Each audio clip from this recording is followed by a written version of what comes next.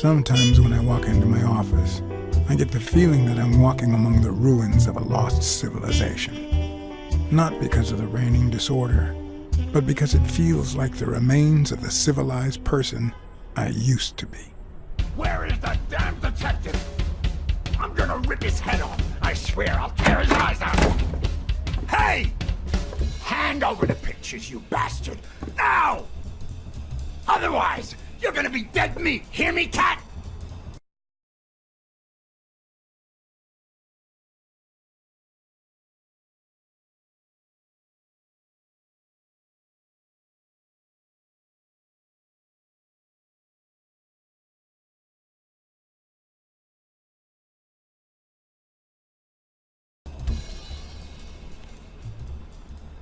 Do I know you?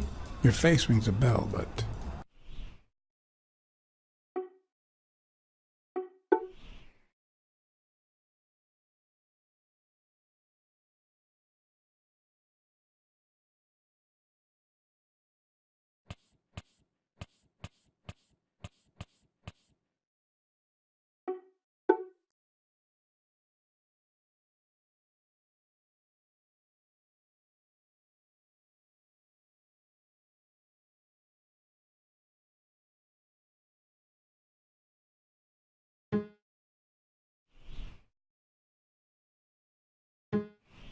You've been spying on me. You took pictures of me with a lady. Well, then you'll understand why I didn't really focus on your face, right? I'm gonna kill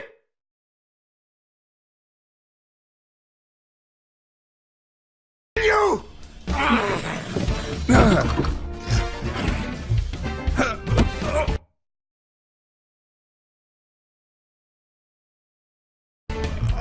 Get me the goddamn pictures!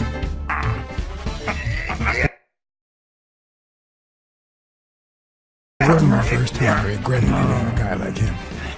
But at least I bought enough time to aim at his soft spots.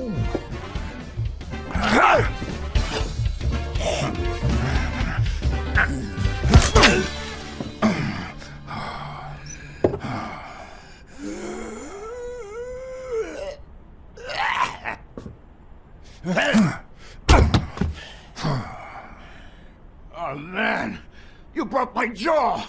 Well, now it matches your marriage. If you show my wife those pictures, I'm dead meat.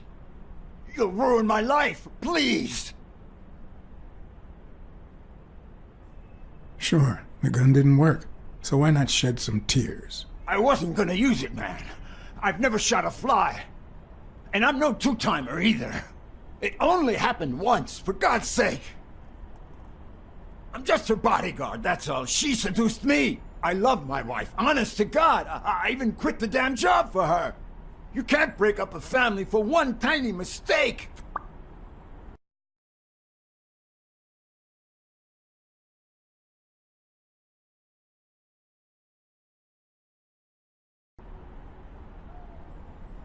Breaking up your family? I don't think you need my help there, buddy. Okay, how about this? You give me those pictures, and tell her a white lie, and I pay you 10 times what she's offering. You save my family, and you make a pretty penny. What do you say? Deal? For as long as I could remember, I had collected nothing more than bad gigs, debt, and sorrow. My self-respect and bank account were racing to see who'd hit rock bottom first. While I hated his offer, it could certainly help me start anew.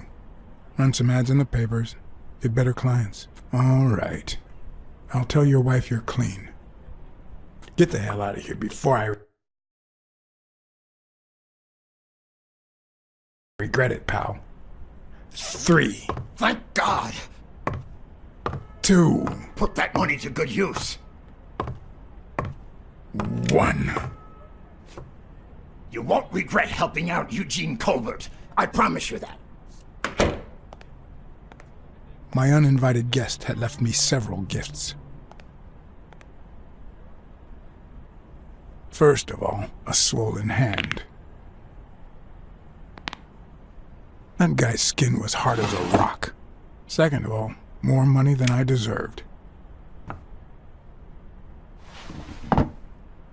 Third, the feeling that my moral compass wasn't quite as calibrated as I thought.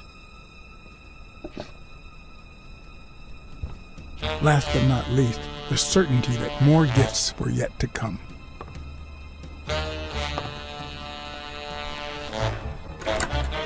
He's a nice. You see what I said about my pal Blacksad? Doesn't even know you, and he's already offering you a seat.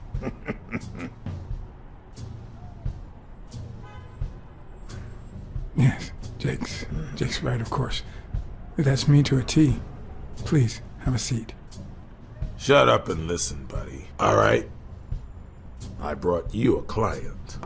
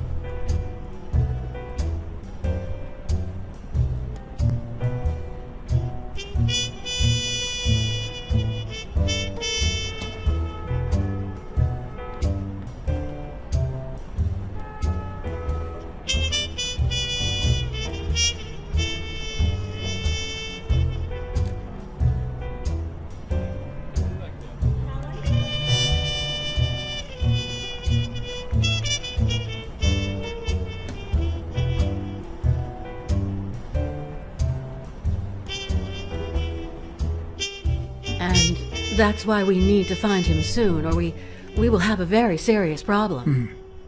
Thanks for the information and the picture. They'll really come in handy. Let me see if I have this straight.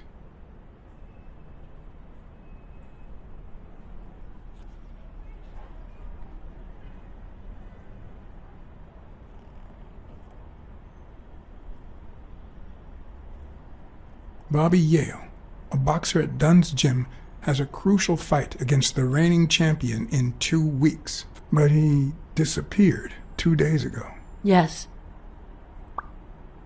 Your father, Joe Dunn, boxing manager and gym owner, hanged himself 2 days ago. Yes.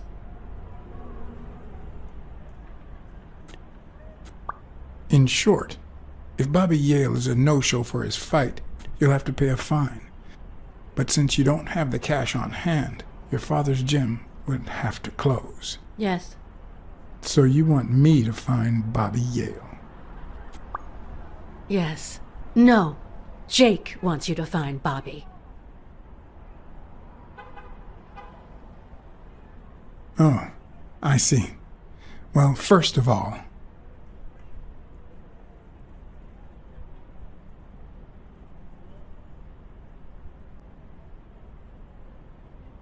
your father took his life the same day his pupil disappeared. Sorry, but something just doesn't add up. Damn it, John. Will you take the case or not?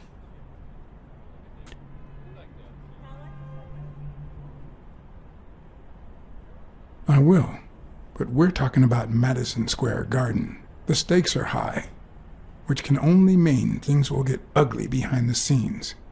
Not to mention pricey. Yes, Mr. Blacksad. If you find Yale and he fights, I'll be able to pay you whatever you asked for.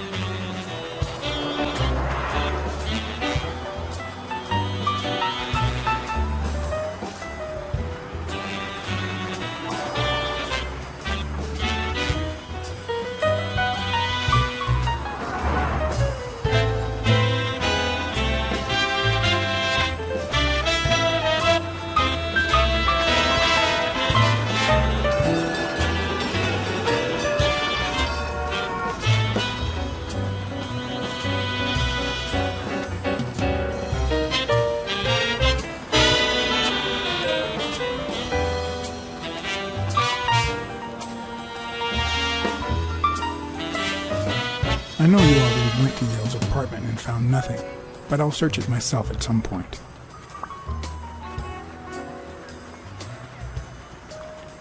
That cleaning lady, Mary, Purnell, the one who found Joe Dunn's body, she works part-time at Sam's Diner, just down the road on the left, right? That's right. I think I might pay her a visit as well. And the gym, of course, and see what I can find. Okay, I think I've got enough to start with for now.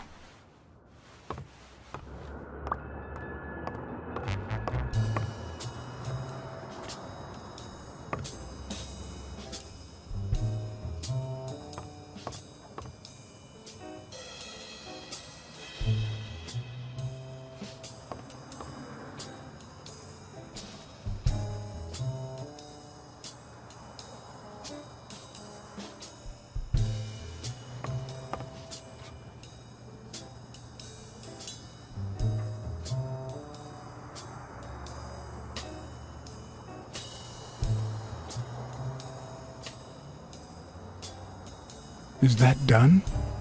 Wow.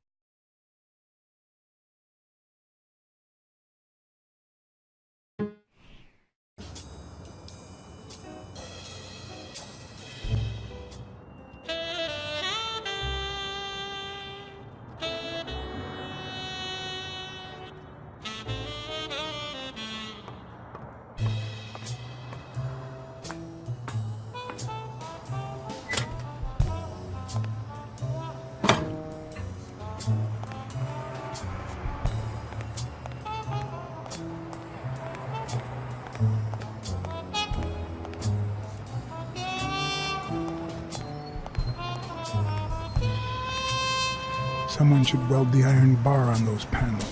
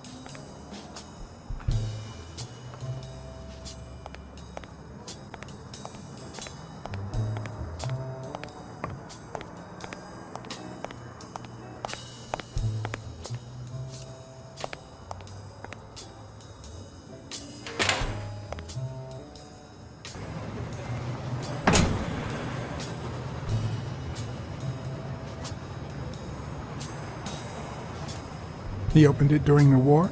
That's odd.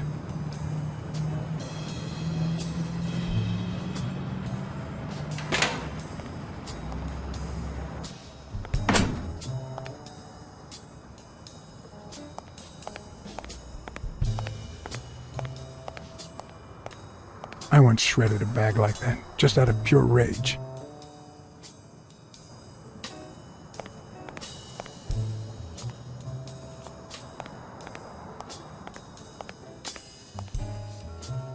On the surface, it seems dry, but there's no dust, and it's damp underneath.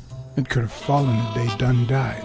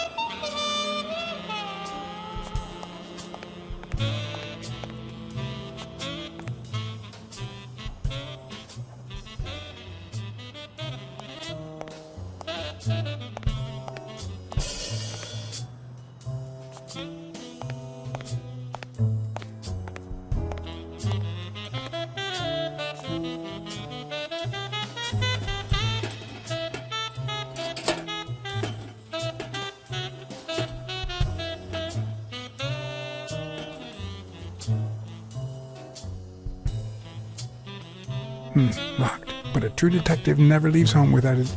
Huh? Sometimes even the most experienced detective has to go home to get his lockpicks.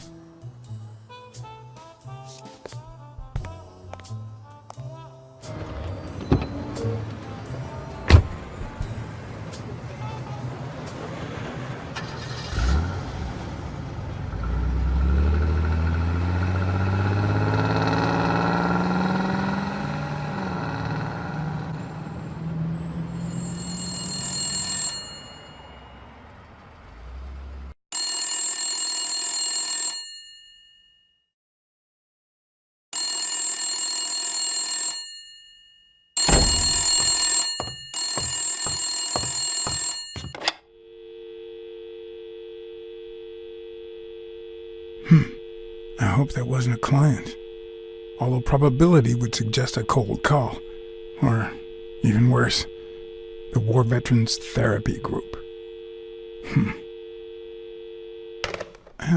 I was pretty sure I left the lockpicks on the table.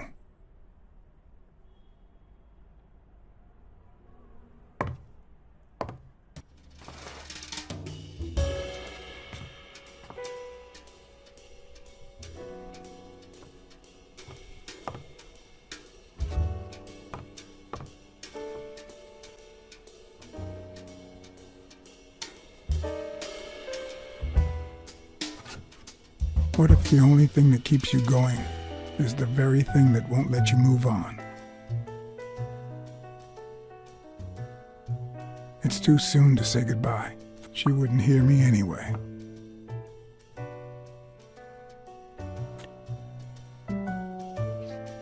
What did you do to earn the admiration of a millinery culture, distant cousin?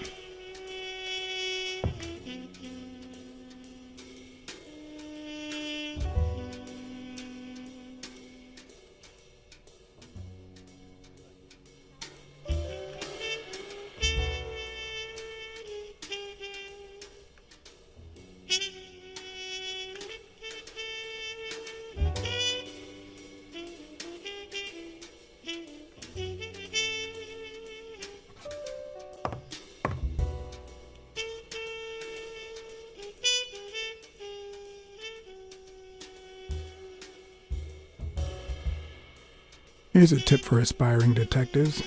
Pretend that booze is an issue. Clients love stereotypes. The truth? I use tequila to clean my lockpicks. In fact, I just finished cleaning them when that rhino walked in. Maybe we knocked them down during the fight.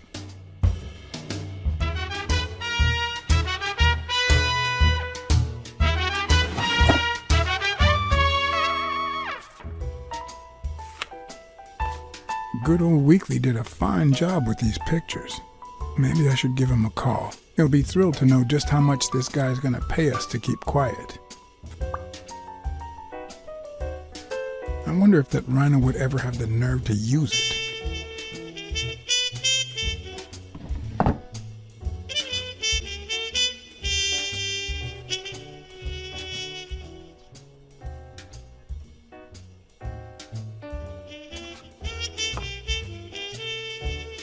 Sometimes I also use it to type out reports that nobody reads and invoices that nobody pays.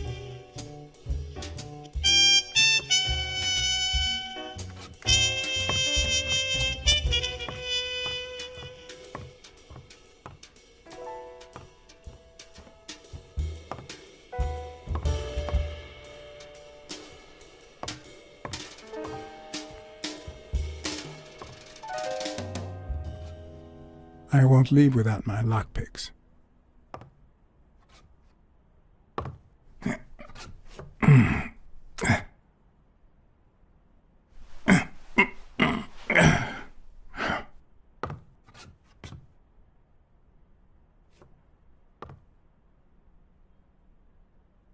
Police Commissioner Smirnoff smoked that cigarette.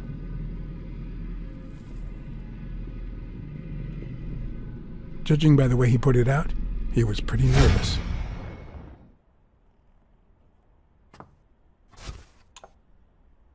Smells good. Tasted even better the day Smirnoff brought it, in exchange for a favor. A favor no cop should ever be paid for.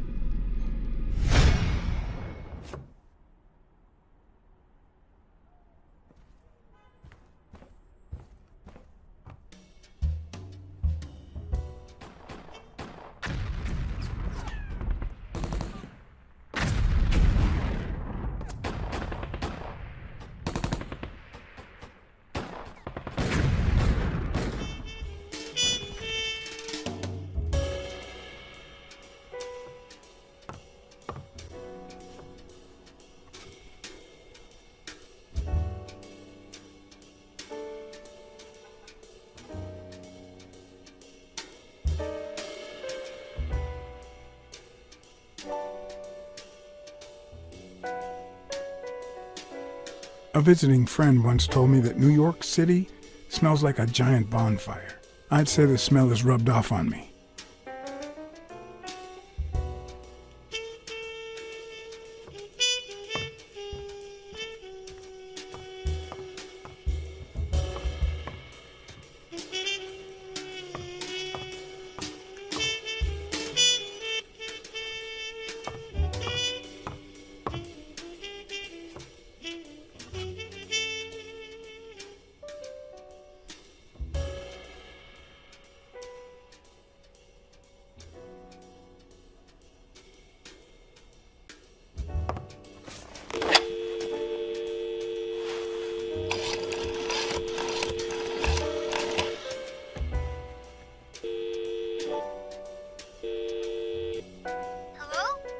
Hi, Ray.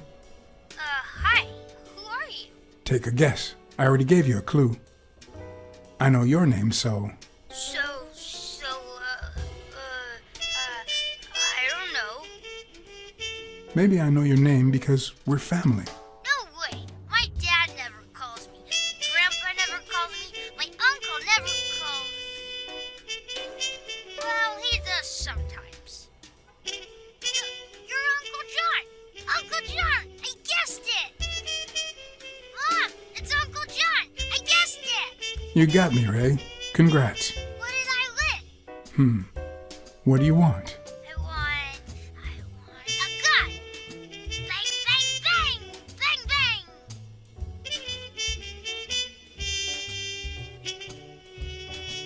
Good guys don't carry guns, Ray. You know why? Because they always end up shooting someone. Yeah, that's why they're so cool. Oops, Mom's coming. Bye, Uncle John. Ray, is that the way you say goodbye to your uncle? Oops.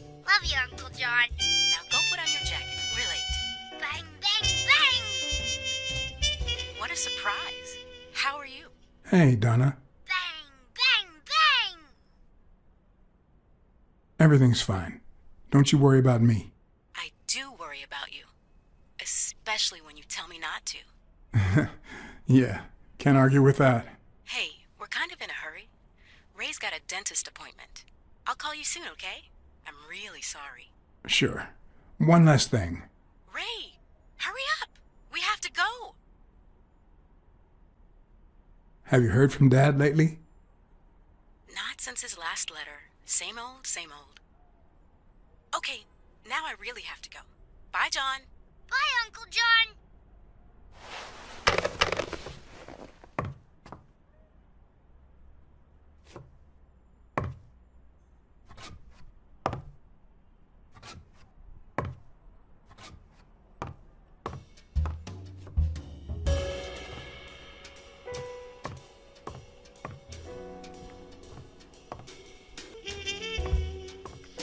I won't leave without my lockpicks.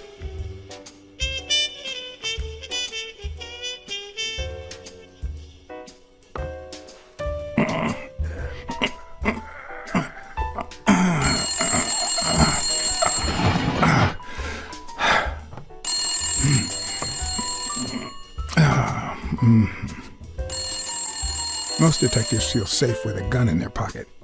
Me, I prefer lockpicks. At least I know these little fellas won't backfire.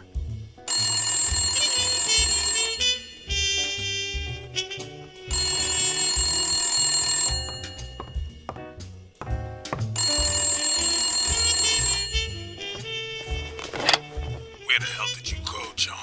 I thought you were on the case.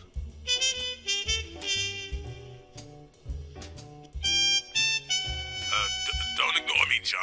I got you this gig. You made a crappy impression, and now Sonia has second thoughts about you. You want to keep this job? Then behave, for Christ's sake.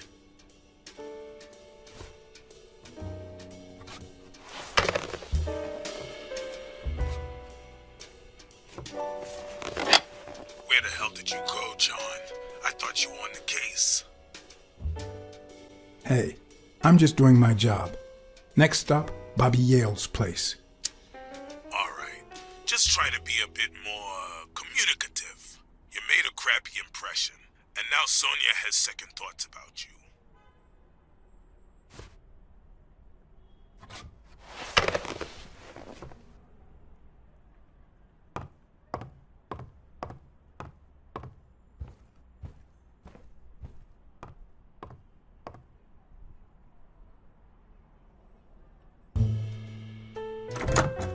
Looking back, I wish I'd never found my lockpicks. Maybe I wouldn't have gone back to the gym. All hell was about to break loose.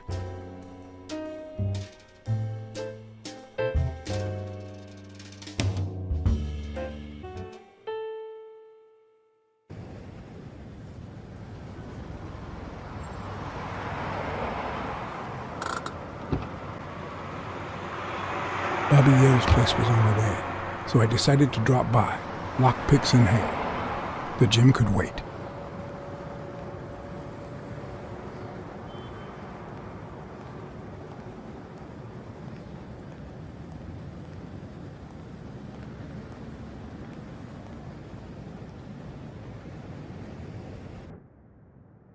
Sonia and Jake had already searched the place, to no avail.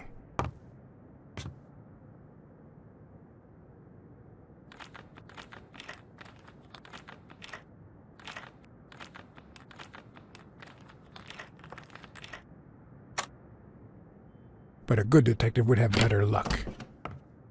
I know it might not seem like it, but...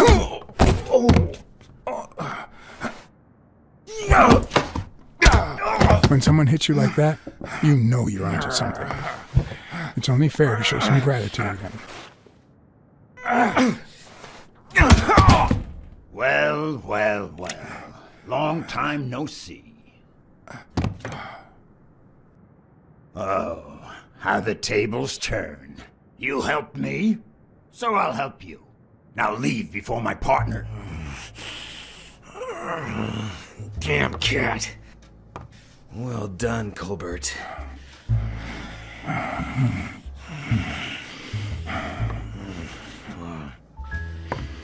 now.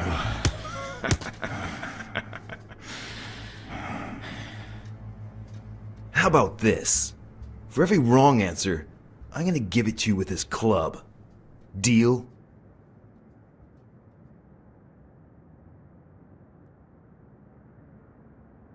Calm down, will you? Revenge is a dish best served... Wrong answer. First, well, second question. What the hell are you doing here?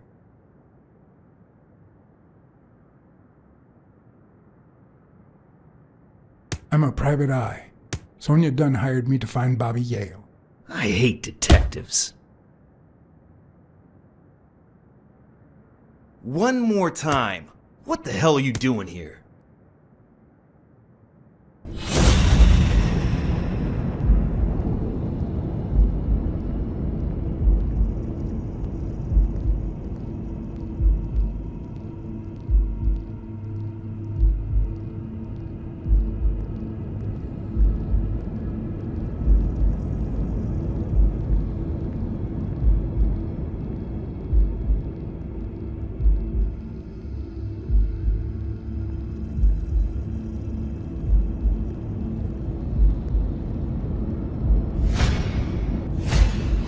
It should start to swell any moment now.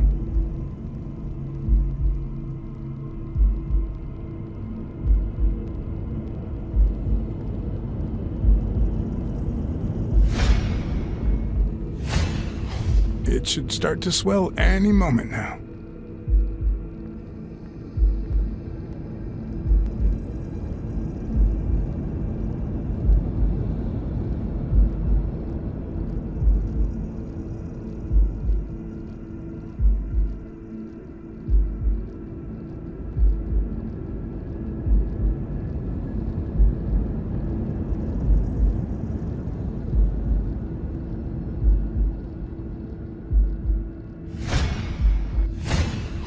A shamrock? Is he Irish?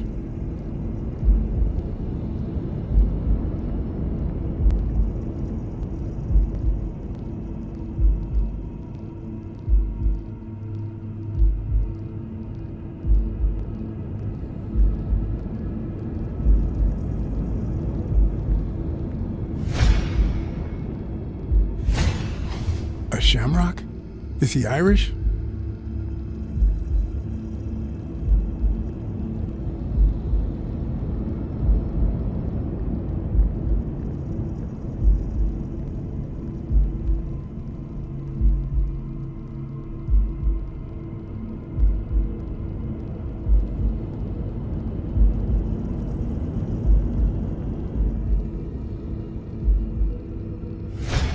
Alrighty, let's try again. What the hell are you doing here?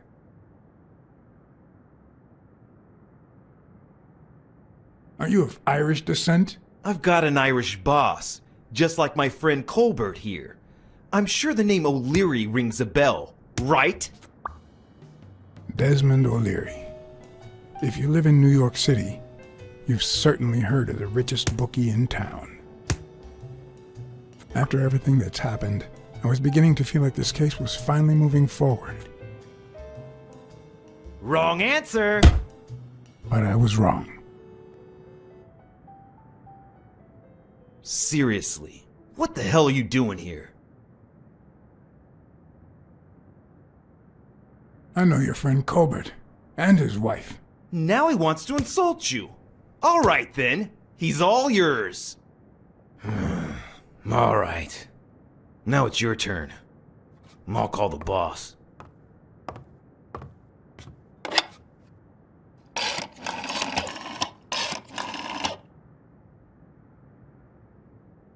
I want you to yell like I'm beating the crap out of you, okay? Desmond, we caught some damn detective snooping around Bobby Yale's place. Yeah, hired by Dunn's daughter. Safe and sound? What do you mean, exactly? Oh, sure. Will do. Colbert, stop hitting him, you beast. What a shame. We were just getting to know each other.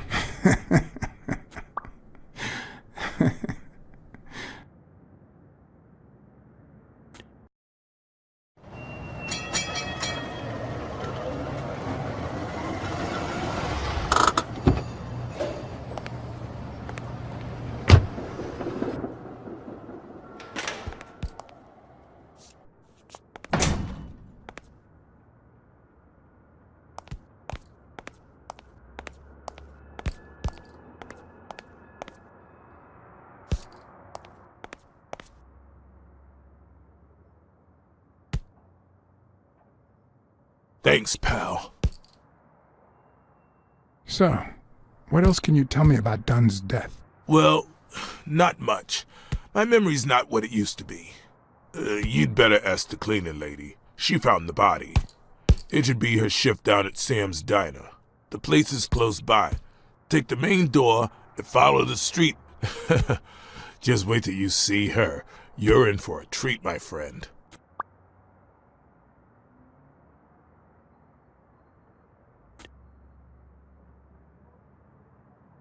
What can you tell me about Sonia Dunn? She's hot, ain't she?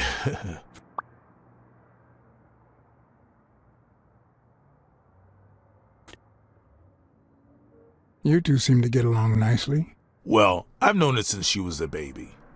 But she sure has grown, if you get my drift. I hadn't seen her since she left for college about 4 years ago. It seems like her father's death didn't really upset her. Well, she likes to play it cool, which makes her really hot.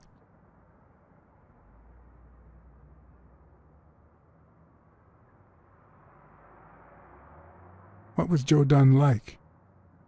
He was a decent man. Have you seen all those slogans on the wall? Those motivational phrases? Joe really believed in them. All of them.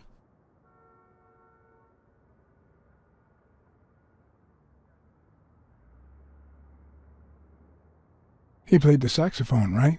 Yeah, pretty well for a white boy. But he quit when his wife died. Makes no sense, right? I mean, nothing draws chicks like the brass. Why quit when you're finally free? Ha ha ha ha.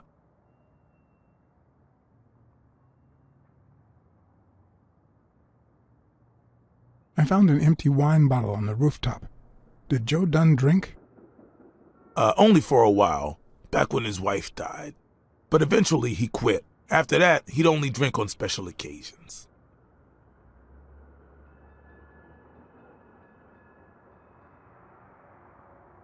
Dunn wasn't black, but he allowed you and Bobby Yale to train here.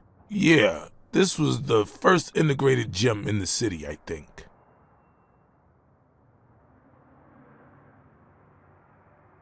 Do you have any idea where Bobby Yale could be? Not a clue.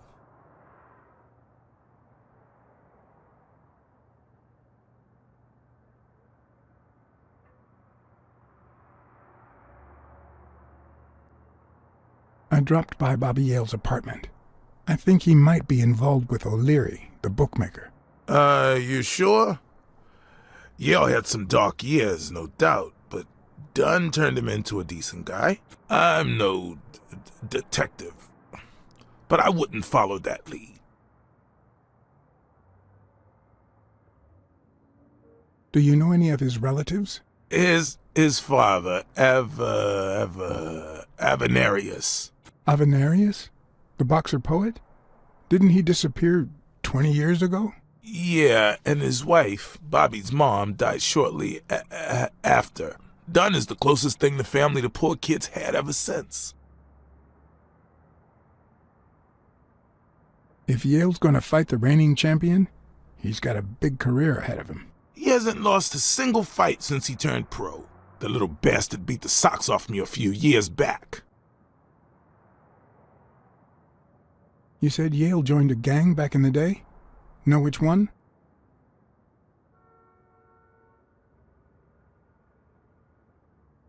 Hell, I don't know, John. This is New York City. There are more gangs than people.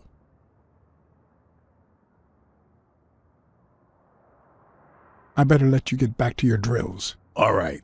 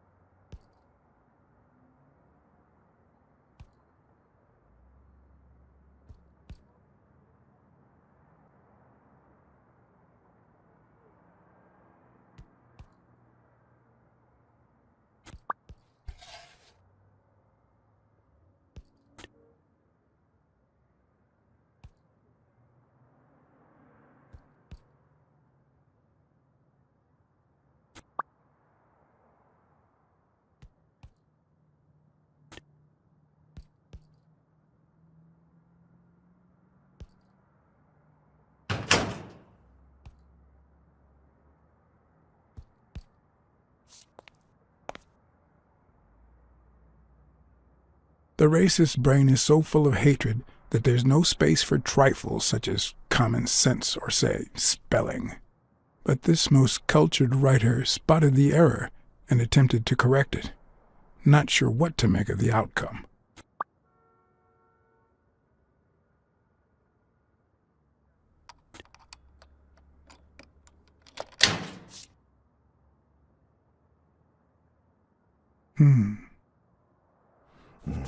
What the hell? Hey, Jake, give me one good reason not to smash in your face. What the hell are you doing in my locker?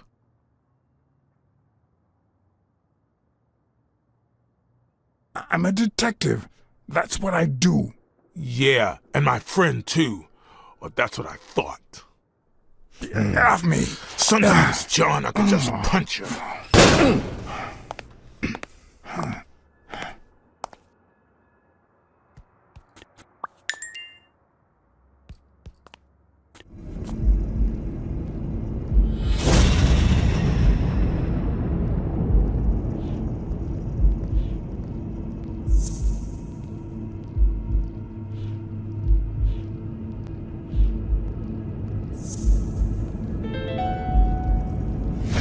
Why do you have that pen, Jake?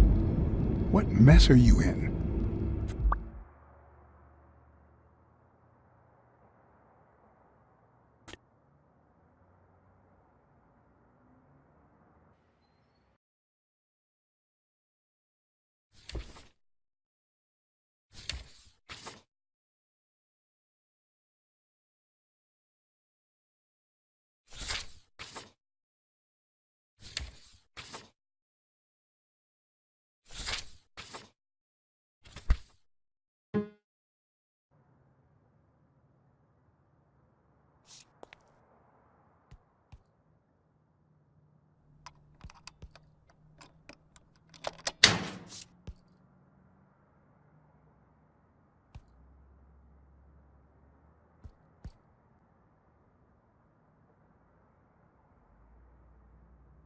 Damn.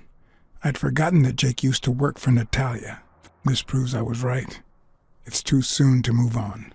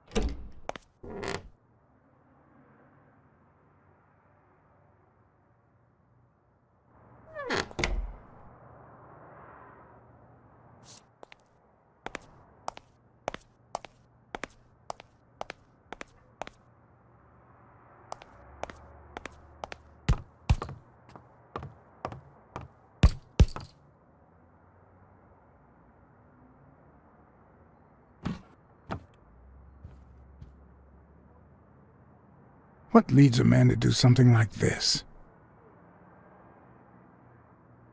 Life's already dealt me a fair share of blows, but...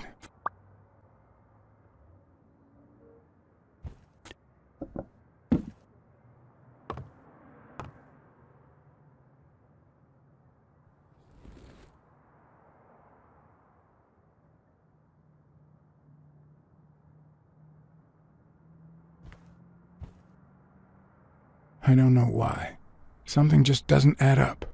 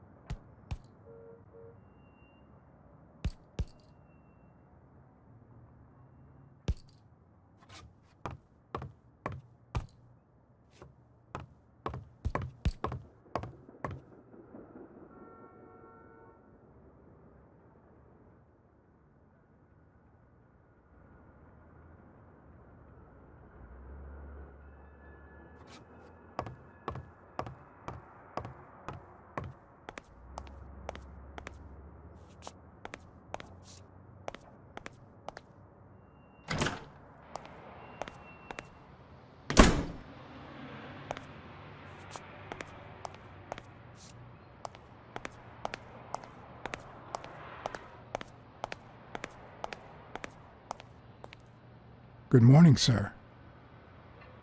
Hi, good morning to you. John Blacksad, Private Eye. Would you mind if I ask you a couple of questions? Not at all. Proceed, Your Honor. Have you seen anything unusual lately? Yes, indeed, kind prince. My pretty little eyes just saw a pink elephant parade. But naturally, I decided to join in the fun.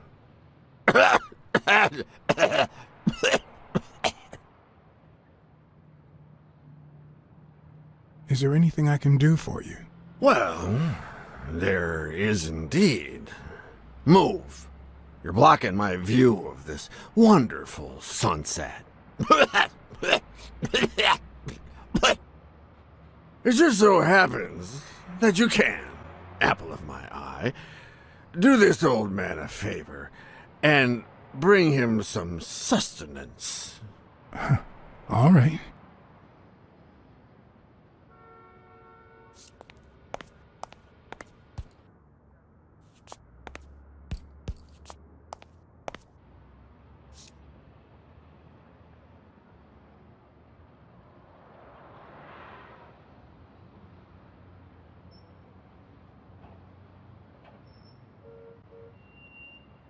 Looks like a chest expander, doesn't it?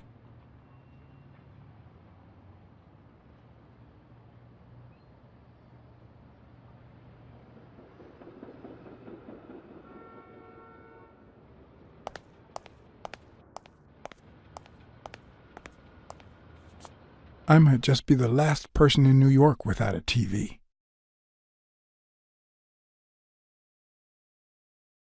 Who needs one anyway?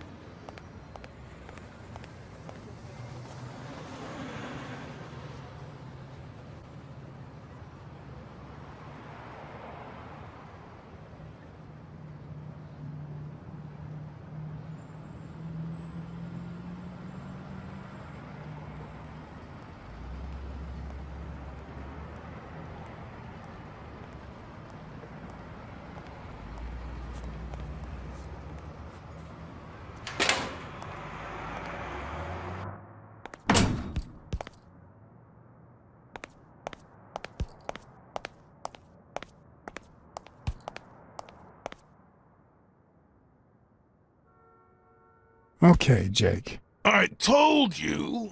Desmond O'Leary. Huh? I know you work for him. Now you're just making stuff up. Why would you say that?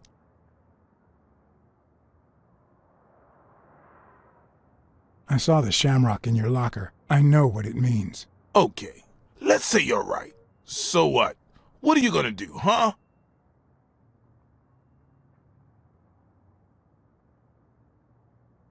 We're pals. I won't do a thing. But please, tell me the truth. Okay, I guess I should have said something. Business isn't going that well lately. Natalia was my last well-paying job. And it's been a while. Then O'Leary shows up and offers me a bodyguard contract.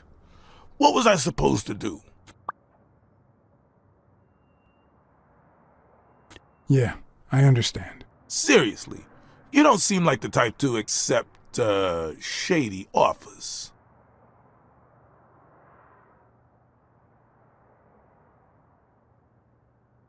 I'd never take a job like that. But that's just me. I'm no one to judge. Hey, O'Leary might run an illegal gambling operation, But it's not like he's killing people or conning with us. And I'm just a bodyguard. I make sure no one gets hurt. What I do, including my contract and paycheck, is 100% legal. How bad can that be?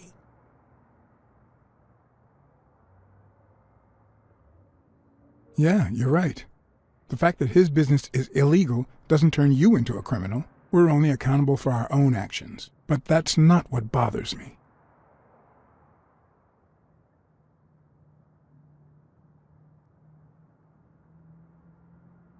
I know you're covering up O'Leary's role in Joe Dunn's death. Huh? O'Leary? No way. I mean, I don't think so. Jake, please.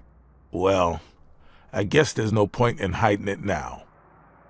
I was here the day Dunn died. Go on. I had to take care of some business for O'Leary. He makes me wear the shamrock when I work for him. As you know, I left the damn thing in my locker. So, I decided to come in the back door. Joe had mentioned he'd been painting that afternoon, but I forgot.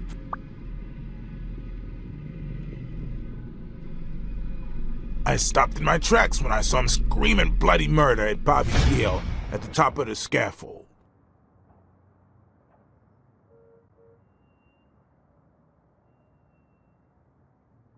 Did this happen often? Not in the last few years. Apparently, Bobby wanted to do something that horrified Joe. So Joe threatened to call off the fight against Stone and kick him out of the gym for good. I didn't want them to see me, so I left. Jake, why didn't you tell me? I thought you'd be pissed off. Well, you were wrong. I'm sorry, John. I should have said something.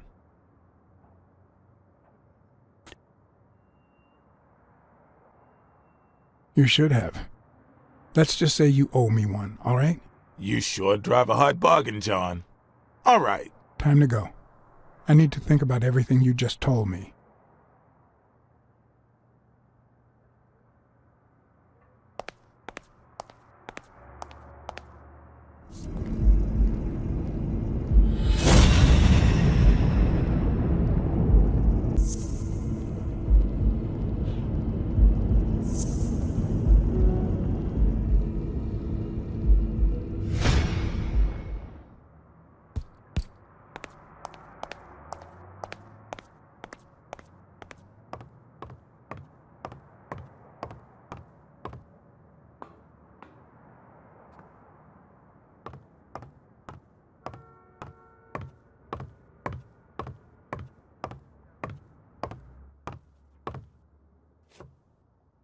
Miss Dunn, can I run a couple of questions by you? If they'll help you find Yale, go ahead.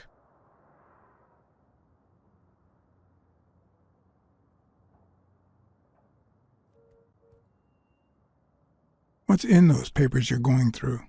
Red tape. Great. If you find something, please let me know. I thought you were the detective. You do your job, and I'll do mine.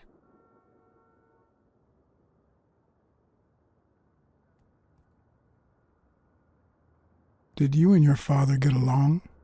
Let's just say our relationship got better when I left for Sunny University. An 8-hour drive from here. Meaning? I'll lay it out for you, Mr. Blacksad.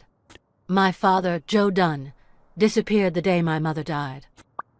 He became a shell of himself. Joe Dunn, my legal guardian. A man who gave me food, shelter, clothing, and an education. And that's more than you need to know.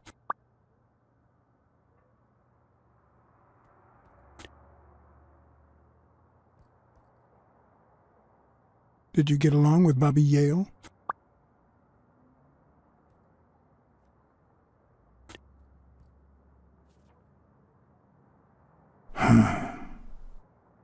Okay. Forget it. I wouldn't give a damn about him if it weren't for this stupid gym his stupid fight is supposed to save. Happy?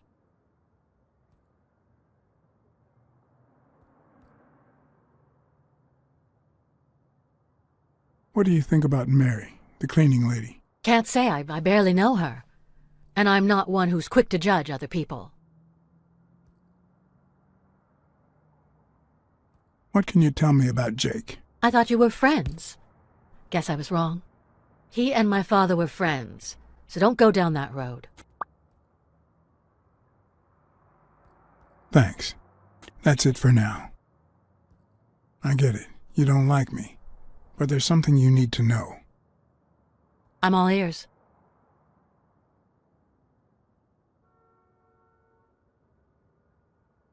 I don't really like myself either, so that's one thing we've got in common.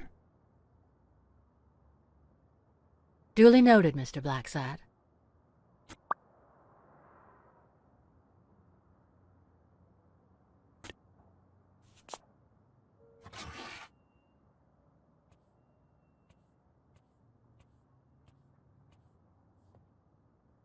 Dunn kept files on the gym's staff and clients.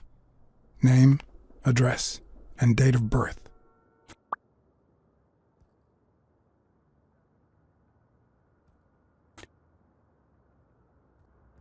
Thanks.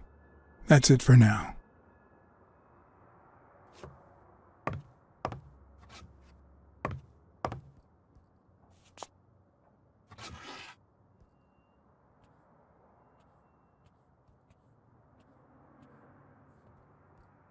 Dunn kept files on the gym's staff and clients.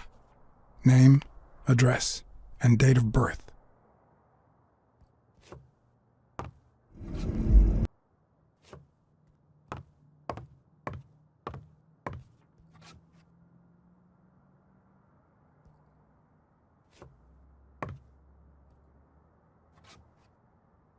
I'd like to take a look inside that safe now.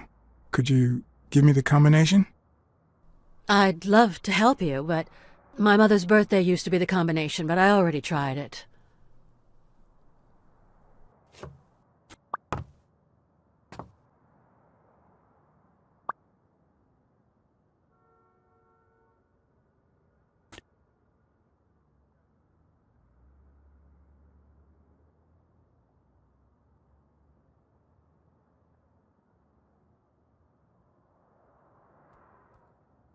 Could you tell me your birthday? Of course, March 6th. And the year?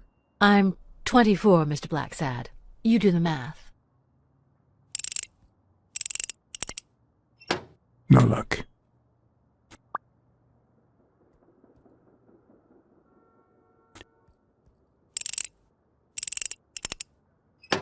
Damn.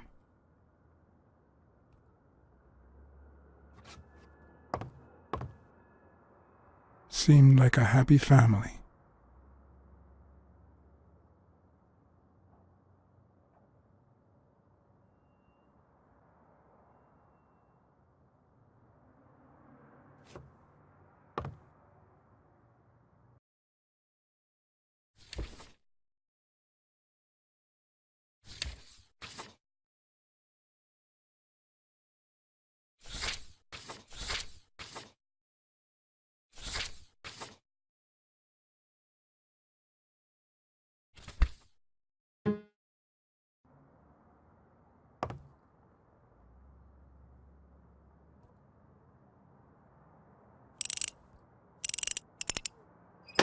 No luck.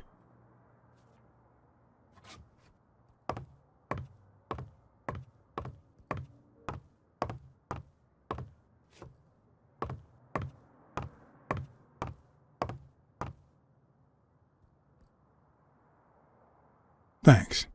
That's it for now.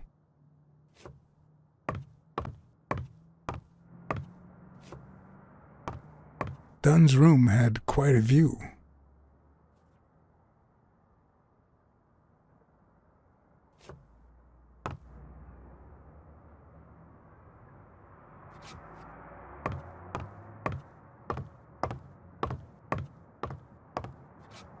Looks like Dunn liked to measure his daughter and Bobby Yale each year. Sonia's measurements stop at 18, and there's a gap in Bobby's between ages 15 and 17.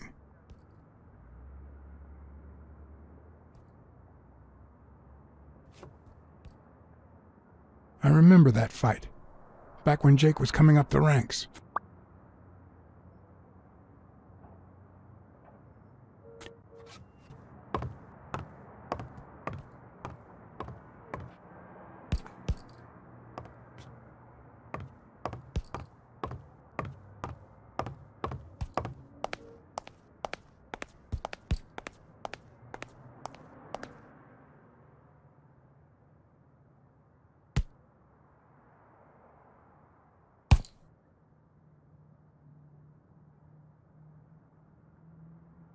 Do you remember anything else about Joe Dunn and Bobby Yale's argument? No, not really, no. Only Joe yelling. If you do, I'll call off the fight and kick you out of the gym.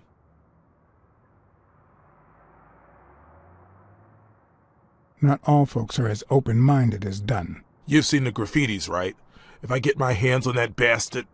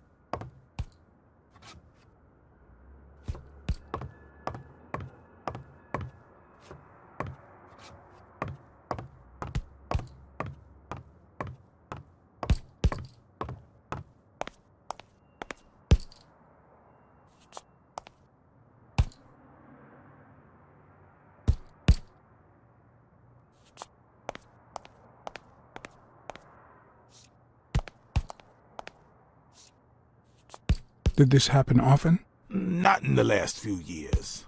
Apparently, Bobby wanted to do something. Something that horrified Joe. So, Joe threatened to call off the fight against Stone and kick him out of the gym for good.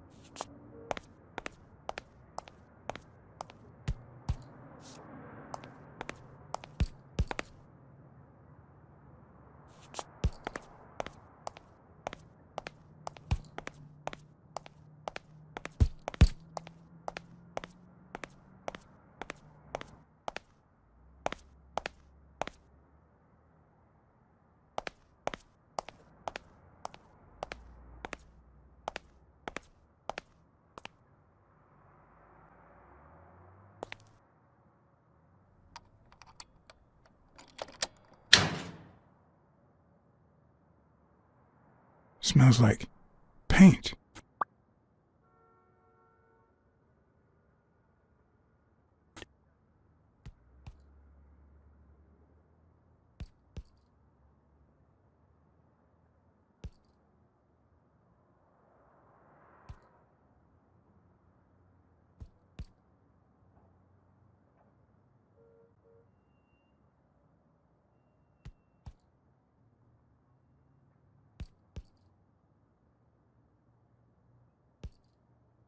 Bastards.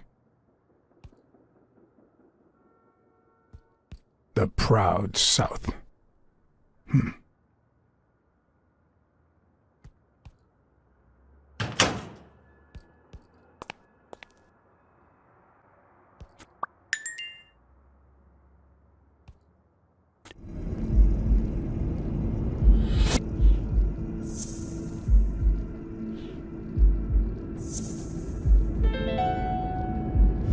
Arthur Tucker painted the racial slur on Yale's locker.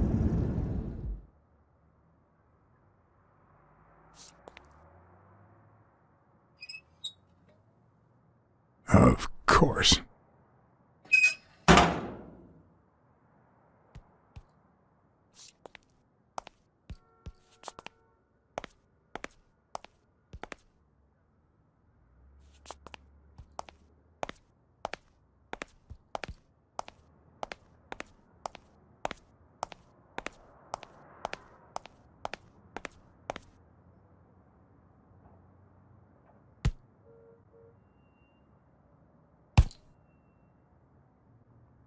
Not all folks are as open-minded as Dunn. I happen to know who painted the lockers. Arthur Tucker. I knew it! I knew it was him, that bastard. I'm gonna whip the white out of him.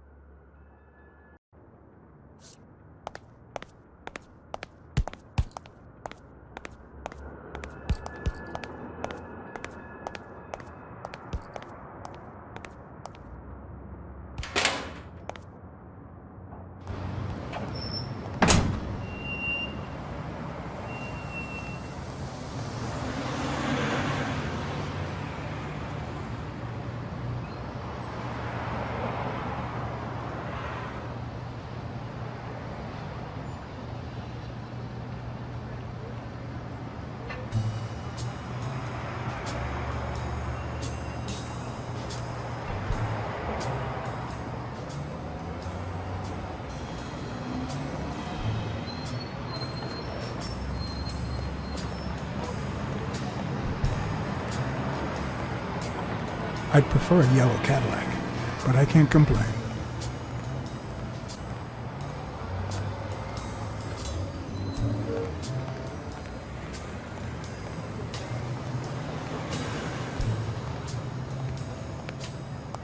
Mary Purnell, the person who found Dunn's body, works a block away from the gym. I'm certain she can give me the kind of information that Hey! Watch where you're going, you jerk! You looking for trouble, moron?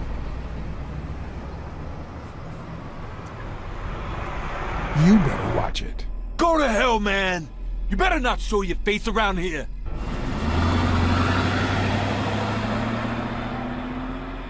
Ah.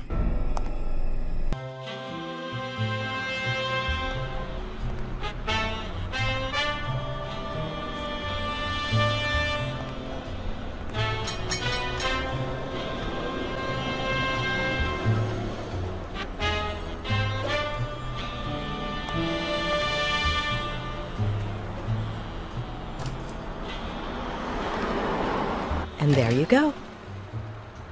We'll miss you at Sam's Diner. Come back soon.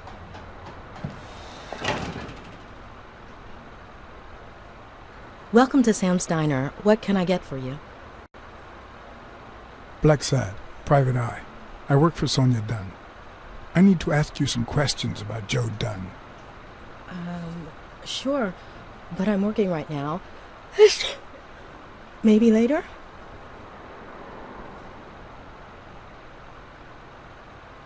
Please, I need to find Bobby Yale as soon as possible. And I think you can help me. All right.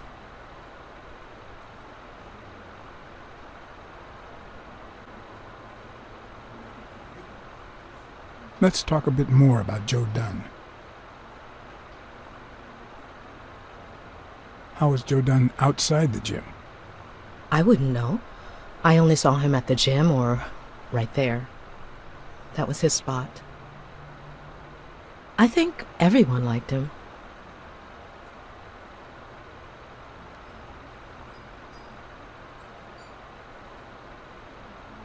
What kind of boss was Joe Dunn?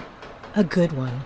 Always paid on time, never raised his voice. If I asked for the day off, he even cleaned the gym.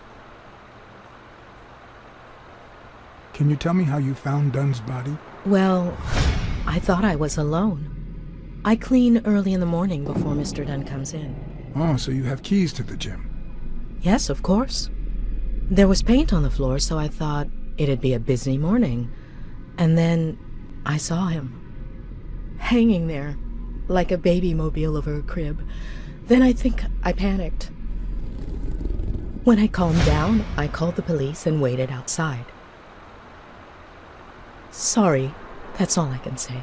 Don't worry. But if you remember anything else, let me know. Thanks, but I still don't get why he'd commit suicide.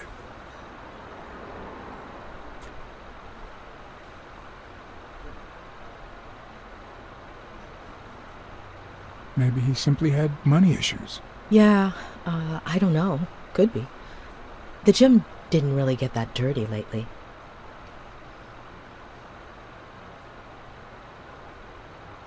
His wife died years ago. Maybe he never got over it. Yeah, I don't know. Or maybe he did. That was a long time ago. I heard his relationship with his daughter wasn't ideal. Oh, really? Poor man. I don't have kids, but that has to be really hard.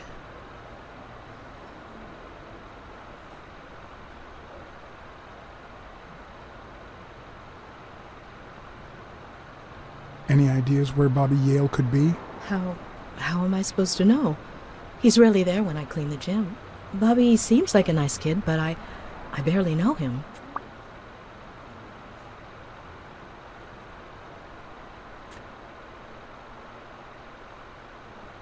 What can you tell me about Sonia Dunn? I barely know her, but she looks like a smart girl, poor thing. Can I have a hamburger, please? Oh, sure. Regular or cheese? Regular. That'll do.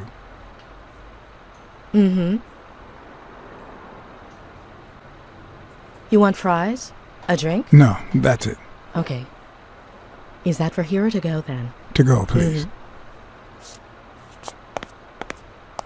One burger to go, Sam. Okay.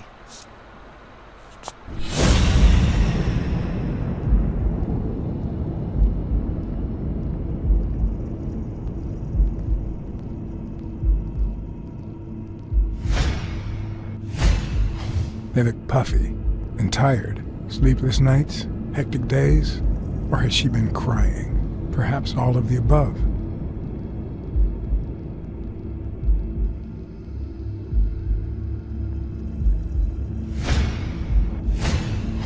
Smells like cinnamon. No, cinnamon and burgers.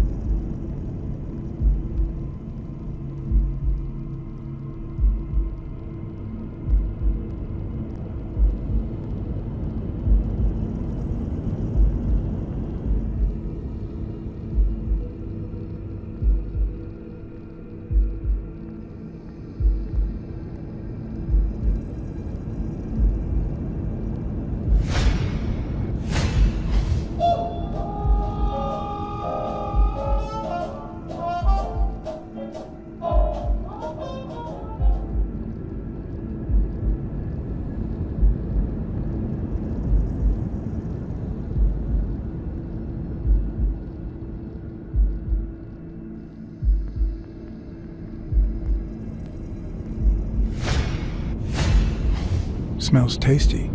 My pal is going to lick his chops.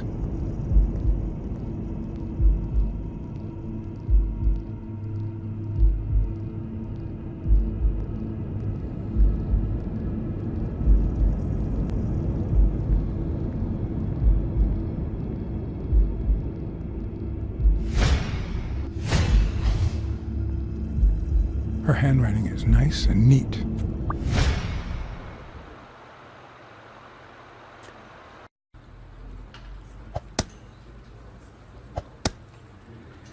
Your burger is ready.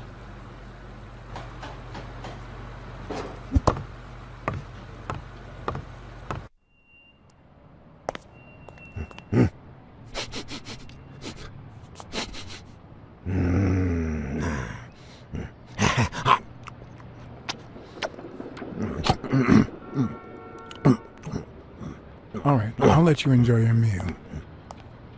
4 people used the back door that very same night. What?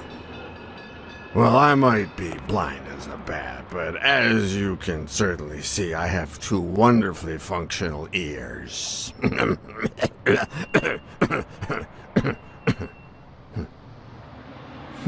Very kind of you. Shame it didn't have any cheese, though. 4 people used the back door 2 days ago? Yeah, that's right.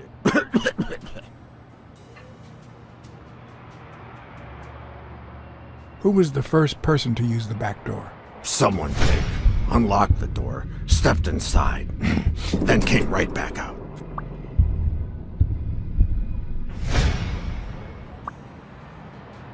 Who was the third person to use the back door? Judging by the quiet footsteps, I'd say it was someone small. I'd say it was about 30 minutes after the second person came out. Whoever it was threw something in the trash and stood in front of me for a moment. Then I heard a click. And finally, I heard trailing laughter in that direction. Who was the second person to use the back door? A man, just a few minutes after the first person. He came back out muttering, "Ungrateful bastard." Then he threw something in the trash and walked back in. Oh, no, wait. Before that, he gave me a coin. A coin? I mean, do I look like I need spare change, huh?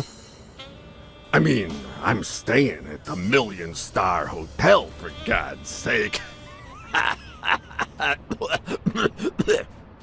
Who was the fourth person to use the back door? Someone big. I recall heavy breathing. The person left in a hurry, running in that direction.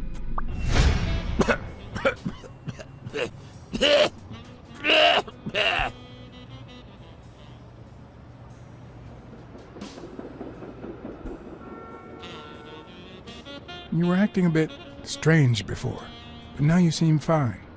Why is that? Hey, you got great vision, sense of smell, hearing. Why is that?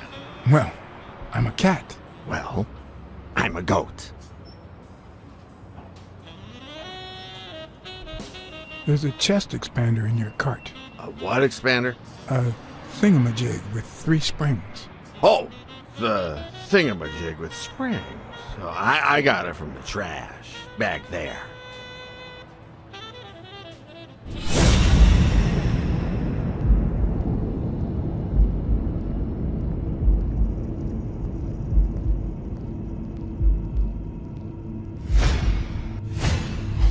I wonder what it feels like to live without legs. Would I manage?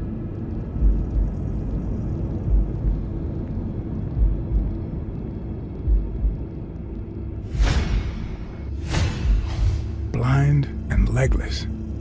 How does he get by?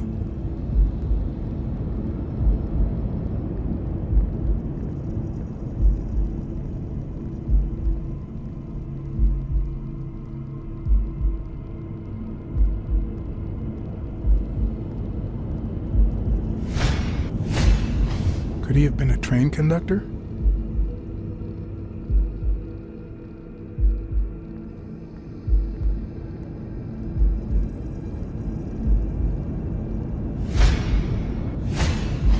Blind and legless. How does he get by?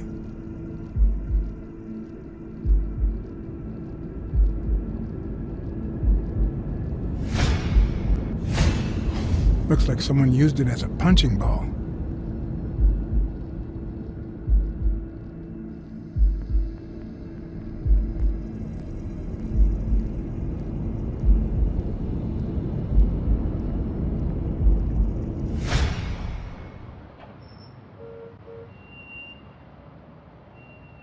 Where did you get that paint can?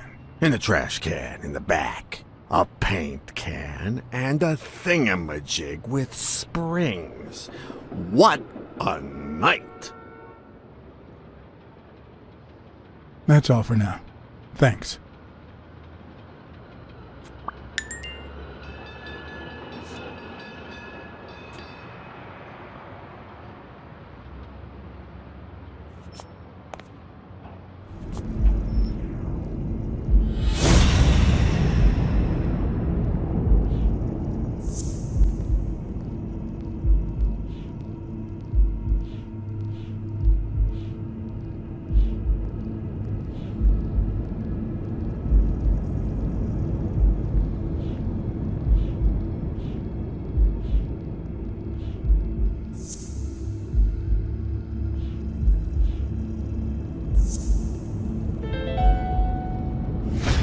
I know this much.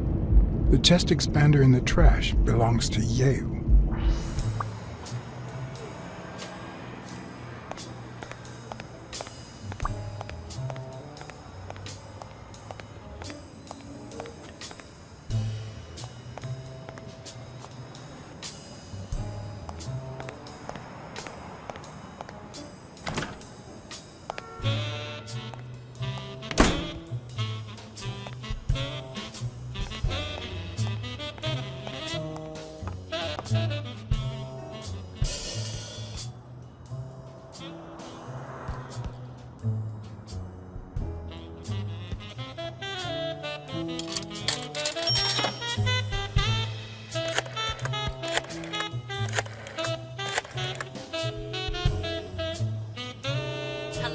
Blacksad here.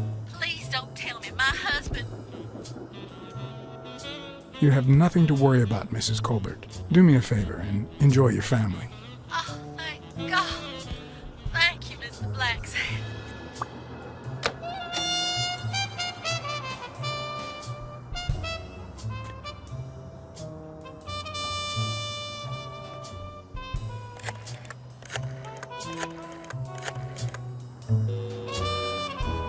Smirnoff. Joe Dunn, the boxing coach. You hear anything about his death? Blacksad, is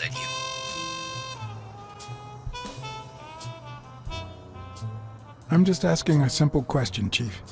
Do you have any information on Joe Dunn's suicide? Oh, I'm fine, thanks for asking. Too much work as usual. I haven't been able to assign an officer to that Joe Dunn suicide case. You haven't even heard of it.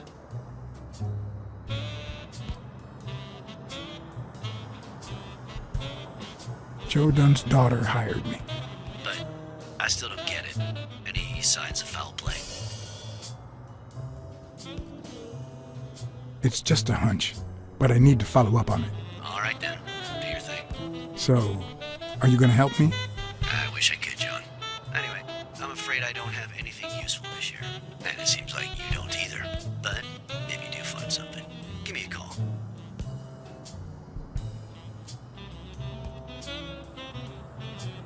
We've been friends for a long time. And you think this is what two friends talk about on the phone? Good to hear from you, John. Take care.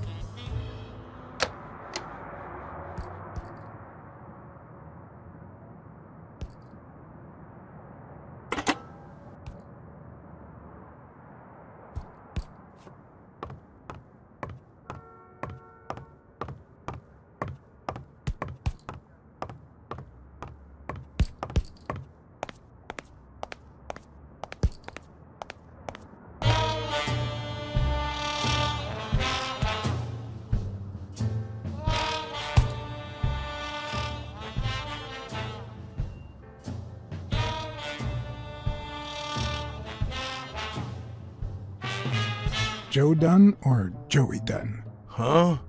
Nobody called him Joey. Well, maybe his wife. Although, she didn't call him anything after she died.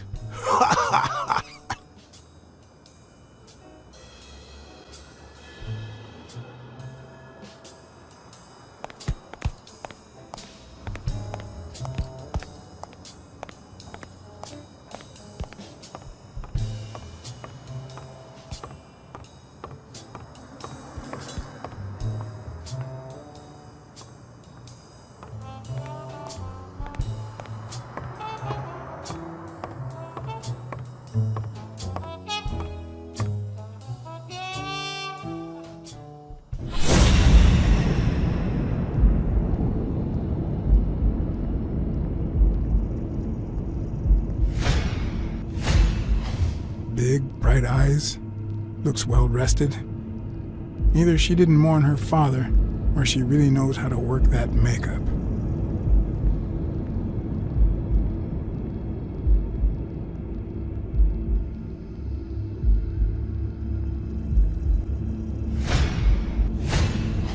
Nice and steady heartbeat.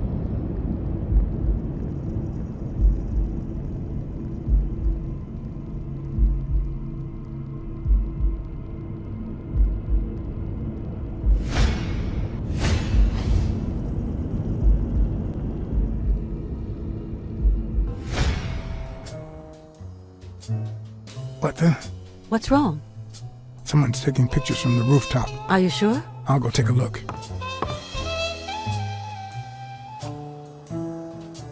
Now, who's that rope for, Miss Dunn?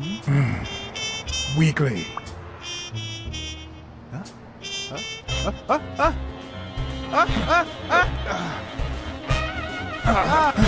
What the hell are you doing here?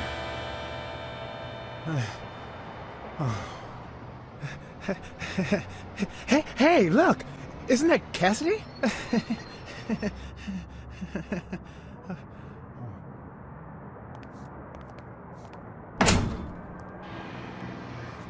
Don't change the subject, you sad little... Why don't we settle this over ice cream, huh, John? Just like in the good old days. How did you get up here? I don't want anyone to see you.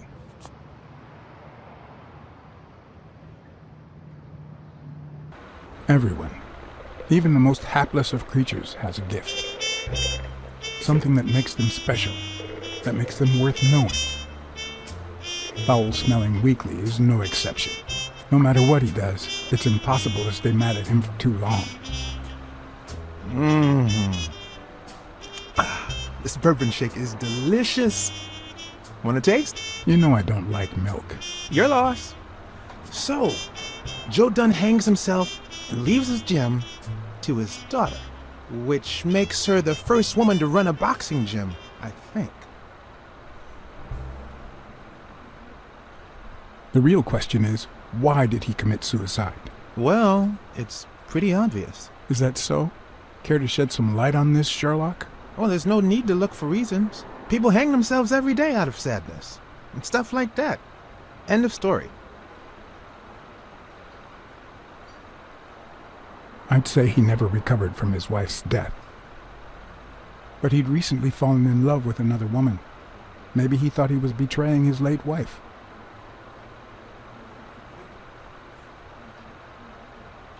Well, it doesn't really matter. It's just a hunch. I wouldn't bet my life on it.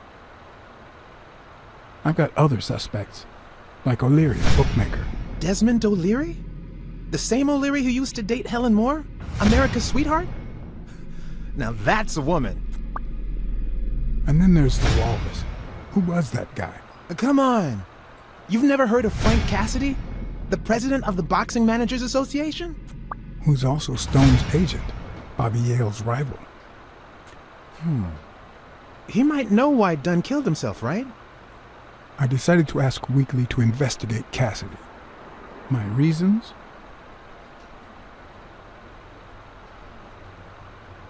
Weekly had already proven to be nosy. The further I kept him from the gym, the better. Plus, any information found on Cassidy could be useful. You never know. But with Weekly, you just never know what the best approach might be. Should I give him an order, or a subtle suggestion?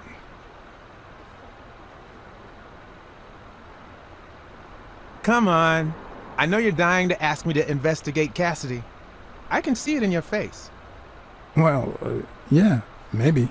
You don't even have to ask. Consider it done. But you'll have to do me a favor.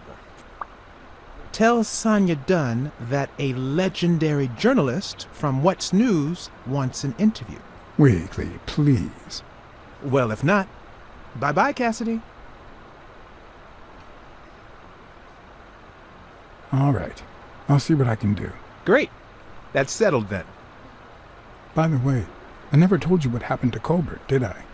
No. What happened? The rhinoceros came by and offered me money to keep quiet. Wow. Are we talking petty cash or big bucks? The latter. That's my boy. Good job, Blacksad. Half the money is yours. Yeehaw!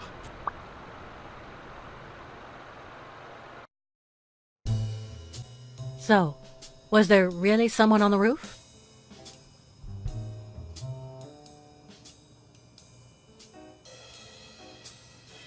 No one.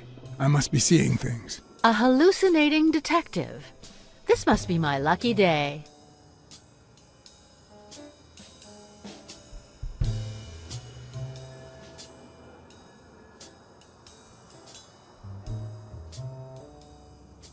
I saw you arguing with a guy named Cassidy. What did he want? Remember the fight that needs to take place in order to save this gym? Well, Cassidy manages Yale's rival, Stone, the reigning champion. If Bobby doesn't show up, he'll lose money. Maybe not a lot, but enough to care. Did you find anything interesting in those papers? No. Investigation work takes time, as I'm sure you know. Did you find anything interesting in those papers? No. Investigation work takes time, as I'm sure you know.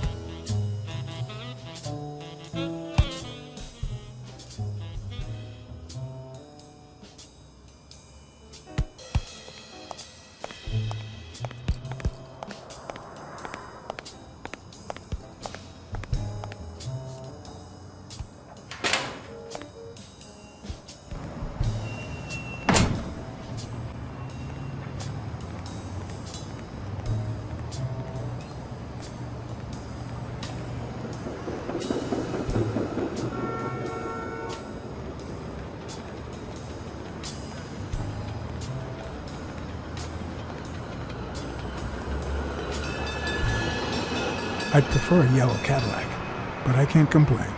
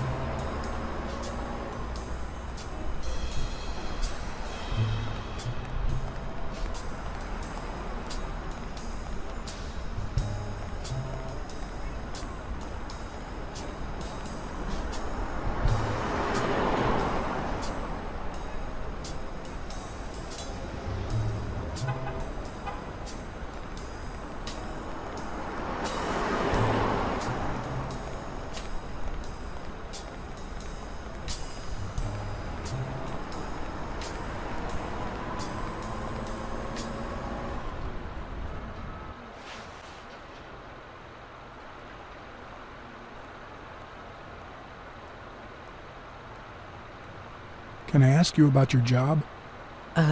Which one? Tell me about your work here in the diner. Oh, it's wonderful. I love it. My boss. Oh, glad to hear that. How long have you worked at the gym? It's been, 4 or 5 years? Although, I don't think I'll be able to set foot in there again. This must be really hard for you.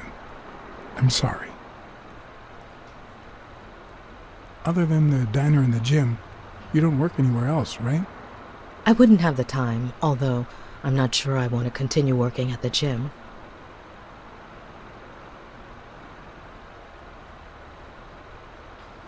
If I were you, I wouldn't quit.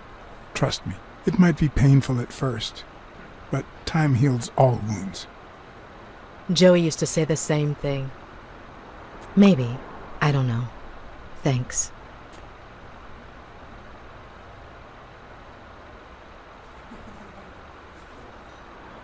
What do you think about Jake Ostiambi? Who? Who's that? A big gorilla. Boxer, too.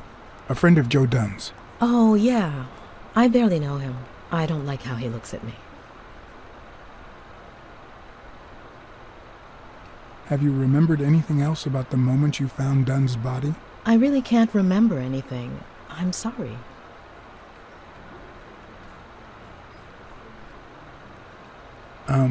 Sorry. I think that's it for now. See you around. We'll miss you at Sam's Diner. Bye-bye.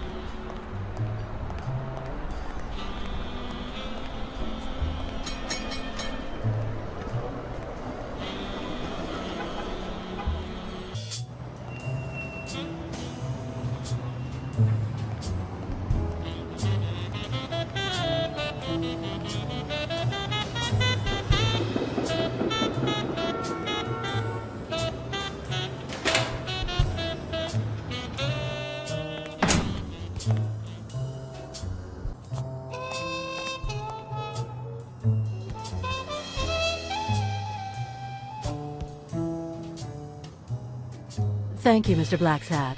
Does the postman always leave your mail on the floor? I don't know,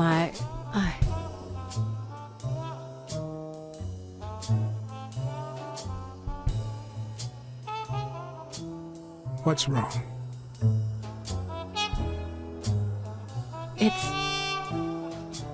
It's my mother's wedding ring.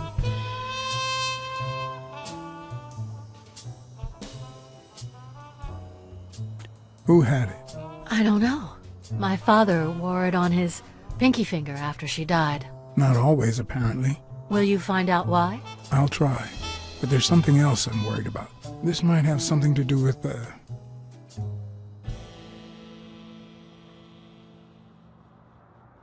your father's death and Bobby Yale's disappearance. Oh my, yes. It could be. Will you please give me a moment? Of course.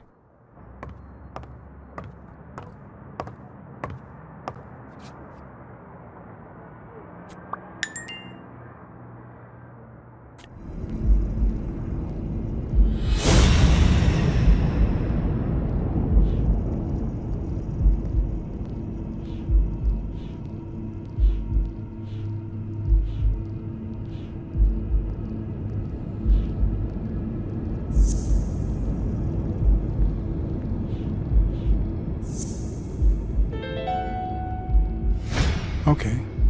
Mary put the wedding ring in the envelope and wrote Sonia Dunn on it. But why did she have the ring in the first place?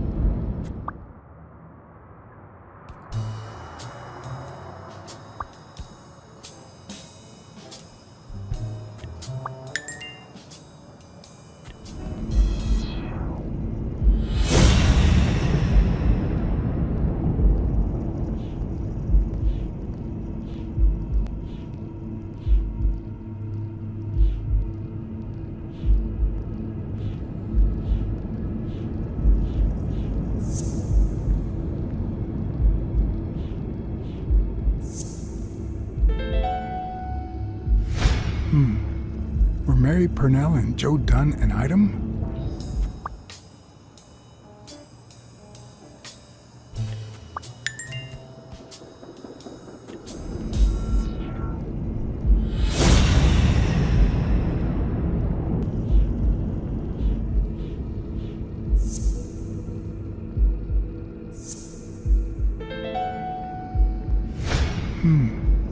What if Mary's birthday is the combination to the safe?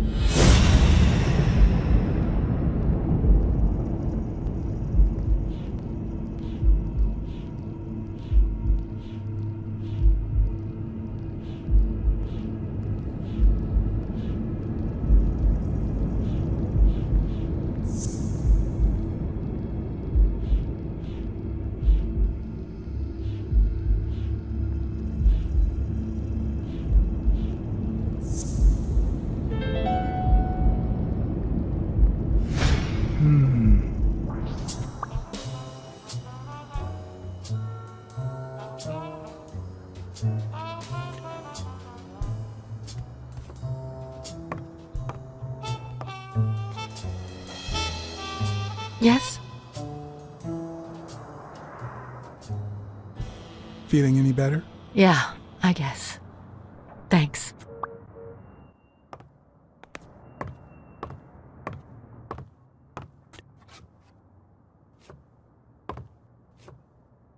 Did you find anything interesting in those papers? No. Investigation work takes time, as I'm sure you know.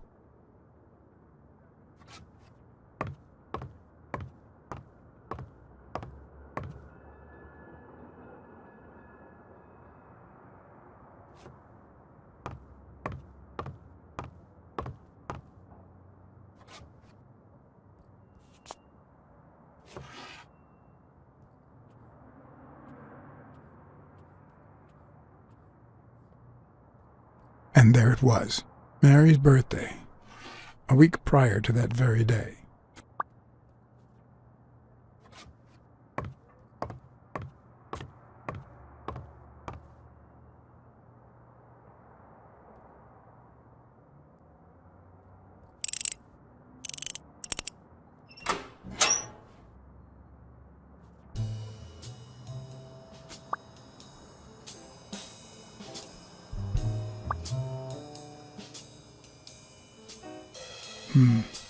I never would have taken Dunn for a gun owner.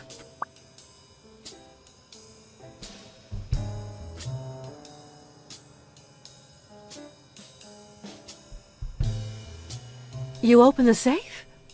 Yeah, and I think you need to see this. Can you tell me what it says? All right. I think this might be useful for the investigation, Mr. Detective. He left everything to me, except some boxing trophies and knickknacks that'll go to Bobby Yale.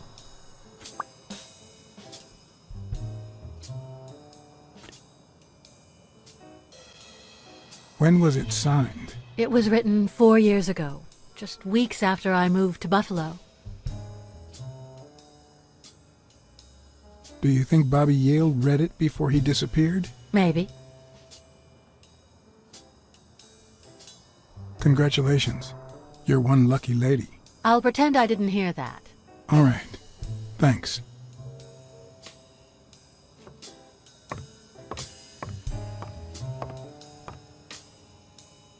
A few bucks. Just petty cash.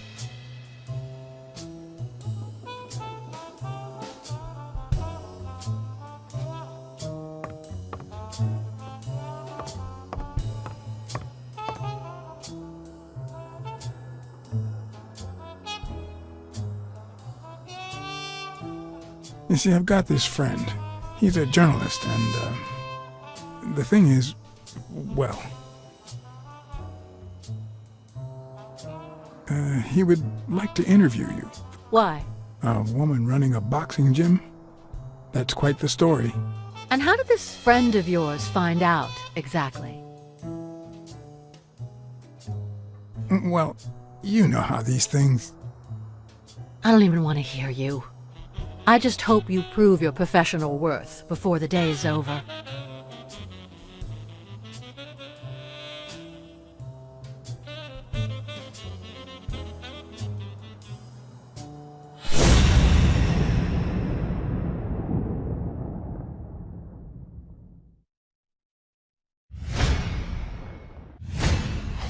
Big, bright eyes. Looks well rested. Either she didn't mourn her father, or she really knows how to work that makeup.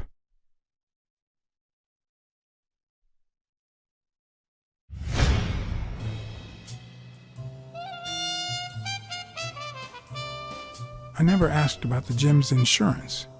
That's exactly what I'm reading now. So far, it looks like your standard small business policy.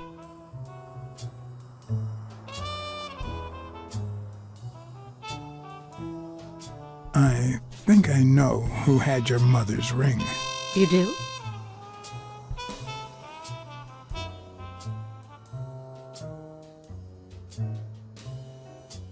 Mary Purnell.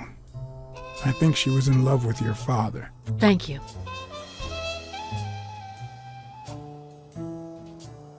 Thank you.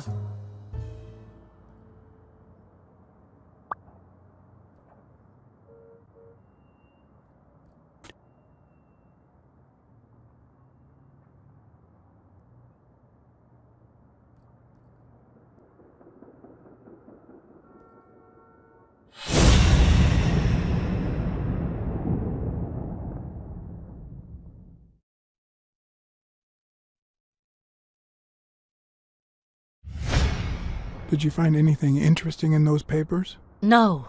Investigation work takes time, as I'm sure you know.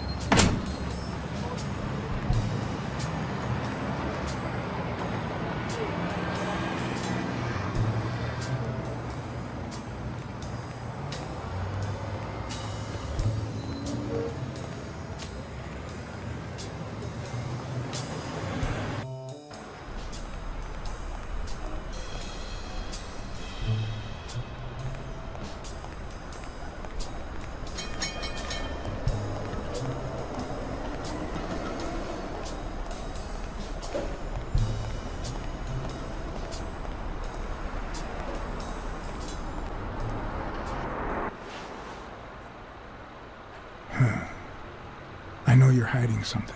What?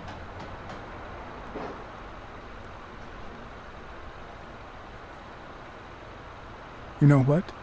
You're the only woman who ever called Dunn Joey, except his late wife. Oh, my goodness. I can't talk here. My shift is over in 10 minutes. Can you wait a while? Can I get a refill over here, Mary? Coming right up.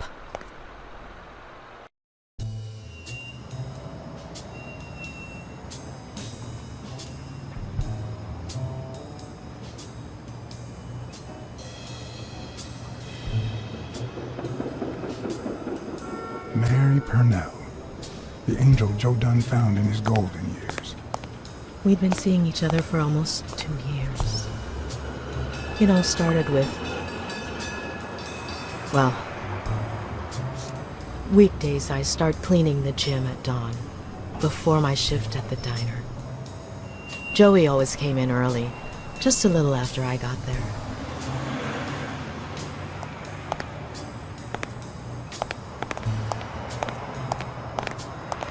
He used to say it was the best time for the worst task of the day.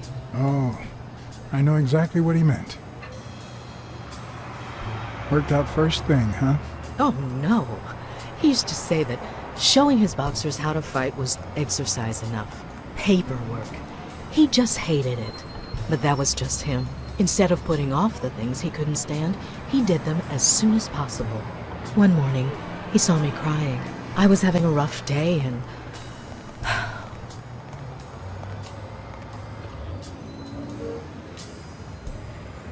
And he took advantage of your vulnerability, right?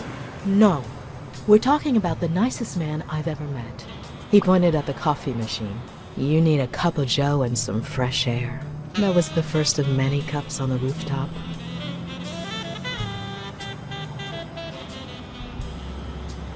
Which is where Dunn seduced you. That word is a bit too much, Mr. Blacksad. You might be too young to understand this, but real love has little to do with seduction. One day, we realized those rooftop coffees were the best part of our day. So we began to spend more time together. But you never told anyone.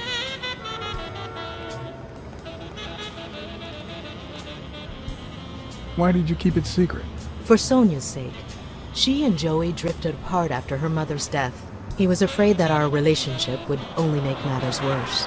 Until one day, on the rooftop, we realized just how serious our relationship was, and we decided to turn those moments into a lifetime.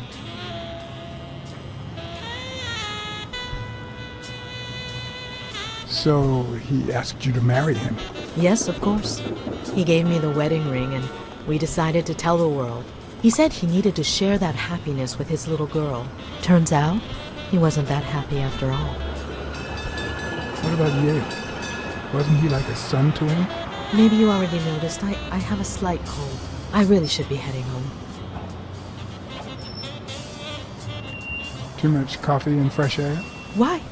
Why would you say that? I lost my scarf a while back, not sure where. And now, if you'll excuse me, that's my bus stop. A pleasure to speak with you, Mr. Blacksad.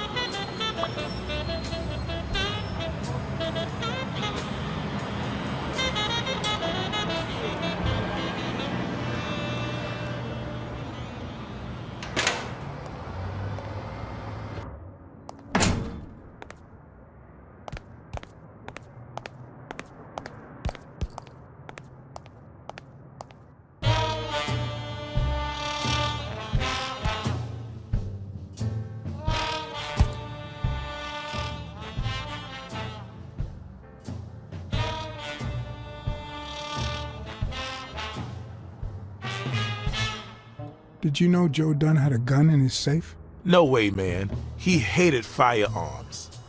Although... When Bobby Yale was a teenager, he went through a crazy phase. Even dropped out of the gym and joined the gang. Nothing serious.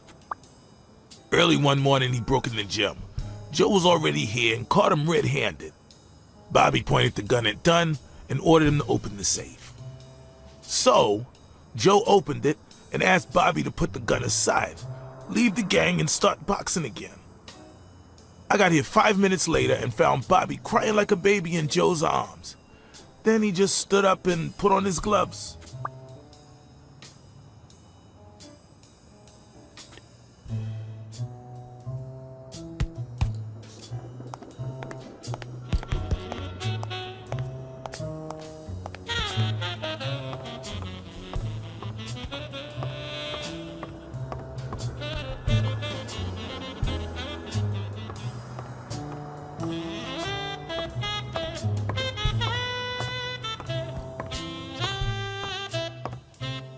Did you find anything interesting in those papers? No. Investigation work takes time, as I'm sure you know.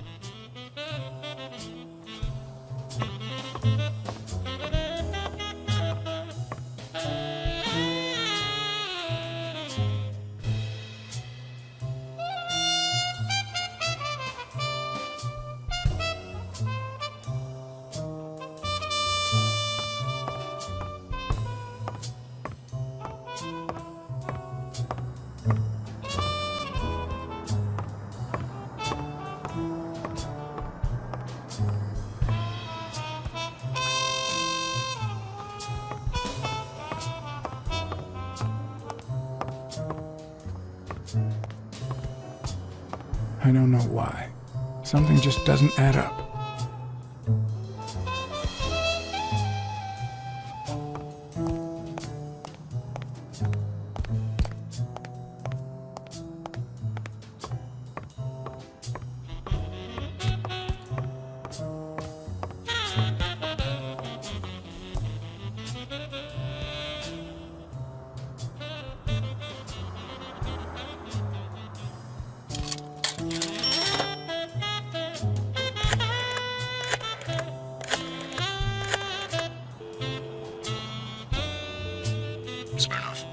I think I have a new lead on the Dunn case.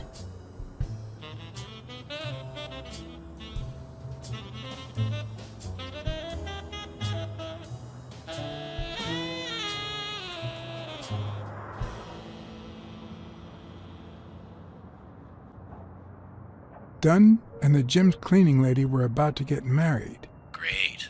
Call What's News. They'll know what to do with such an incredibly interesting piece of information. The combination on Dunn's safe was her birthday. He even gave her a ring. You know, your typical suicidal bliss. Okay, I'm still not convinced, but I might have something for you.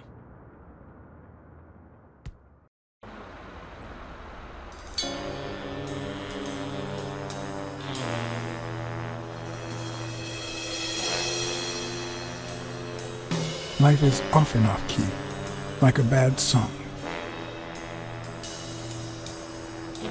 The notes come together but feel flat, unable to create anything resembling music.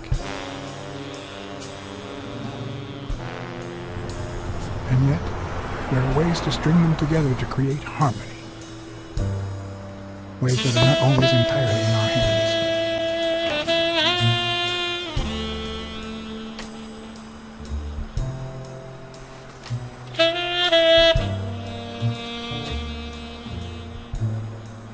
You look tired, John.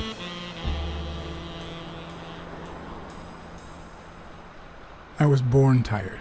I'm used to it. You're not the only one. Yep, I'm beat. I'm starving. Just got back from the annual police medical. Not only did I have to fast, but I also had to chug 2 enormous glasses of water. John, you alright? I'm always all right. Yep, that's the problem with us men. The thing is, I'd love to help you out with this case, but I can't. You know I work for the state of New York. If I had any information, I couldn't share it with a private eye. Even if it was lying on top of this table. You said you were starving. Why don't you go to the counter and order something? Yeah, sure, good idea. If you'll excuse me.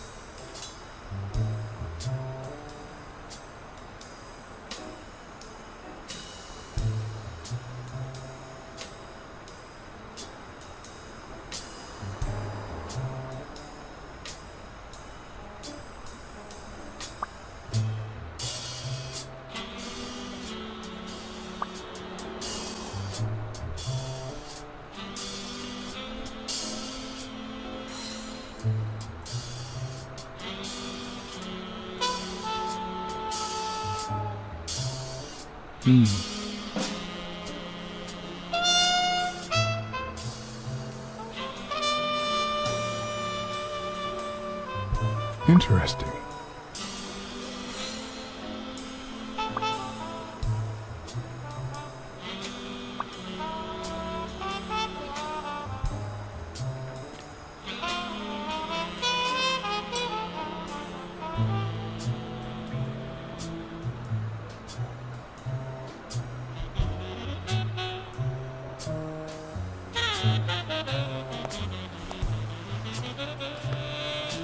Now that I think of it, I better eat at home.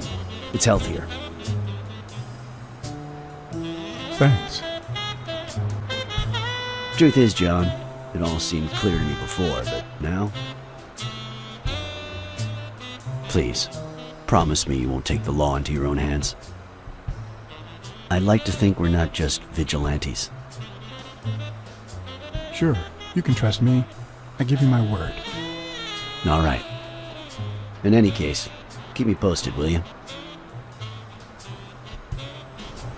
Sure, you can count on it. Take care, John.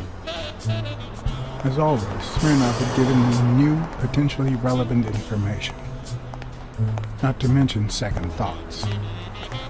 When an old dog like them gets that serious, one must be prepared to bite.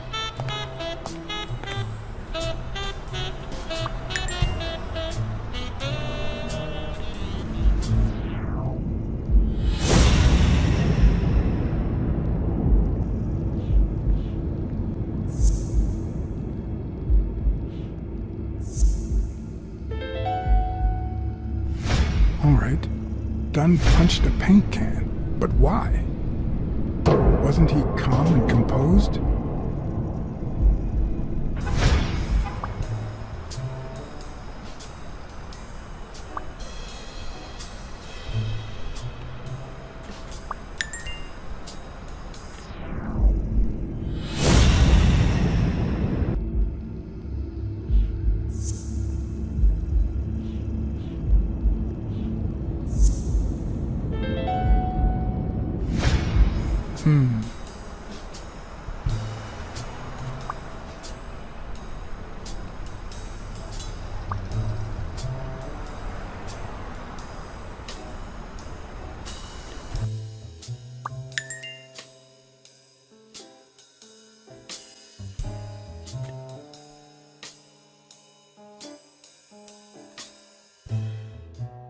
I'm much taller than Dunn, and I can barely reach the noose.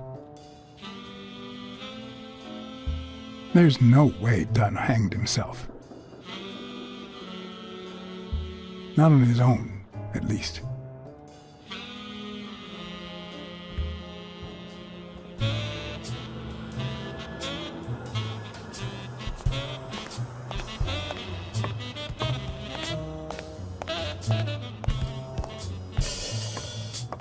I don't know why. Something just doesn't add up.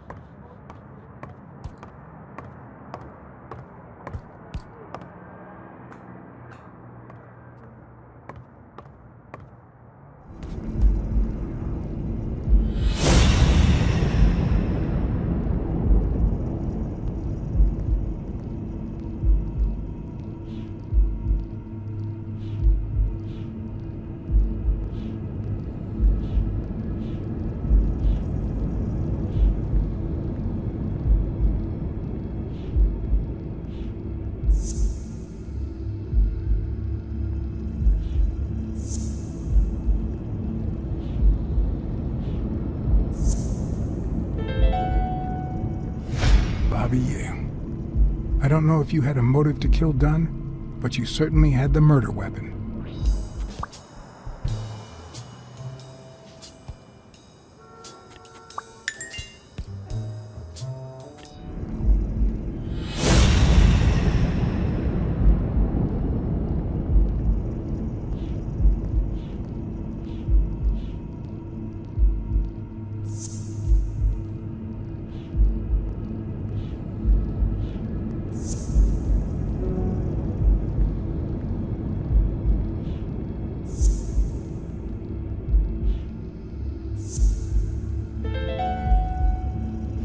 Christ.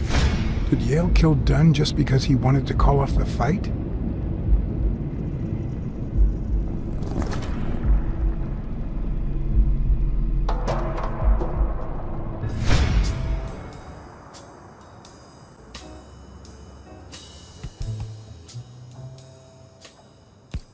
I always knew Bobby had issues. But I never thought he'd go that far.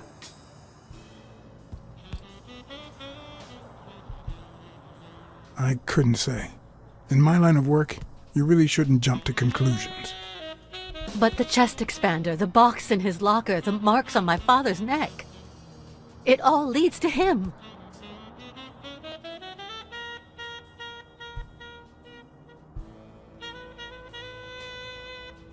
In any case, that doesn't change a thing. It does, actually. Now we know he didn't kill himself. My father's still dead, and you still haven't found Bobby Yale. Nothing has changed.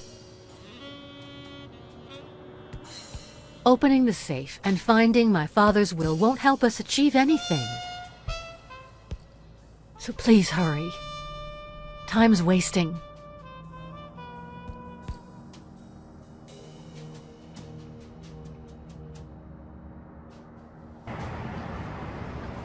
Sonia's indifference never ceased to amaze me.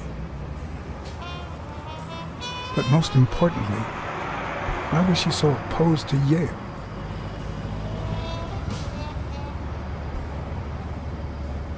John Blacksad? I think I owe you an apology.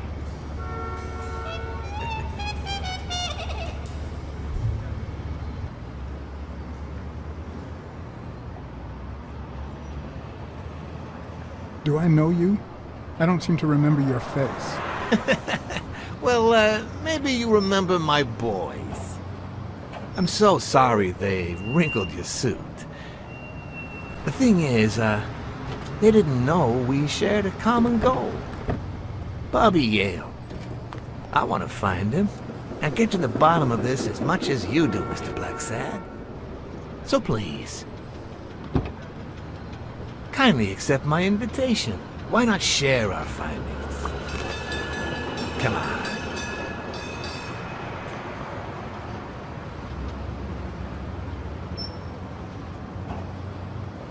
Of course. You don't mind me riding in this fancy car with a wrinkled suit, do you? Oh, I think you look mighty dapper, Mr. Blacksad. Although, if those wrinkles were to rub off on me...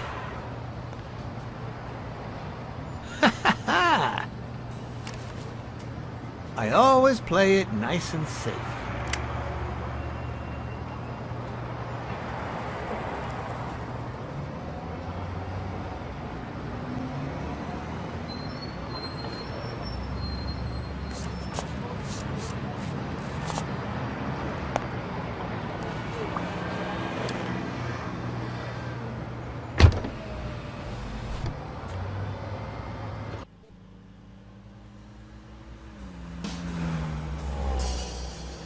Thank you, Blacksad.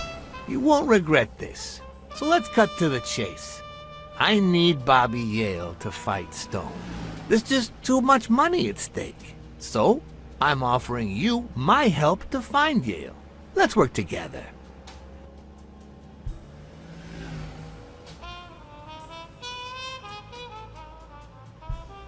I don't work with criminals like you. Oh, I didn't expect you to play the morality card so soon. Please, hear me out. Let's say I bet a beer that we find Yale in 3 days, and you bet a beer that we don't. In 3 days, one of us has to buy the other a beer. Is that so bad? We're simply two grown men using our money and free will to conduct a small private exchange. And most importantly, we're not hurting anyone. So, yeah, I run a gambling business. What's so bad about that? It's illegal for starters. Illegal? Let me tell you what should be illegal. The way our government is ruining America. We live in a so-called free country, a place where honest people can make a living, provided they don't hurt anybody. We're not communists. Well, at least I'm not. I would have never thought otherwise. As for me,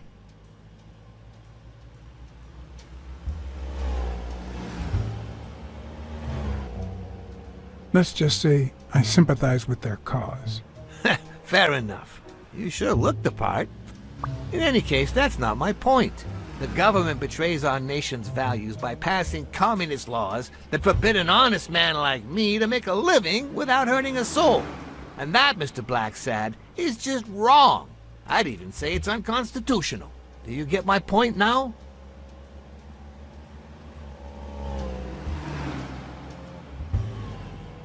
Okay, but that doesn't justify what you do for a living. Oh boy. Did you hear anything I just said? Anyway, when the government passes these laws, there's only one legitimate weapon the people can wield. The same weapon that turned America into a great nation. Civil disobedience. So, as the proud American that I am, it's my duty to disobey.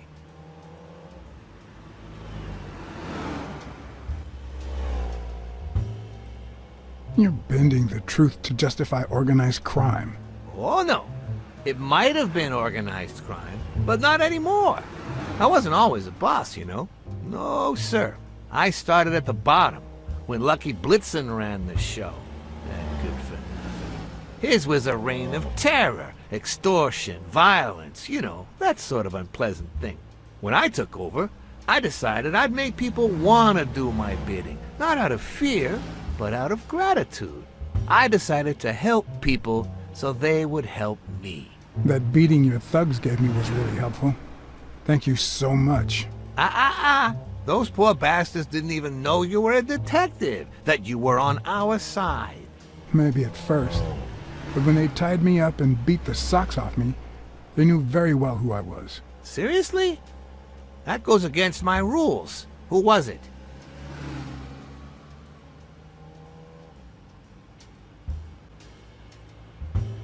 It was just Wilson. That bastard.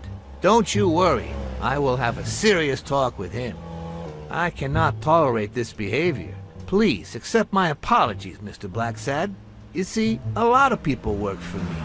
Many families depend on my business. Not only that, St. Christopher's Hospice practically lives on my donations. The widows of my late employees are set for life. Their kids get free schooling. The cops leave me alone because they know my business doesn't hurt anyone. On the contrary. And, it looks like we're here. Yale's apartment? I told you I'm on your side. Go ahead, search the place. I'll wait down here. When you're done, maybe you'll change your mind and share your findings with me. Or not. It's your call, Mr. Blacksad. I'll make sure you're suitably compensated. Wilson, come here.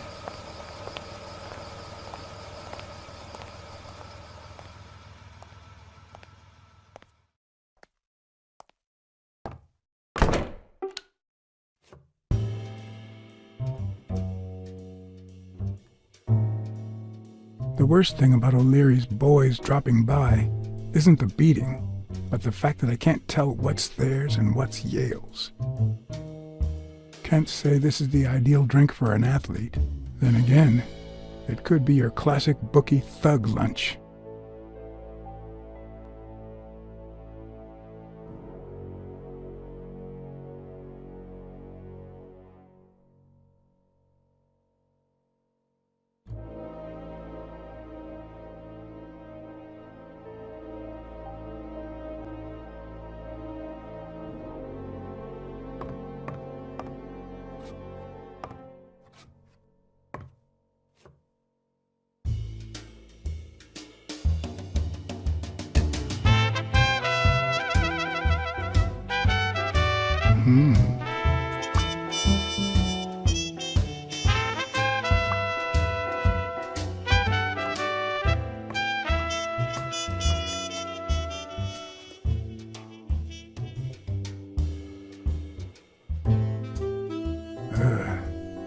17th century French fables.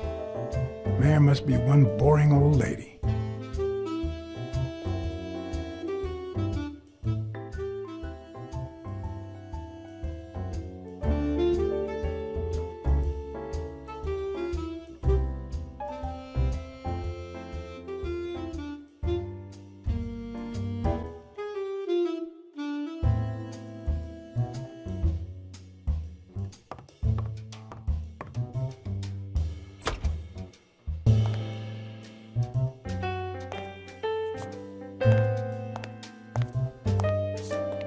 Judging by the general state of the apartment, they were leading a quiet life.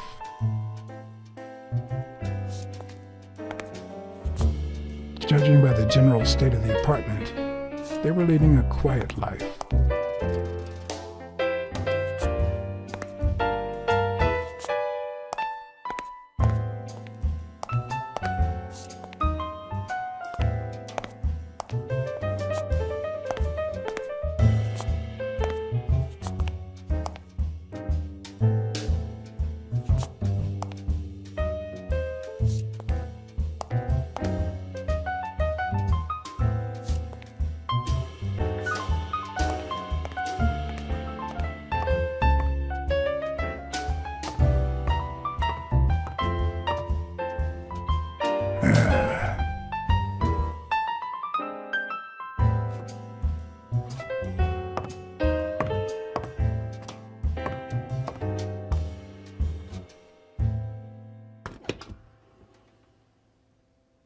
I'm not sure how Yale's love of pickles will help me crack the case, but it's good to know.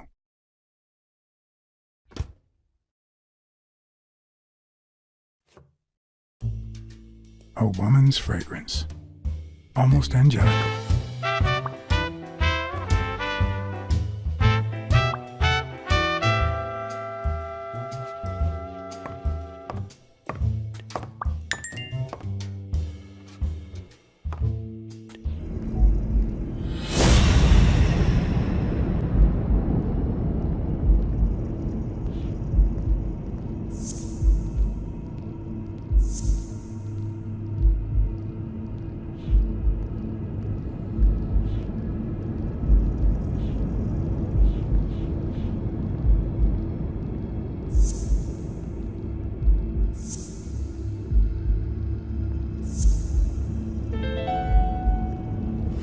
That means she's been here recently, but why?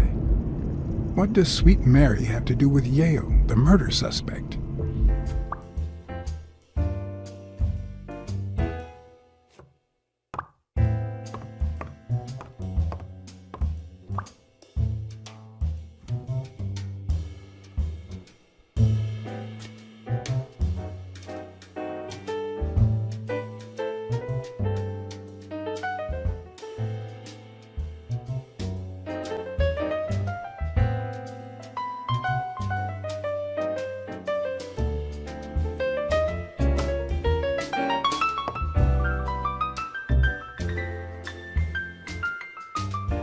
So, you like your mob stories, don't you, Bobby? Seems like Bobby inherited something more than boxing skills from his father, besides the tendency to vanish into thin air, of course.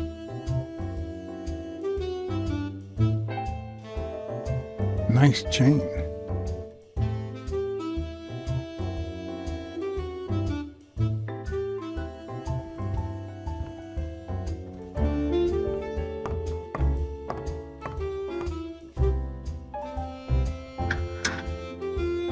Why would you want such a big closet for so few clothes?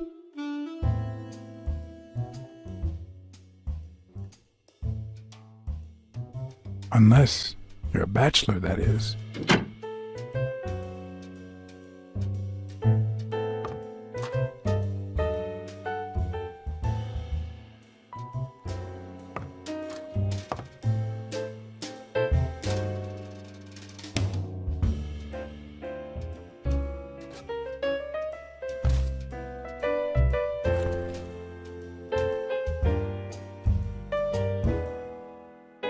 Copy 1 of 3. Do you know any of his relatives? His father ever Avenarius. Avenarius? The boxer poet? Didn't he disappear 20 years ago?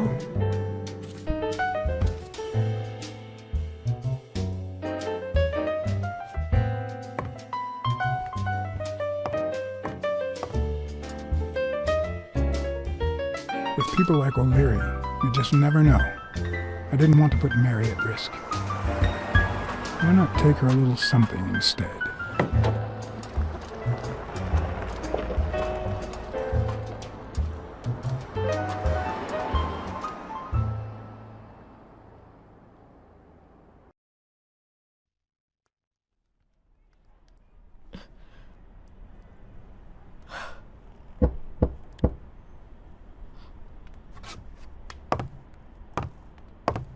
I've never trusted angels.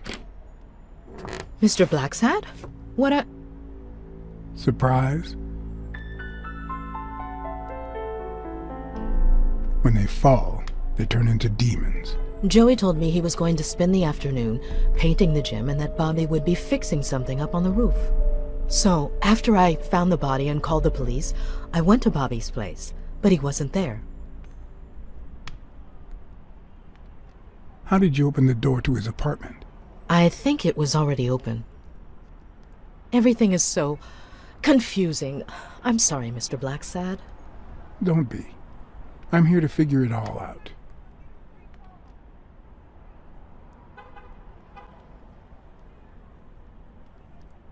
Do you realize you might be protecting a murderer?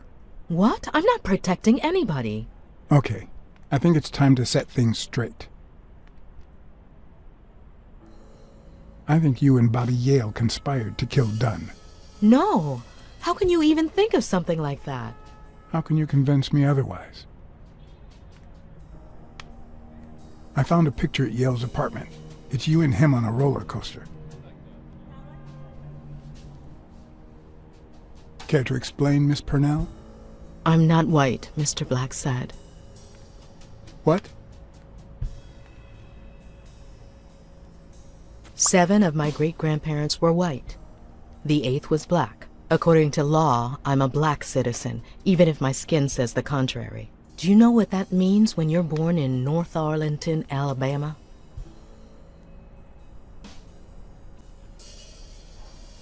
Segregated schools and a worse education for colored children. We even have different water fountains, for God's sake. The separate but equal doctrine and all that. That crap. And all the lies. That's why I moved here. No one knows what color my great-grandparents were.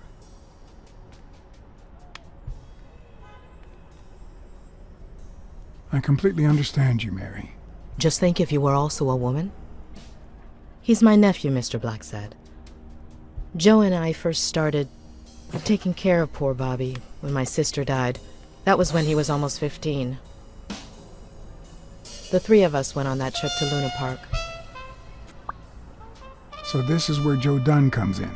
Bobby was the only one who knew about me and Joey. We were afraid that someone would use my past to ruin his career. It's not the first time I hear that story.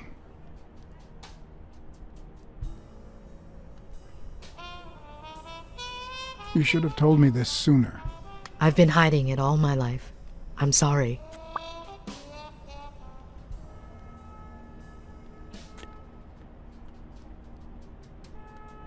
Are you sure you don't know where your nephew is? I've looked everywhere. He's nowhere to be found. Don't worry. I'll find him. Thank you.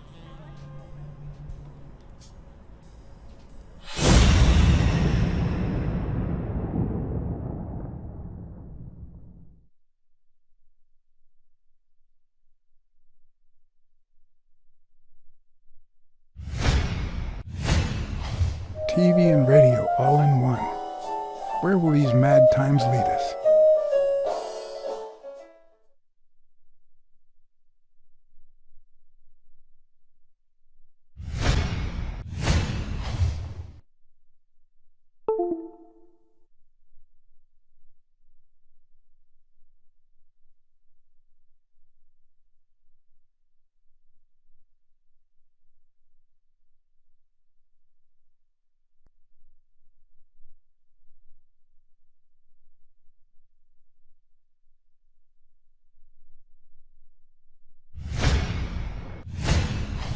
Mary smells like... Actually, the whole room smells like a pie fresh out of the oven, so I can't identify any other fragrances.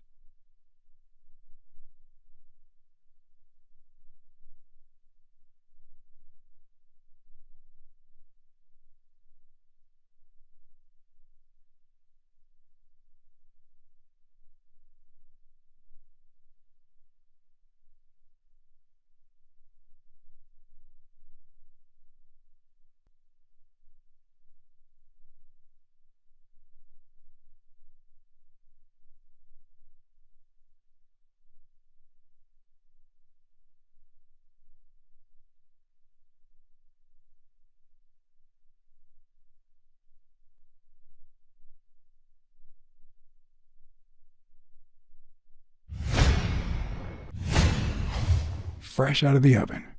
The whole room smells like pie.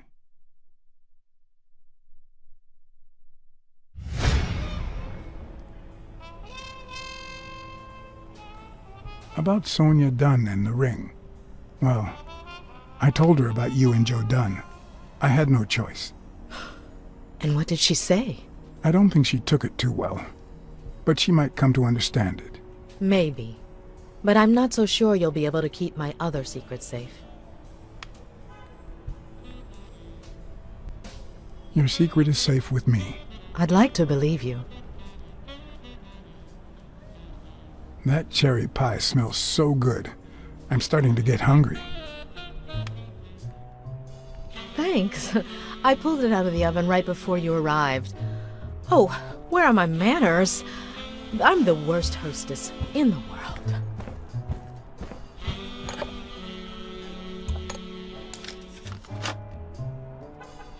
Let me go get a knife from the kitchen.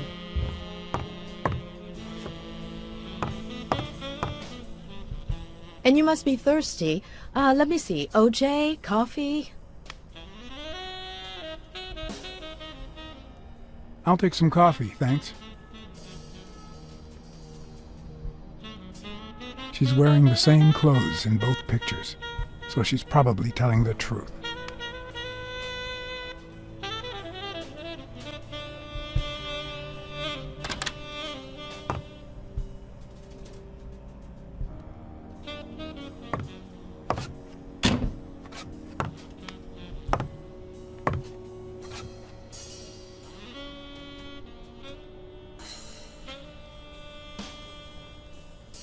That's some beautiful artwork you got there.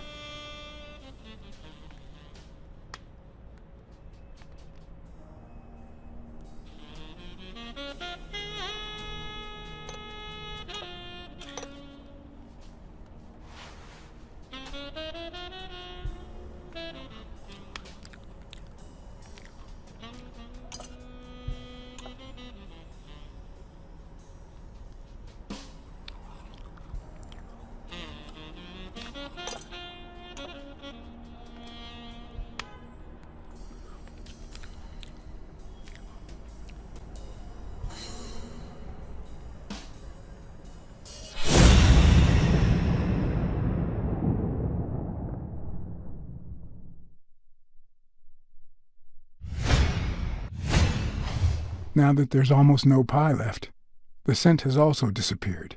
Interesting. Now Mary smells like a huge dog. Mary, when are you going to stop lying? I know your nephew's here. I can smell him. What? No.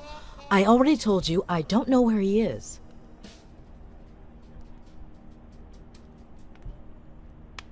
Stop playing around and tell me. Where is he? You can search the whole house if you want. Go ahead. He's not here.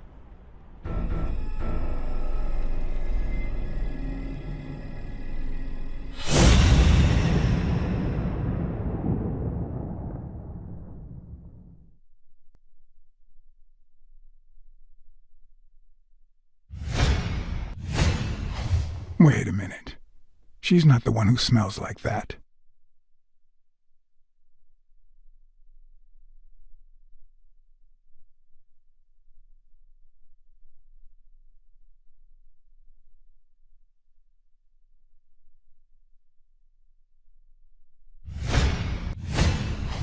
That's where Bobby Yale's scent is coming from.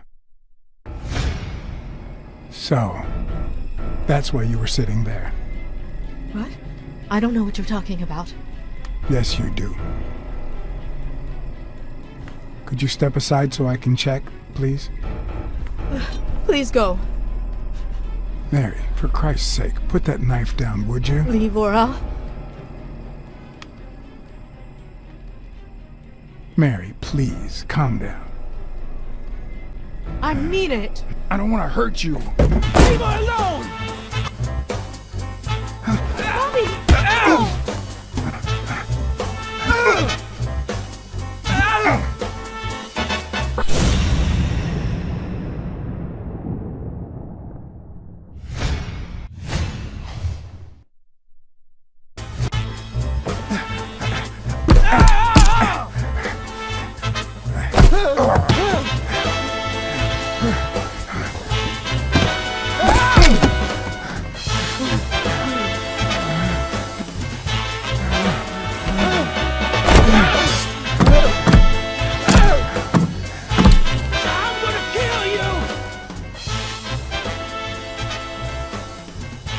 I'm on your side, Bobby.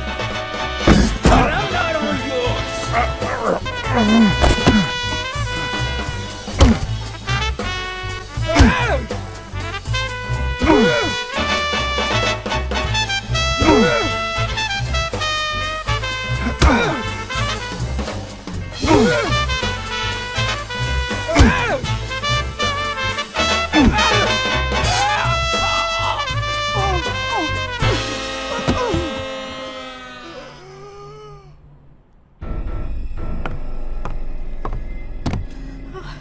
Bobby!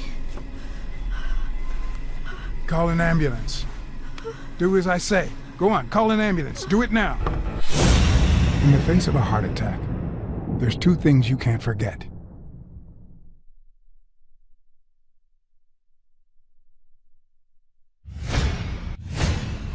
One, stay calm. Two, 1 chest compression per second. 1 Mississippi. 2 Mississippi. 3 Mississippi. 4 Mississippi. 5 Mississippi. 6 Mississippi. 7 Mississippi. 8 Mississippi. Bobby! Oh, Bobby! Thank you, Bobby.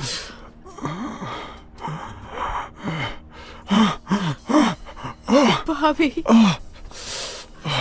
Thank you.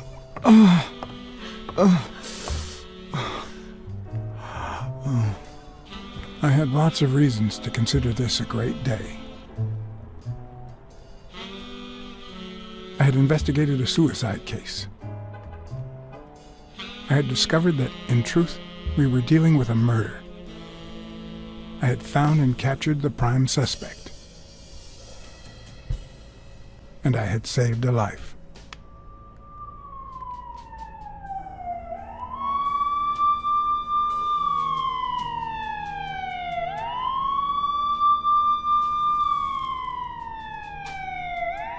And yet, everything in me screamed that something was going wrong.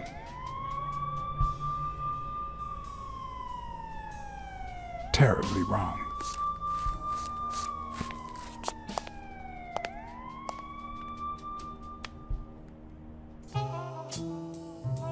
Promise me you won't take the law into your own hands. I'd like to think we're not just vigilantes. I want a gun! What the hell? Bang, bang, bang! Fair amount of violence, extortion, and casualties.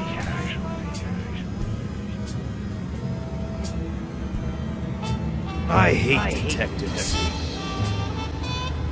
Bang, bang, bang! You're dead meat, cat. That you, Smirnoff? You seem agitated. Nightmare? Yeah, I have a lot of those. Yeah, that makes 2 of us.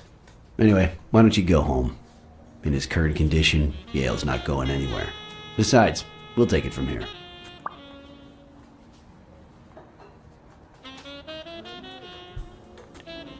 Who is that? Can we trust him?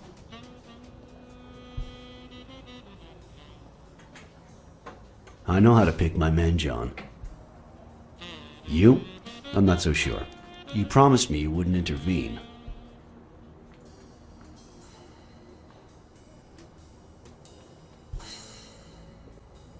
If I hadn't intervened, Bobby Yale could be dead. If you had warned me, maybe we could have avoided a heart attack. Anyway, what's done is done.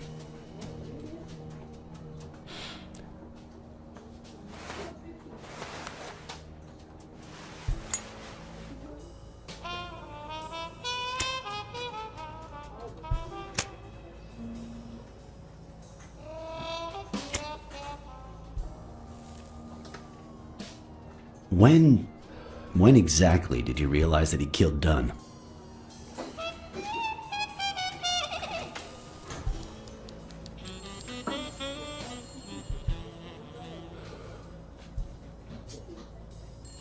Out of sheer curiosity.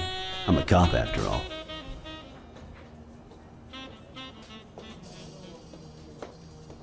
When I saw his picture with Mary at Luna Park, I just knew something was off. How about the motive? Any ideas?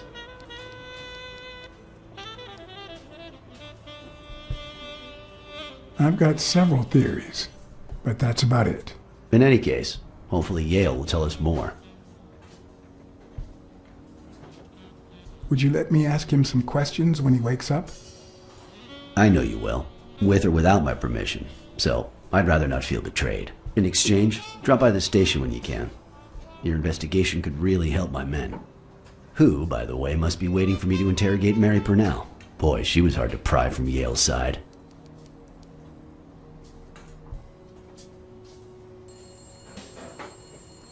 She's been through a lot in the past days. Be nice to her. Of course. In spite of it all, we're not just vigilantes.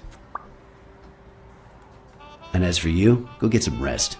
God knows you need it.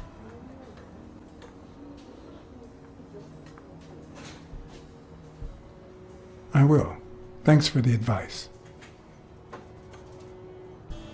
Tell the nurses to look at that face of yours. You look like a film detective in his last scene. I'm afraid this film isn't over yet. For your sake, I hope you're wrong. You're in charge now, officer. Okay. I'll send you relief in 6 hours. Understood? Doctor, Who are? Oh, detective. Congratulations. You fared pretty well against that kid. Better than most would have. Now, if you'll excuse me. let's just say I got lucky.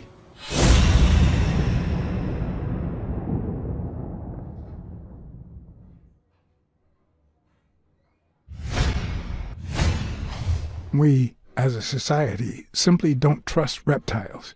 But that's not the real problem. The real problem is our extended belief that there's logic to that distrust, that it's natural and well-founded.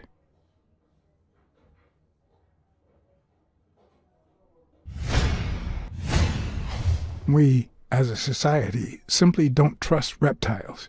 But that's not the real problem. The real problem is our extended belief that there's logic to that distrust, that it's natural and well-founded.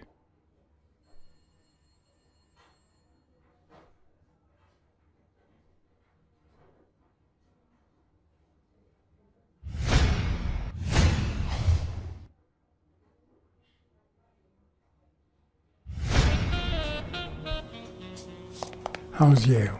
Is he awake? Oh, yeah. Go check on him before he falls asleep again. Although, try not to bother him with too many questions.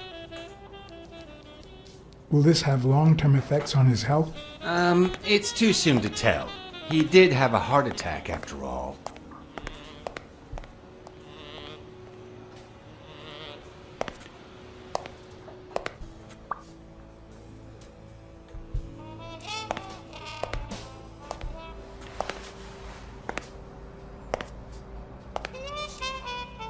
Go away. I don't want to see you. The doctor told me to sleep. I rarely get to interrogate a suspect with his guard down in a place as quiet as this. Getting the chance to study his body language with no distractions is a rare gift.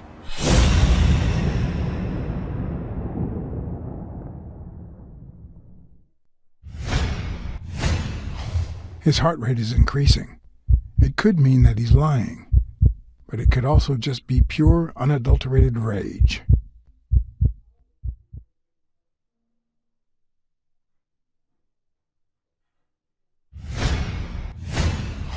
He's clenching his fist, a sign of contained anger.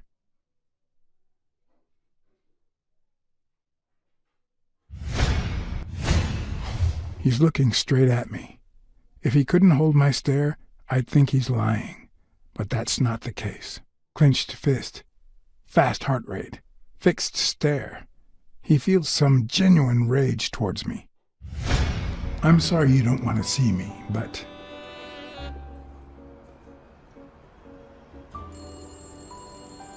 I'm afraid you'll just have to put up with me. For now.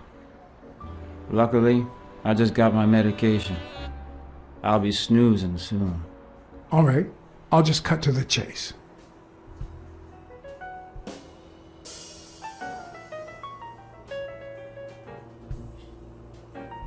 Who killed Joe Dunn? What? Are you trying to confuse me? Joe hanged himself.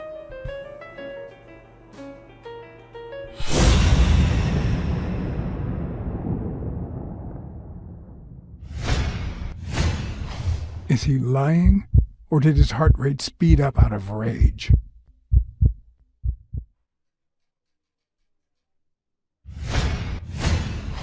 He opened his hand. That's a sign of honesty.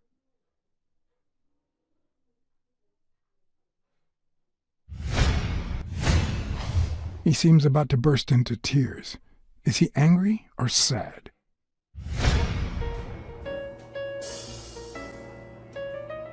I know the murder weapon was yours. What? The rope? I don't get it.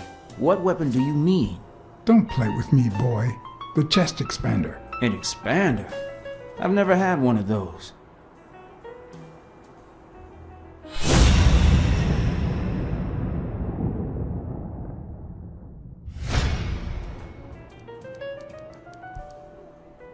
I know Dunn threatened to call off the fight.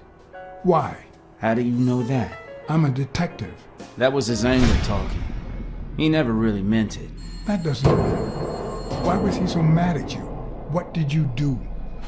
Nothing. Joe thought that I wasn't training hard enough. That I was going to lose. All right. Let's just say that I believe you.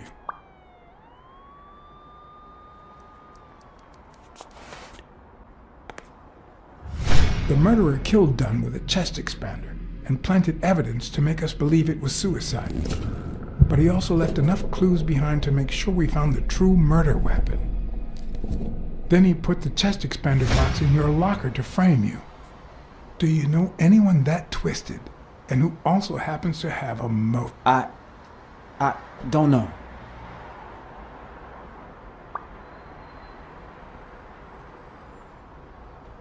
What about Frank Cassidy?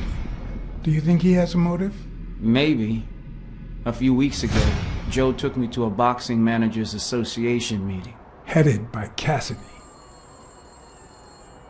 Yeah. He was obsessed with making it illegal for boxers to fight without a manager. Or without an associated manager. Everyone seemed to go along with it until Joe spoke up. He said that would lower us to mob status. That Cassidy had founded the association just to make money by monopolizing the sport. That made others think twice. And Cassidy ended up empty-handed. Poor Cassidy. Maybe it was... What am I saying? Jake could never pull off something like that. Nothing. Never mind.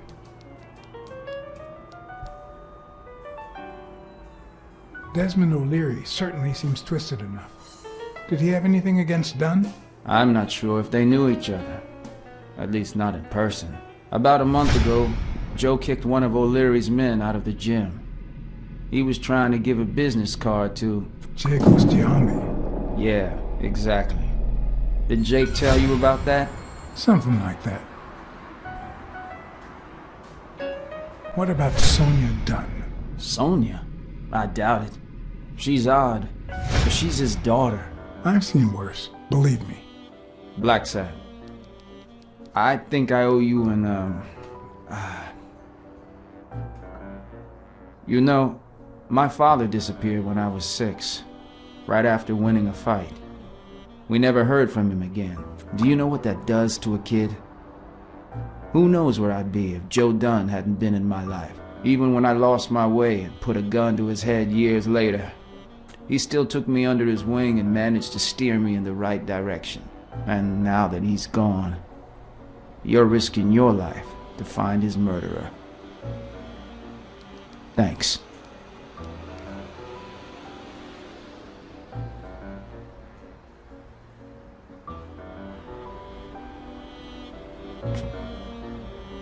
You're welcome.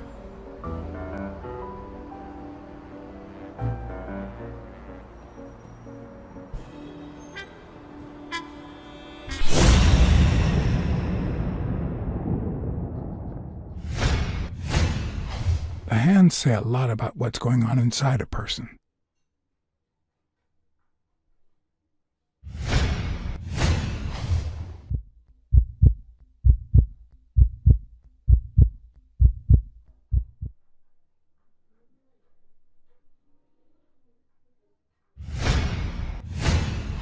Is that eye movement normal?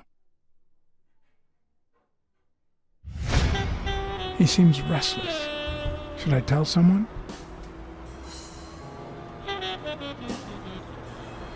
The number of cigarette butts is inversely proportional to my hours of sleep. Ah, damn.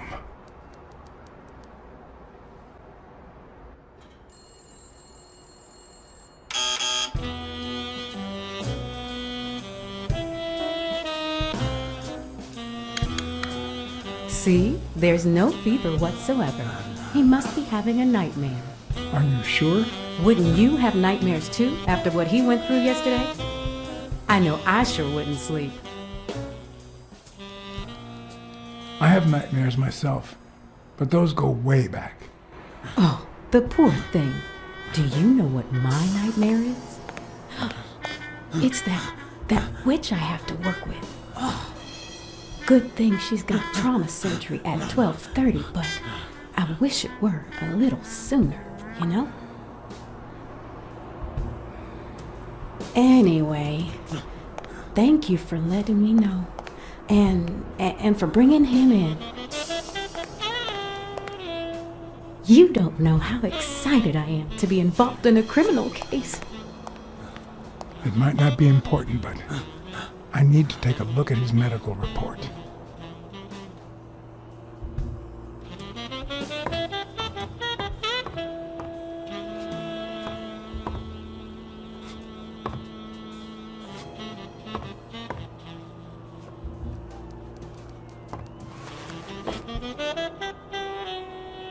Ugh.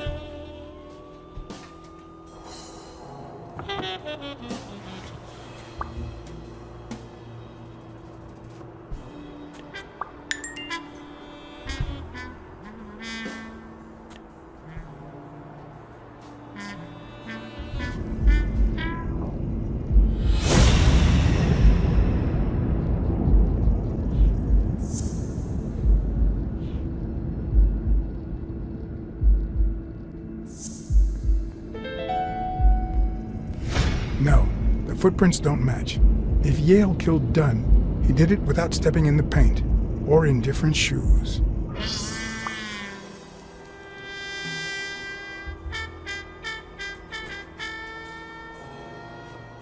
Something's wrong with him. I need to find out what. I need to take a look at his medical report.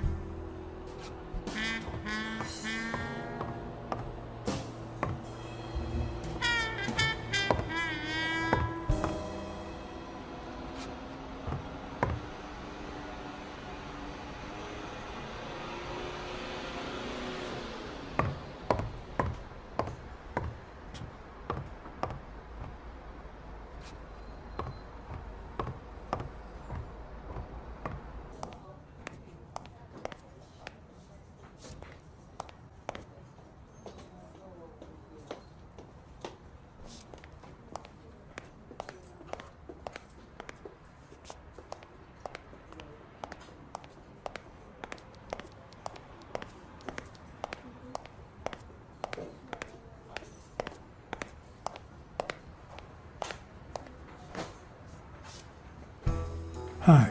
You're awake, handsome?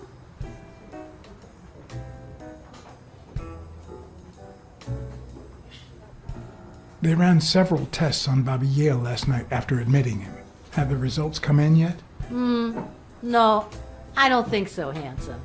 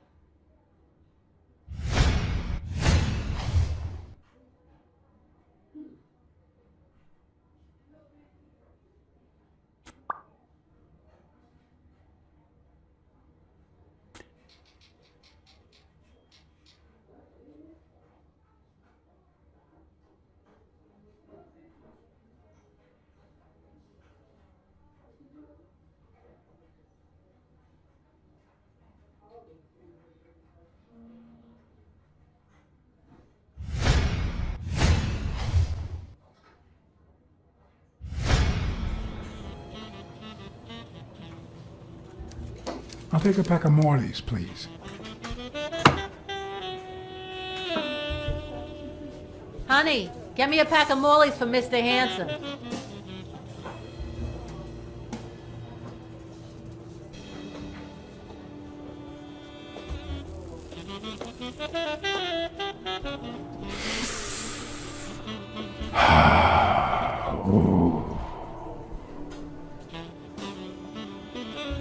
I won't be able to read Yale's medical report if she's around.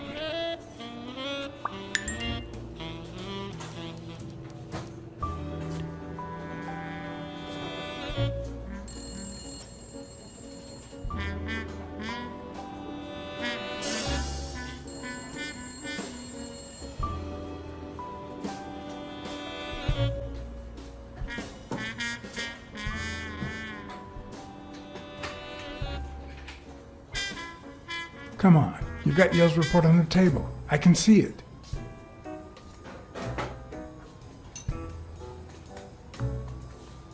Well, that's that.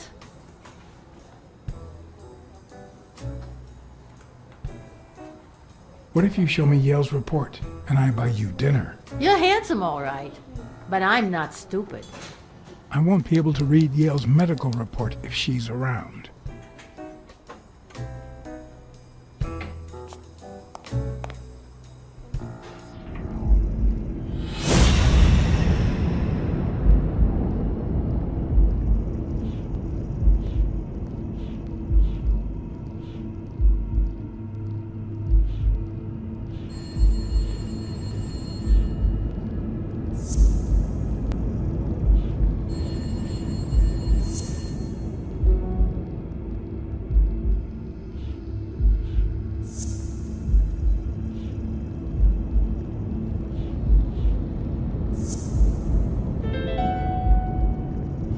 It seems like the Doe nurse will be assisting Dr. Talbot during his 12:30 surgery. In 4 hours. Could I get them to operate any sooner?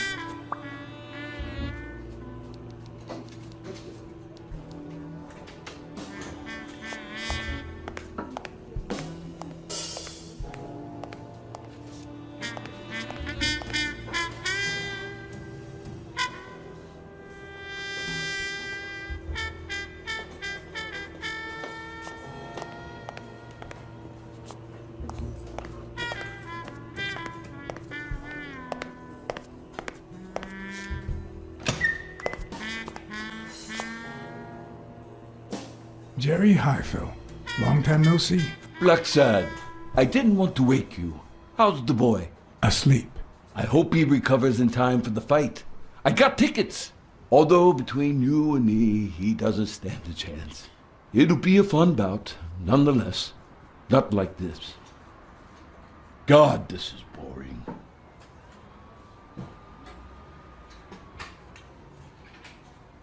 You want to smoke? Don't smoke or drink. No vice for me.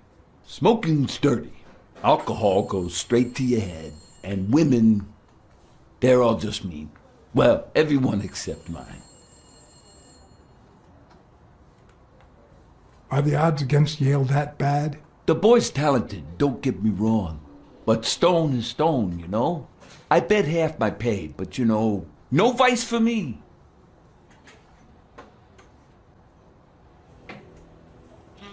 Are you sure about that? Not even one little vice? Nope. Between you and me, when someone gives in to vice, it's because something's missing. Something in their life just isn't right. I've got a good wife, a good job, a good house, a good TV, and a good hobby. Sports. Well, watching them, that is. What else do I need, eh? Blacksad, vice is for losers. Man, I'm bored.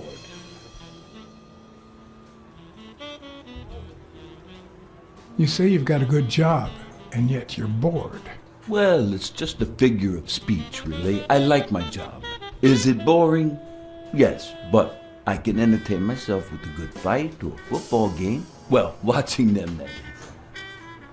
Well, I'm going back in.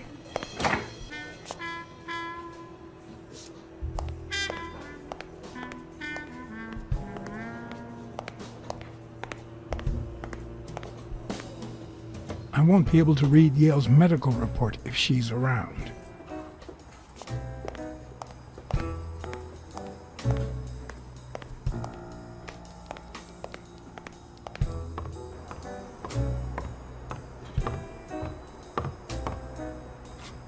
I need to get my hands on his test results.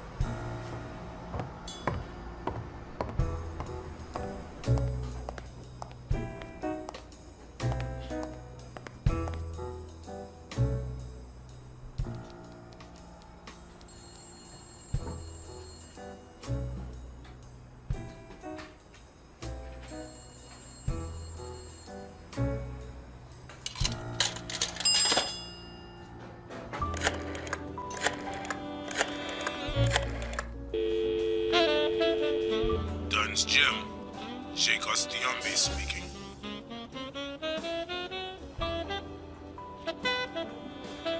Jake, it's Blacksad. Could you get... I have work to do, John. Call you later. Ronald, get on that ring!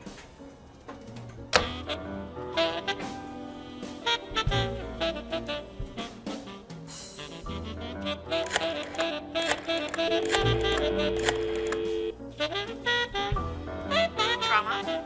Sherry speaking. Get Dr. Gregor Talbot, please. Yes, 1 minute. No, actually, Dr. Talbot won't be in until 12:30 according to my registry. Can I ask who's calling, please?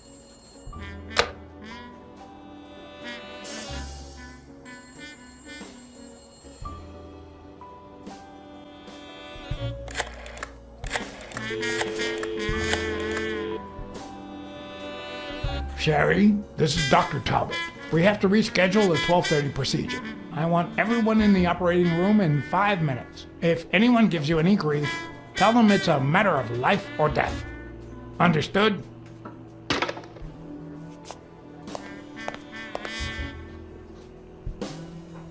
A matter of life and death. A matter of life and death. You gotta be kidding me.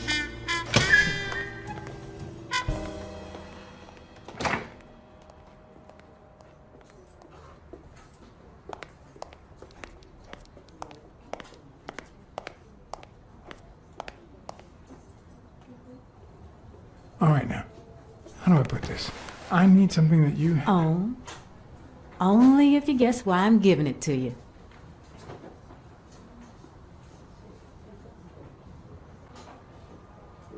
I think you just want to spite your fellow nurse. Well, aren't you smart?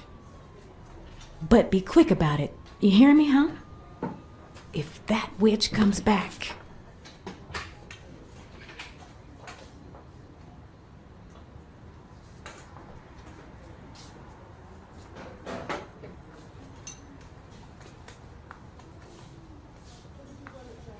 What?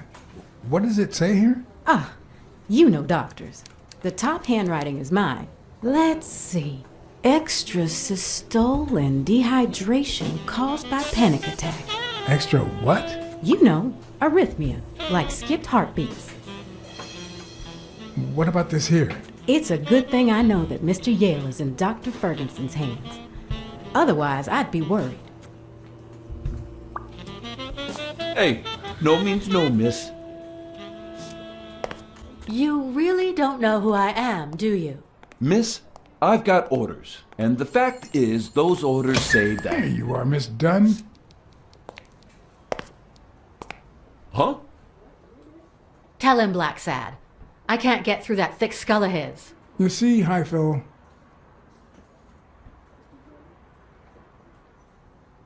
this is my assistant, Jerry. Assistant? How so? She's helping me with the investigation. Between you and me, and all due respect, miss, but aren't we taking this woman's liberation a little too far? All right, go ahead. I guess it's her business after all. Your assistant?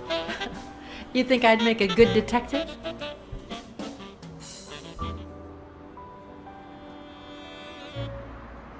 Yeah, you're smart and brave. Two of our hallmark traits. Wow.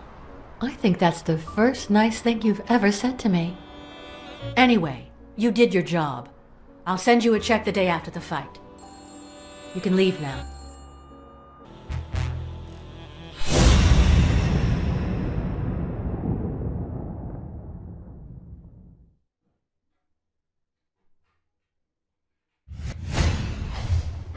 No. She's gonna do something stupid. Sonia, don't. He killed my father. You said so yourself.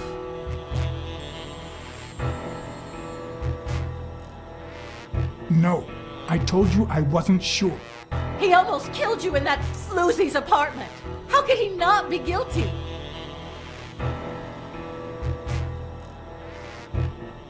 Your father sacrificed everything to pay your way through college.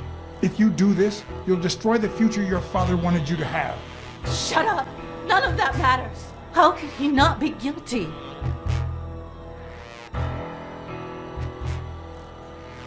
All right, shoot. I'll arrest you myself. Are you that eager to rot in prison?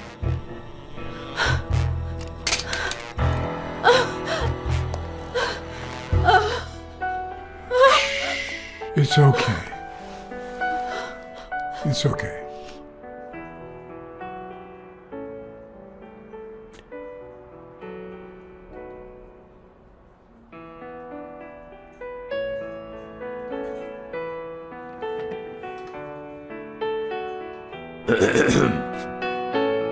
Uncle Tim!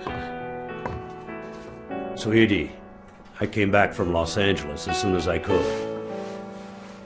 I told you not to rush back. Come on now, honey.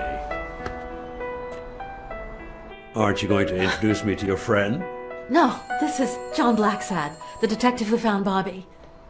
Oh, so this is strictly professional. No, Uncle Tim, don't be silly. Come on, we'd better let him rest.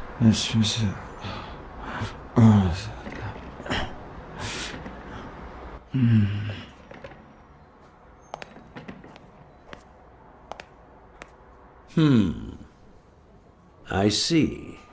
Let's say you're right and Bobby Yale is innocent. Who should we focus on now? We? Well, your father turned down my money, but he made me promise one thing, that I'd take care of you if anything happened to him. But I can... I know you're perfectly capable of managing that gym on your own, but we don't even know if he'll be ready to fight Stone. Besides, someone seems really invested in stopping that fight, and someone has to pay Mr. Blacksad to get to the bottom of all this. Please, talk some sense into her.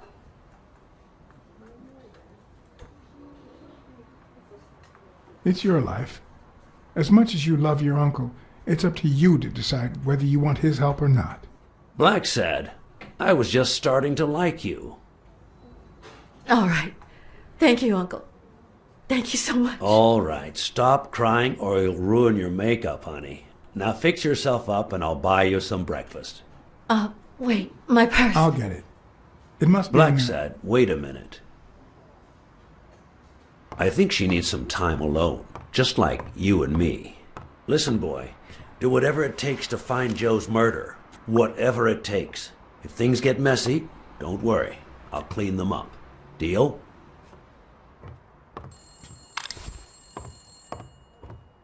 I'm not a vigilante. Well, suit yourself. Just get that ball to the end zone. No. Are you telling stories about the great Iron Arm again? Wait a minute. Of course. The Milestone's quarterback. Tim Iron Arm Thorpe. It's a good thing folks usually recognize me sooner. Blacksad, you coming to breakfast? I'd love to, but I have to go ask for a favor. The investigation required that I ask Jake for a small favor. Or demand it, if worse came to worst.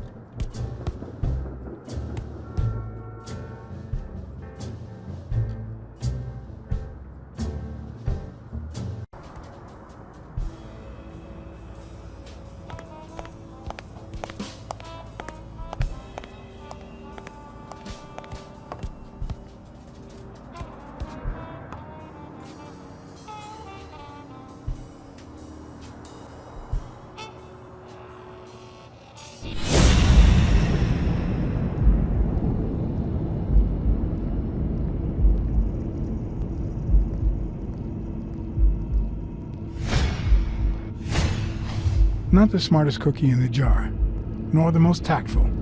But do I trust him? No. Do I consider him a friend? Yes.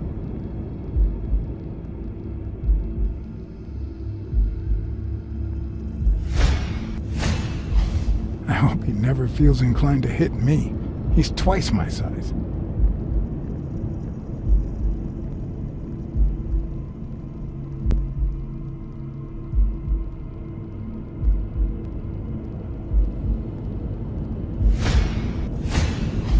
He's been training with those same shorts for who knows how long.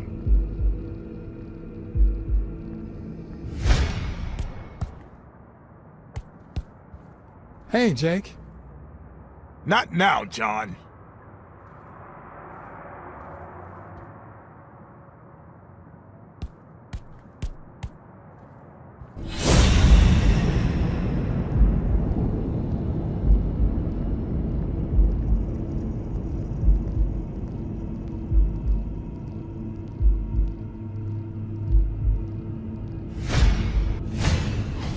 This one's got extra padding, just like Jake.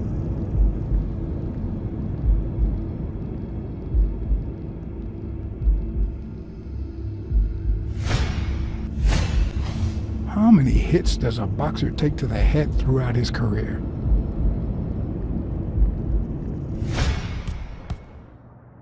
Hey, hi. Hey, focus, will you?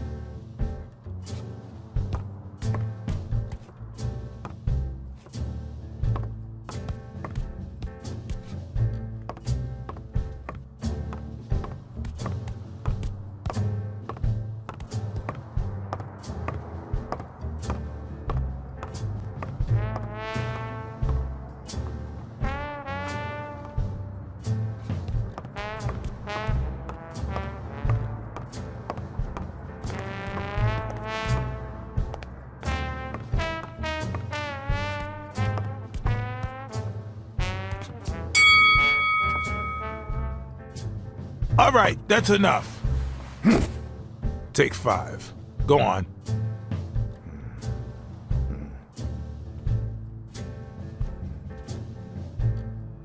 What, John? What's so important?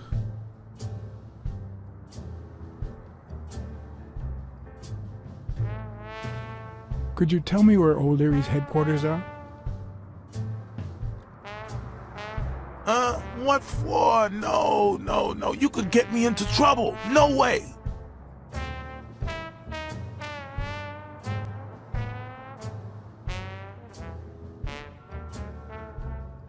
If we weren't friends, I'd tell the police you work for O'Leary. Although, if we were friends, you wouldn't hesitate to help me. Tell me, Jake, are we friends or not? Damned cat. All right. O'Leary's hideout is in the basement of a Chinese restaurant. But I don't even know how to get in.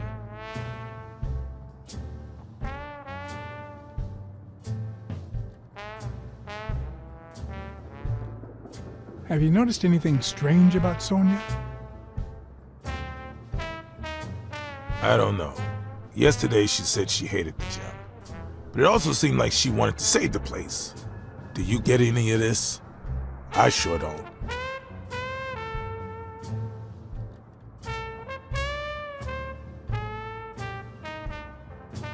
The gym is paying her way through college, and she still has a year left. I guess she doesn't have any other option.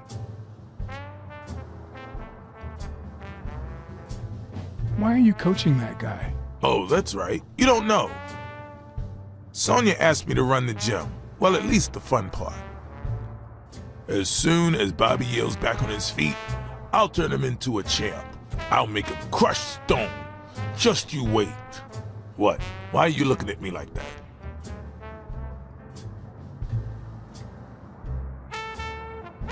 Couldn't you just stop working for O'Leary? Yeah, I guess I could. Well, I'll see you tonight. See you there. Ronald, the break's over. After 30 hours of work and several beatings, every bone in my body ached for a bed. Now it's my turn. So I went home to recharge. Because the night ahead was bound to be promising.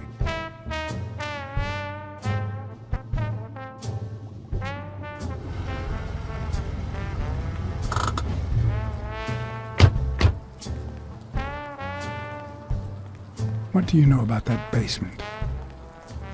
Well, let me think. Nothing? Come on, Jake, for Christ's sake. Strain that little boxer brain. You must know something. I've come to get O'Leary several times, but they always make me wait in the dining room. One day it was so late that the restaurant was closed. They made me call from a payphone in that alley over there to let them know I was here. A few minutes later, O'Leary came out the back door, that red one there. All right. You stay by the payphone.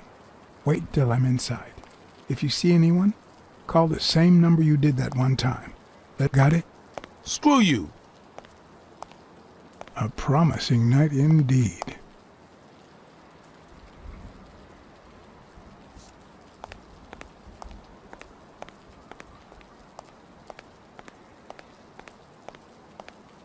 A bit too high to climb, if the basement I'm looking for were in that building.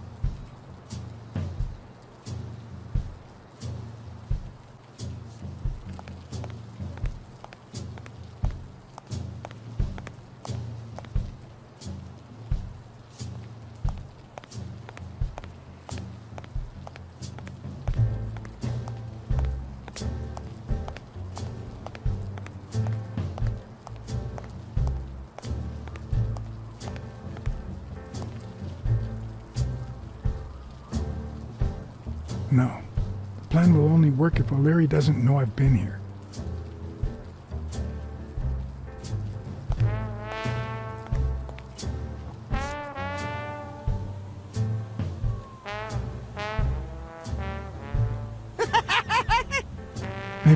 access to the basement.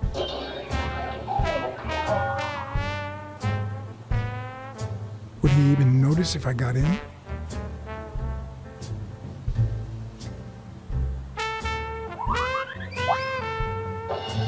I'm guessing it lights up when they ring at the main door. Stupid coyote! Does he need a shotgun to deal with suppliers?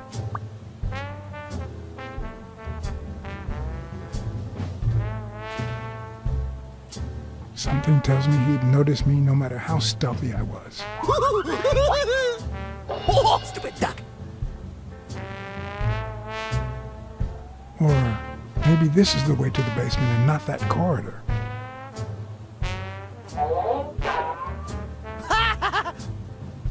Oh, stupid duck!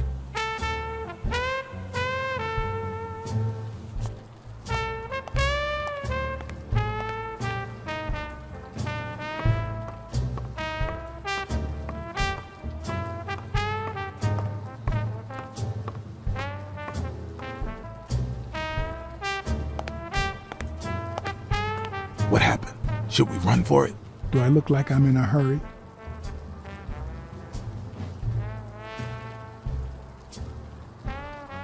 There's a guy watching TV inside the restaurant. A red panda, I think.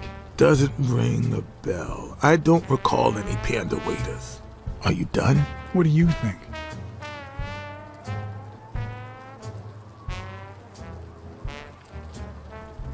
I've seen two possible ways to access the basement, but... You really think I can help you with that? What's taking you so long? You want to switch places?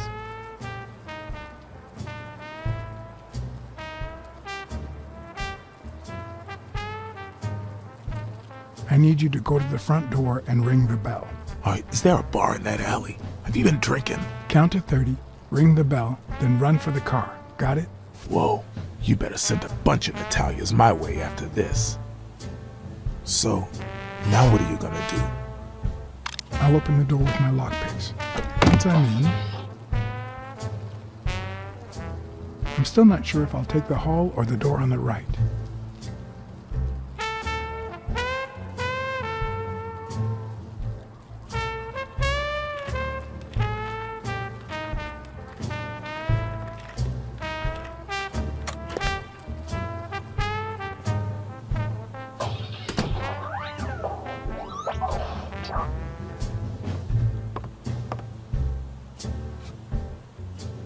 The lock on that door was not your standard model. I had to give it my all.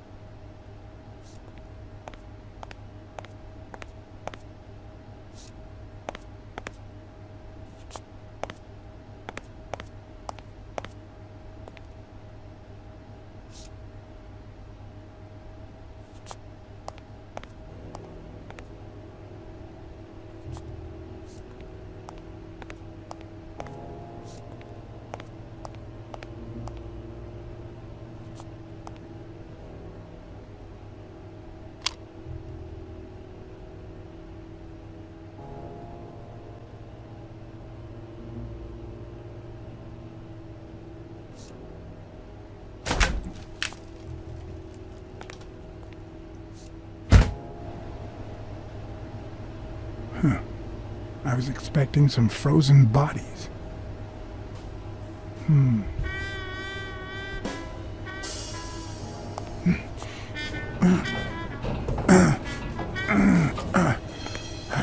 It won't budge.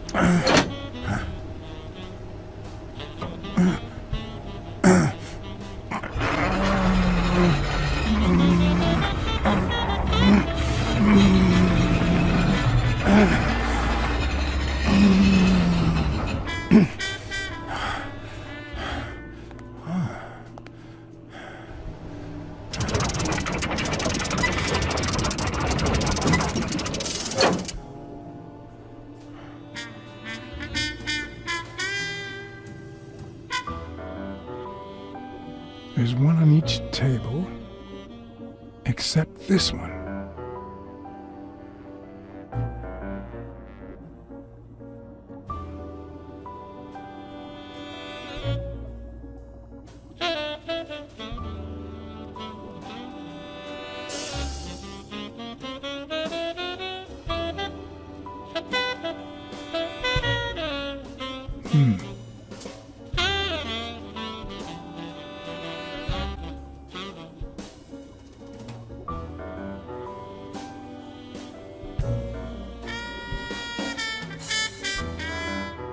The odds are incredibly in Stone's favor. I guess that he's the reigning champion, and Bobby Yale is just a contender, but maybe word got out about his condition.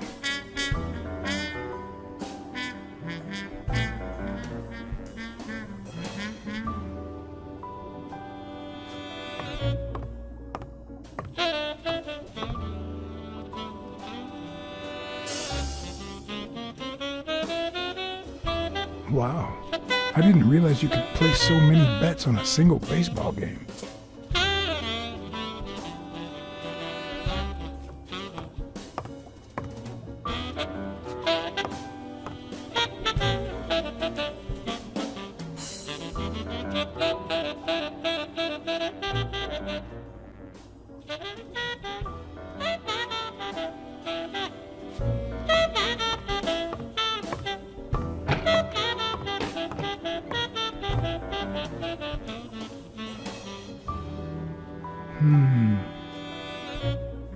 A little thingamajig that adds on its own.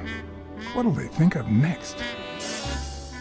It looks like a summary of all the bets that come in. Day, amount, bet, wagerer. Wait a minute. Did O'Leary himself bet 5 grand on Yale? Sometimes I forget that criminals, even the office variety, have family and kids. Anyway, maybe things aren't so bad on the dark side. 16 days until the fight.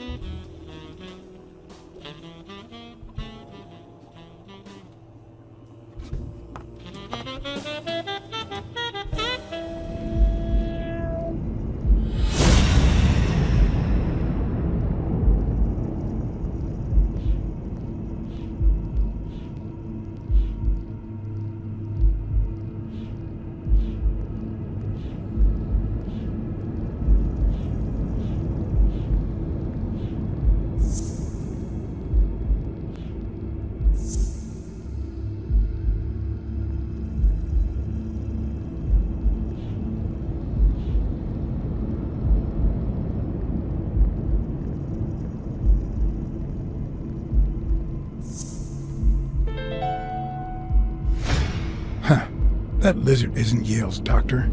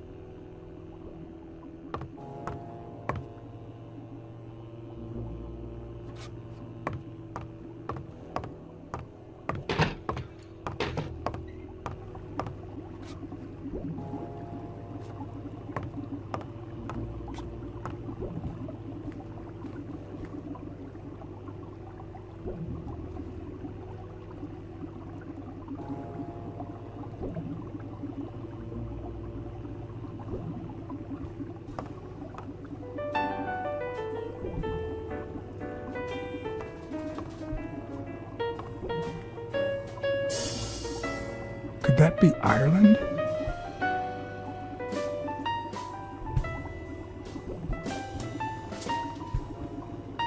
A Crossler? The good news is, I don't need lockpicks to open it. The bad news, I didn't bring explosives.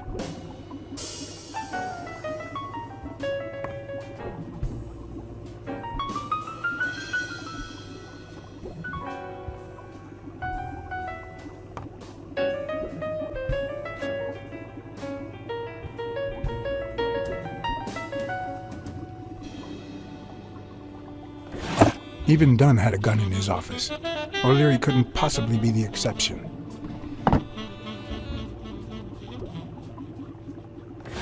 Dunn had $200 in his safe. O'Leary had about $20,000 in a drawer.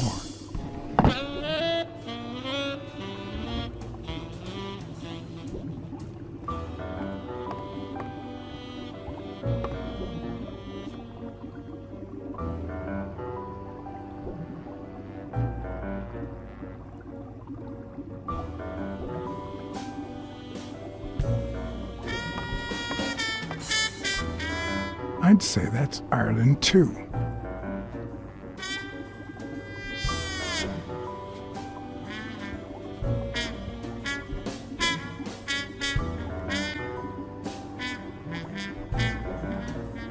Ireland, of course. This guy's obsessed.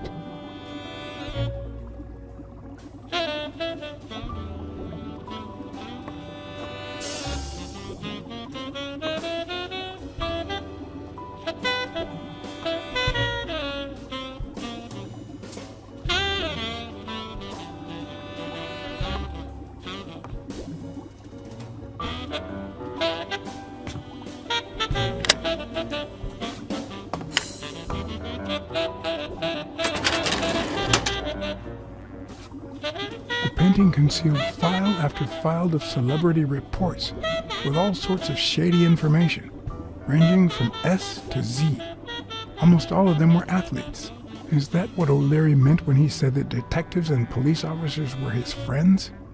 I wonder how many spy for him. If I were to pitch in, who would I spy on?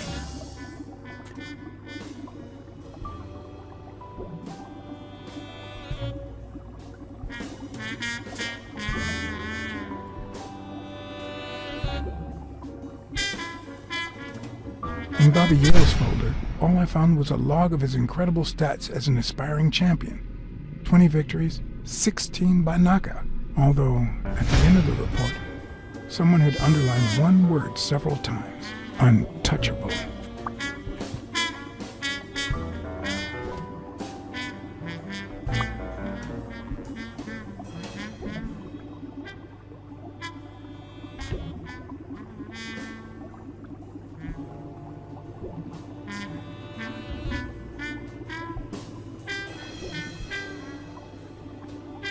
Thorpe had been a rising football star before the war, which he came back from with honors and decorations.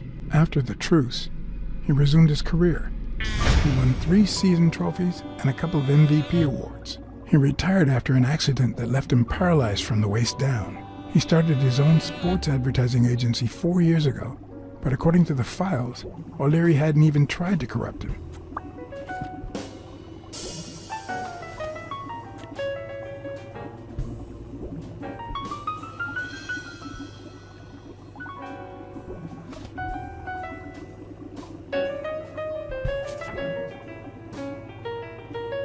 According to Stone's report, he was so clean, not to mention hard to corrupt, that O'Leary opted for a more subtle strategy.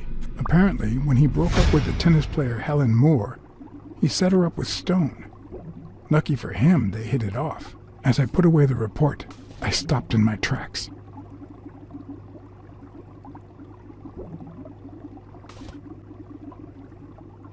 Did I really want to risk knowing what O'Leary had on my good friend, the incorruptible police commissioner?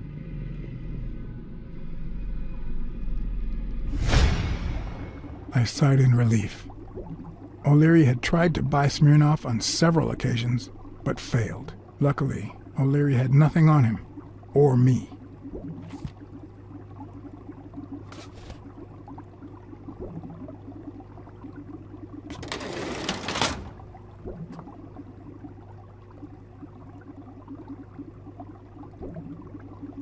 I hope I never become the object of O'Leary's obsession.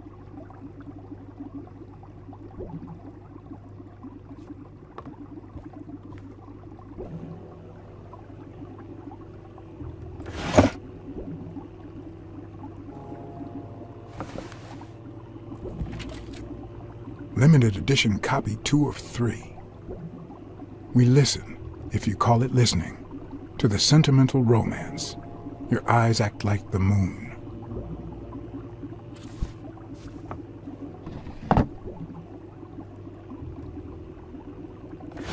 If they're not together anymore, why does O'Leary keep so many pictures of romantic moments with Helen Moore?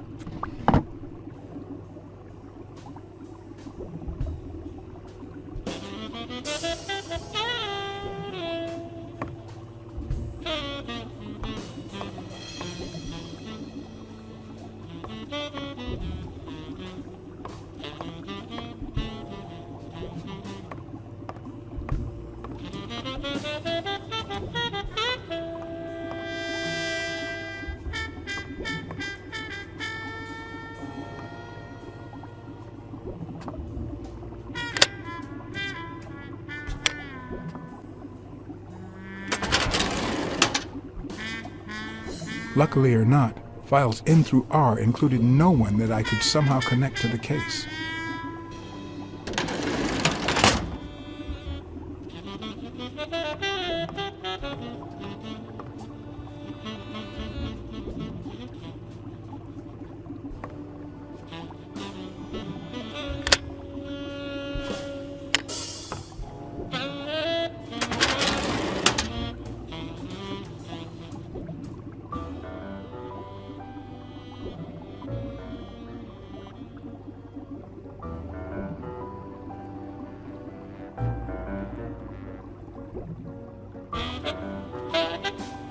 Cassidy's report was possibly the longest among all of O'Leary's files. Apparently, their rivalry went way back. So much so that they spied on each other in the most unthinkable ways. At least I was able to confirm what Yale had told me. Cassidy had threatened Dunn after he refused to join the managers' union.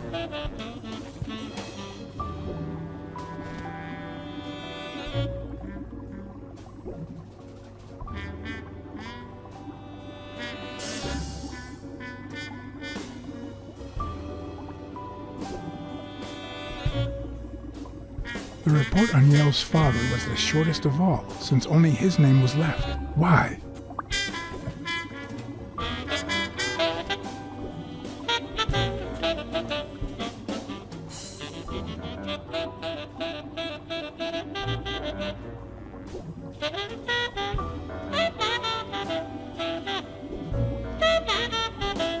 Dunn's integrity was legendary, even in O'Leary's shady reports, just like Yale had said.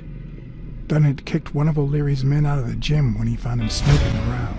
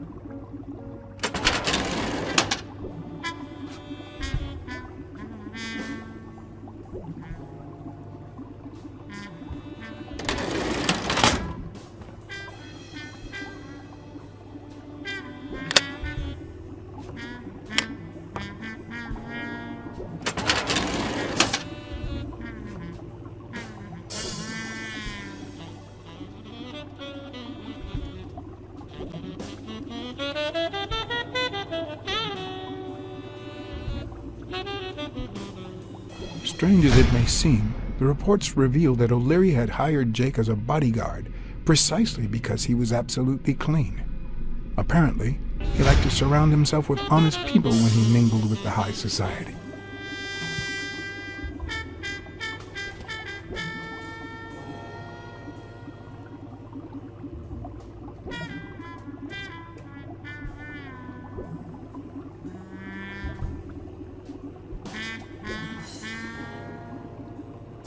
Helen Moore's file was, by far, one of the juiciest. She had been just a run-of-the-mill tennis player until O'Leary launched her career by rigging enough games to help her climb the ranking. However, O'Leary hadn't fixed any of her games in over a year.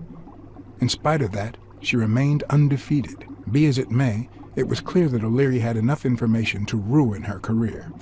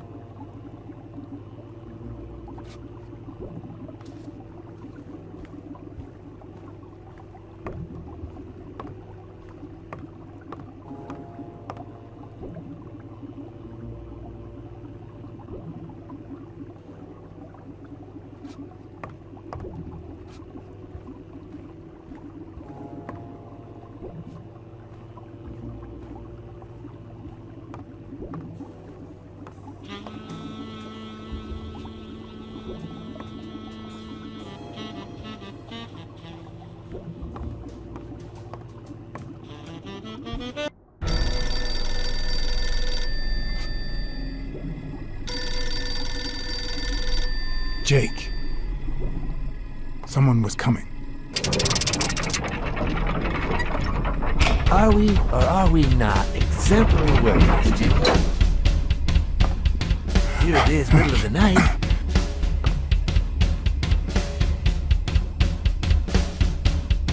And we're working extra hours.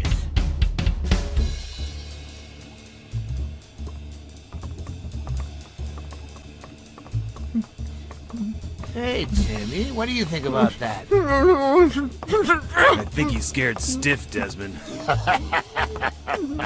Why's that, Jimmy? We're giving you the red carpet treatment. We even let you in the boss's office. You're one lucky fellow. You can't say I don't treat you well, Jimmy.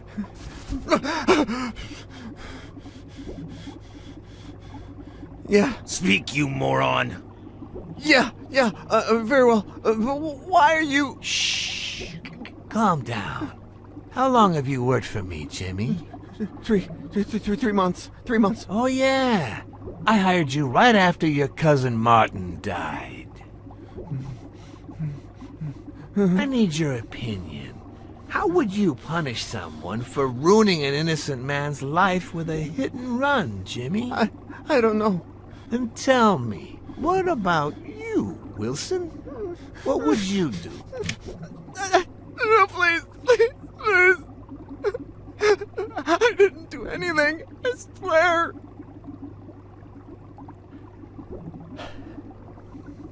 He was a good guy.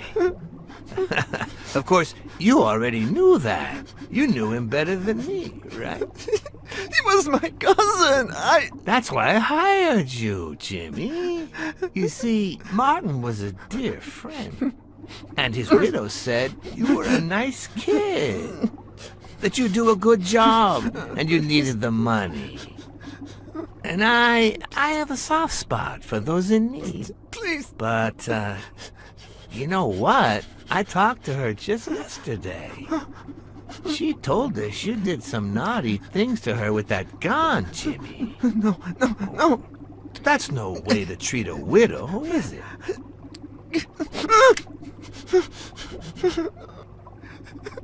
She's lying! Why would I do that?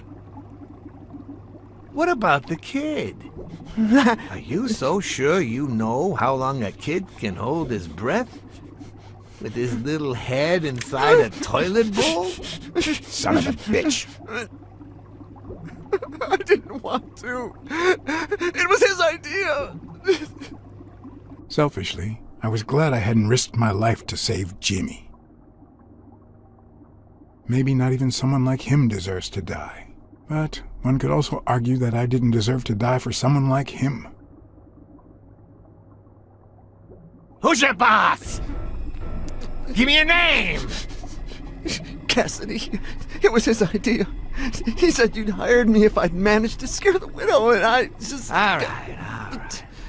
Let's just... calm down now. Okay? It's gonna be okay.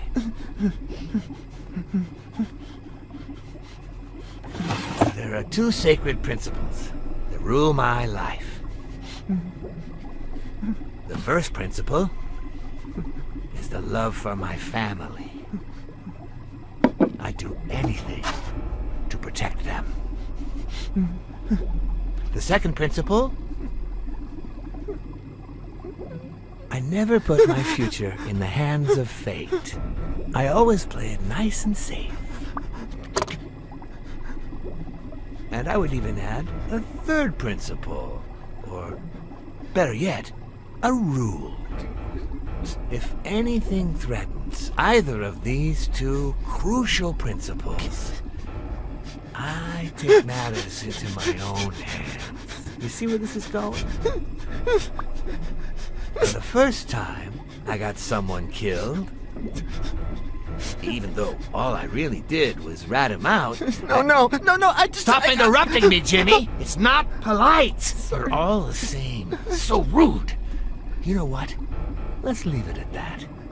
You're going to give a message to that disgusting walrus Cassidy, aren't you? Yeah, sure. Whatever you say. Yeah, sure. Good boy. What's the message? Oh, Jimmy. You still don't get it, do you? You are the message.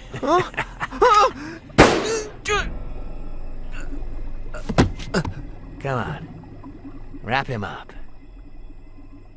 Make sure Cassidy gets the message for breakfast, will you? I hope he chokes on it. Got it.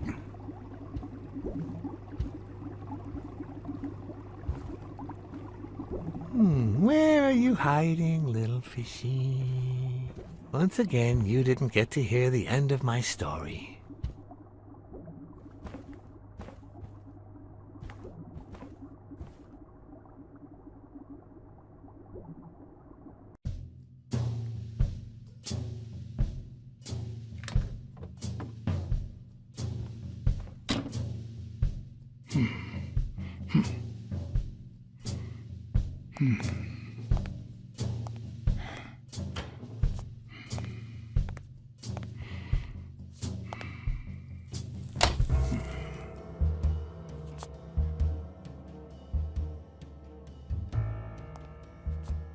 What? Just where do you think you're going, putty cat?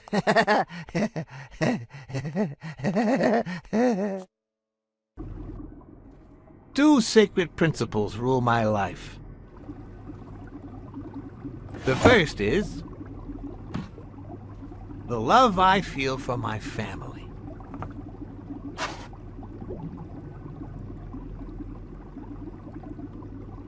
The second,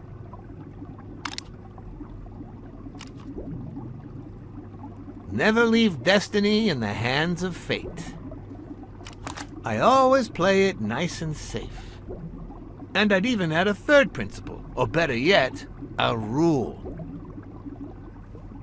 If anything threatens either of these two principles, I take matters into my own hands. The first time that someone died because of me, even though all I did was rat him out, well, that guy ended up in the Hudson River, right off Pier 27.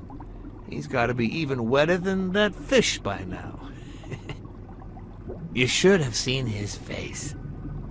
It's interesting what comes to mind when you think you're about to die. Suddenly all I could think about was how much I wanted a pet fish. You too, Bruce? Anyway, I was 14 years old, and I still dream about it. But it's real and it's up. By then, I was adamant about buying a fish. But first... That was that. Never again. Nowadays, whether it's me who pulls the trigger or not, I have zero regrets. What's more, I sort of enjoy it.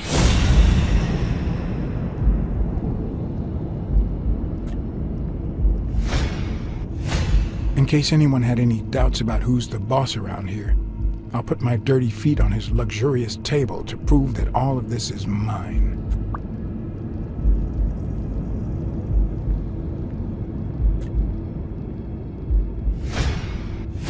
His pupils are dilated, and there's a slight grin on his face. The bastard is enjoying himself.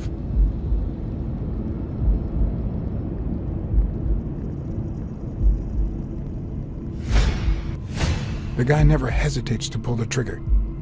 Even if I hadn't seen what he did to Jimmy, I'd know he's not bluffing.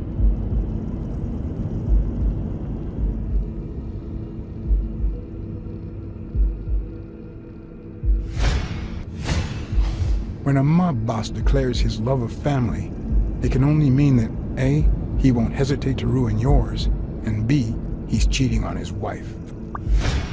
I knew I had it in me to get out of that place alive.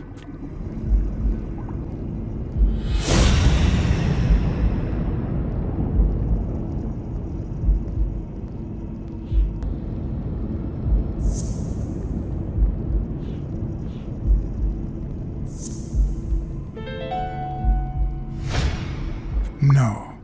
O'Leary's wife is having an affair with Colbert? Should I serve this to O'Leary on a silver platter? Or threaten Colbert so he'll get me out of this mess?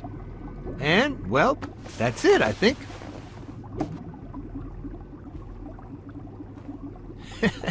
You know, Blacksad, I never made it this far. Congratulations, you're going in style. I didn't want to interrupt you because I respect you and your word. Colbert told me to come here. What? Me? No way! You did what? Colbert? When?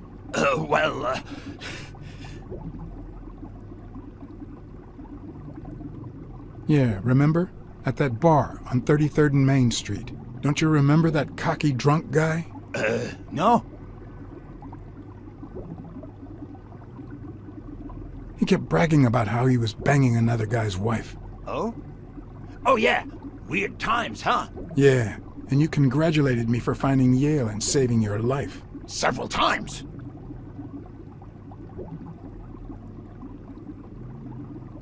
Then I asked you if O'Leary would thank me somehow. And I thought it was a very reasonable assumption. And then you told me to come here to ask the boss himself. Yeah, I think you deserve it. Right, Desmond? Oh, Blacksad, Blacksad, Blacksad. Thank you. And sorry for jumping to conclusions. First, you get a random beating from Wilson. And now this. Although you have to admit I had my reasons to be suspicious, you ran away from Yale's apartment, didn't you? But as you well know, you can't trust anyone in this world. Take it. It's only fair.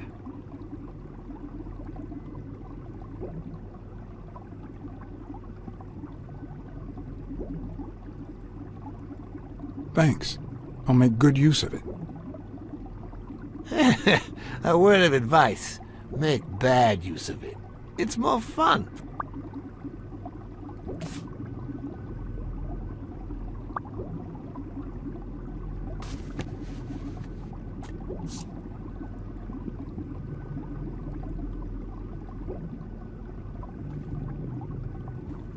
Oh, Blacksad.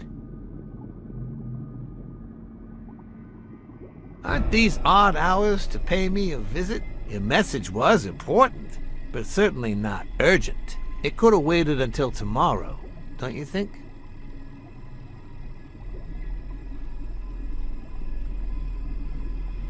Is it that late? I'm too poor to own a watch. I guess I'll have to buy one with your money.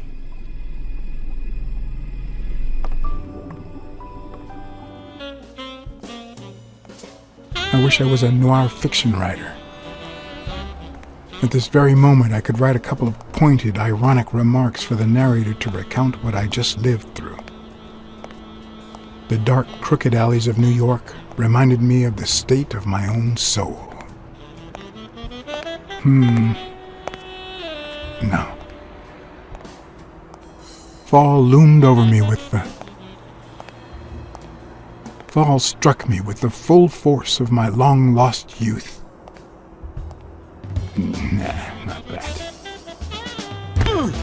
Fall descended over me with the full weight of a guilty conscience. God, that's worse.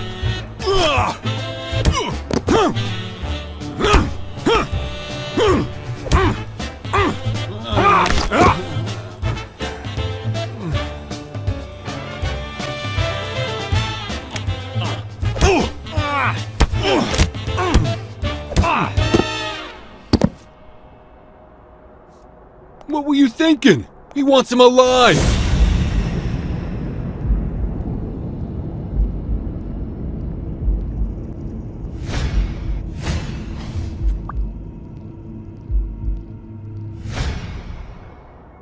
I felt fall seep through my bones like the pain of a good beating. Mediocre, but appropriate.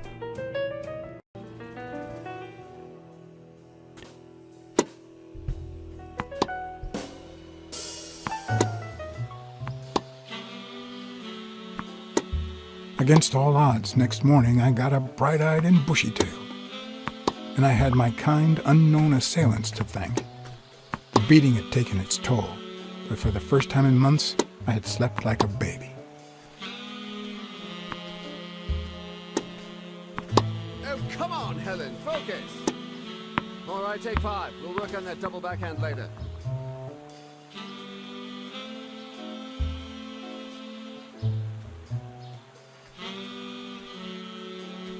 Well, Mr. Blackmore, what can I do for the FBI?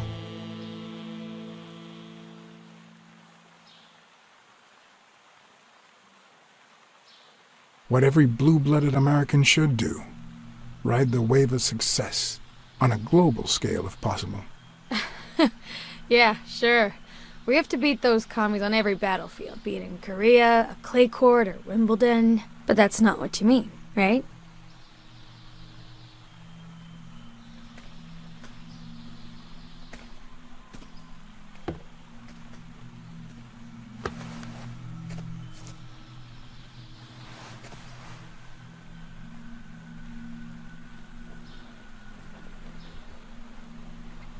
Maybe if we could speak in private?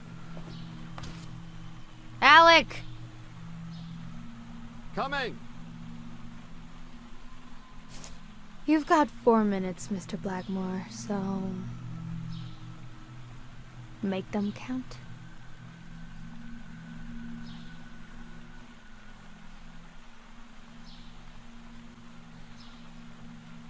We know about you and Desmond O'Leary. Wow. The FBI sure knows what it's doing. So, out of the 100 million Americans who know about that, who did you extort to get such highly confidential information? The thing is, well... You see, I'd love to wipe out that part of my past, but whatever. Do you have any regrets? Ads pay more than trophies. Can you believe it? Being associated with such a shady character could only damage my reputation. Trust me, never get involved with a married man. We know you smuggle contraband during your international tournaments. Oh, really? Are you sure? Like, what exactly? I think she called my bluff. Or did she? Should I follow through or say I was kidding? I'm convinced you're part of a dangerous international network that smuggles champies. For a moment there, I thought you were serious. Glad to see the FBI has a sense of humor. You've got my full attention now.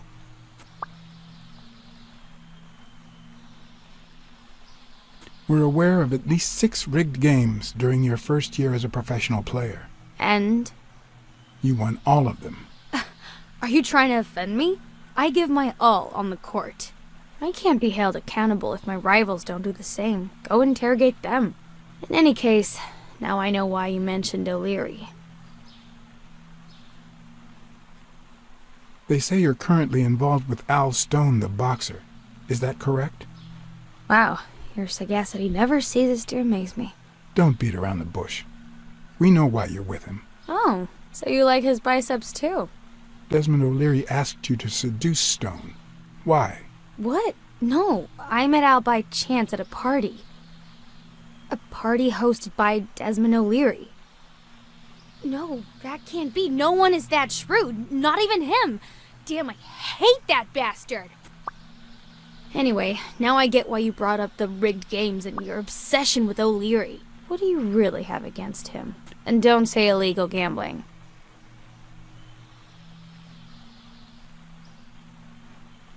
O'Leary is a goddamn commie. A full-fledged traitor. What? Who the hell gave that info to the FBI? The American Clown Association?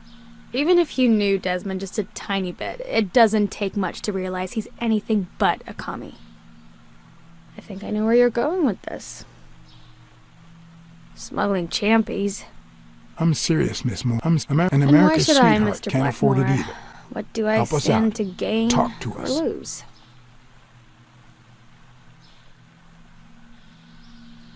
The FBI always returns a favor. Oh yeah? Are they gonna rig my games? This is actually quite simple.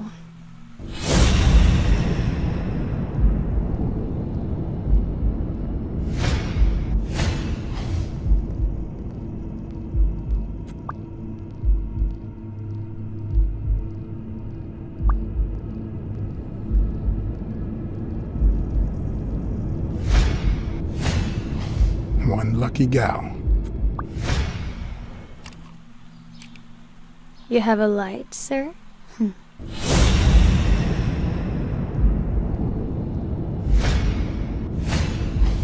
pearly white teeth of someone who barely smokes.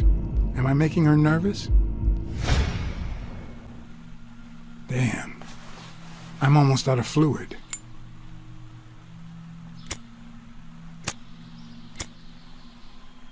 Wanna know my trick?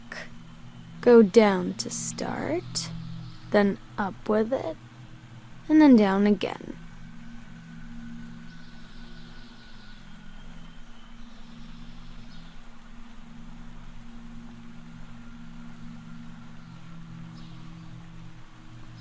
Thanks.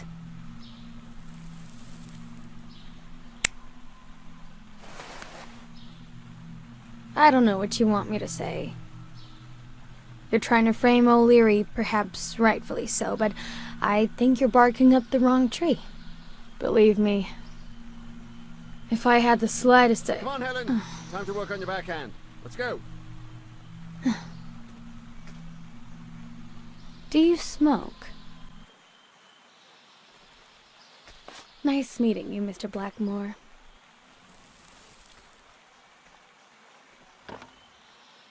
Did you bring my water?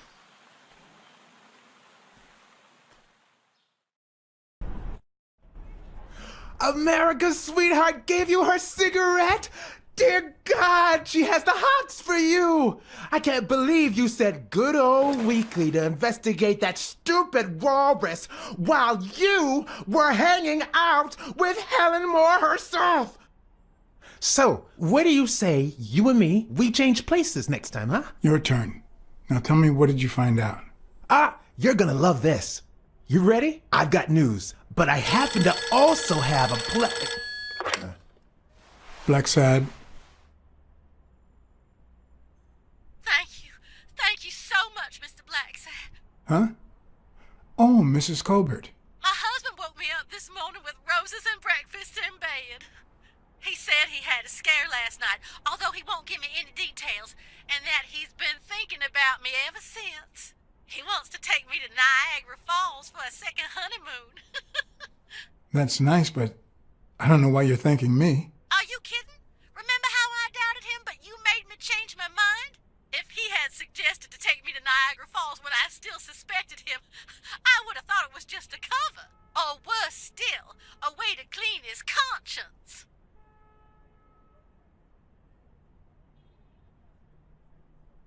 That's precisely what happened, Mrs. Colbert. Your husband cheated on you. Maybe he put an end to it. I don't know, and I don't care. But I have proof if you need it. Mrs. Colbert? That good for nothing? I'm gonna scratch his eyes out. I'll tear his stupid head off. I'm gonna make him regret.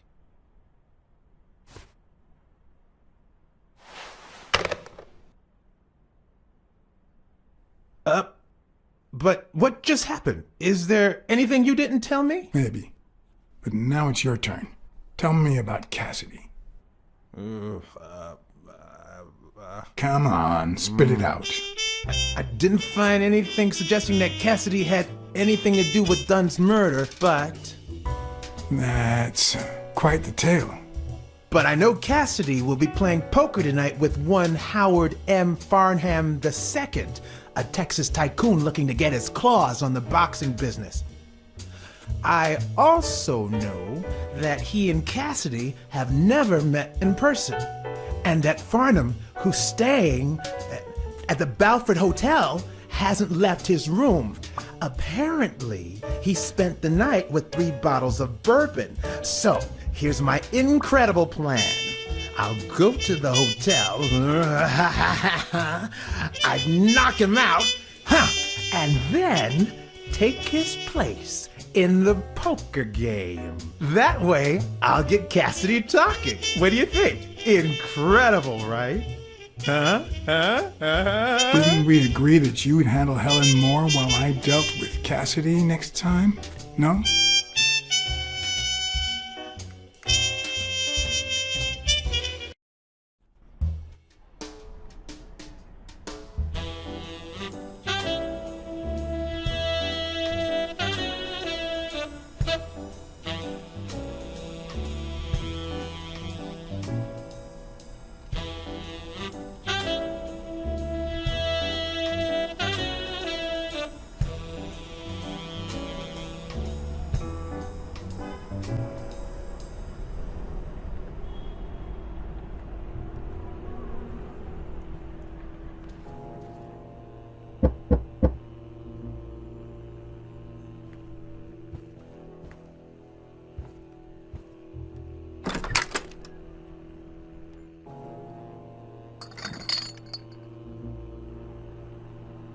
Good afternoon, Mr. Farnham. What's going on?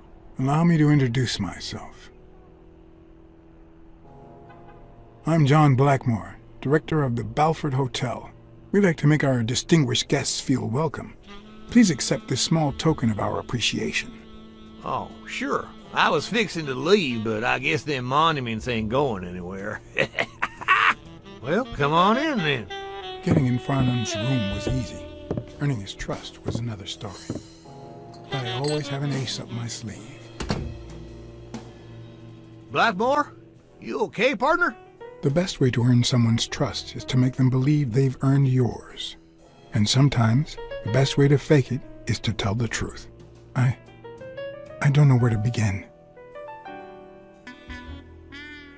The world is falling to pieces, and so am I. Everywhere I look, I see corruption, lies, and filth.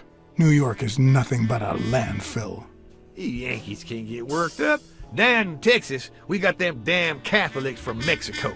But sure as hell, there's a way to deal with it all. One of the tricks of this trade is to be wary of the biases we all have. They cloud our judgment and blur the person in front of us, painting them with the shades of our preconceived notions of who they should be.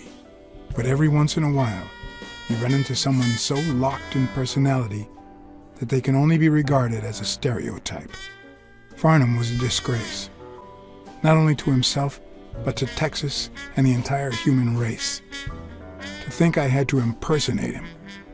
I wish I was like you. You seem so content, so free of burdens. Stop right there, partner. You think this old dog don't have ticks?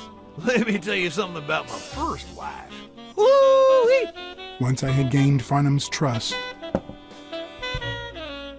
the hard part was deciding what I needed to know to become him and not get myself killed.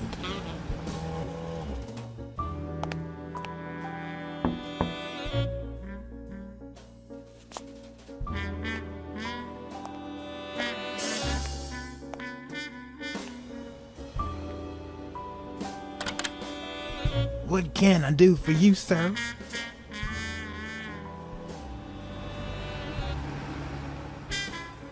Howdy. My name's Howard M. Farnham II. Okay.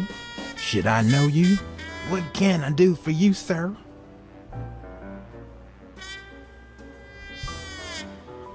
Farnham was one hell of a drinker. I had to get the information out of him before he drank himself unconscious. Otherwise, I'd have to find that information myself.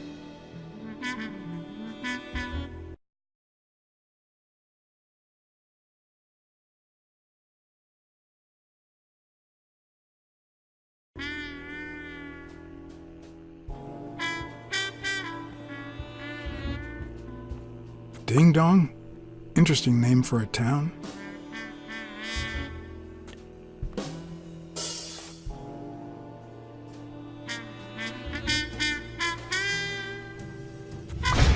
Yes, I got a Vietnamese slave last time. No, please, come in.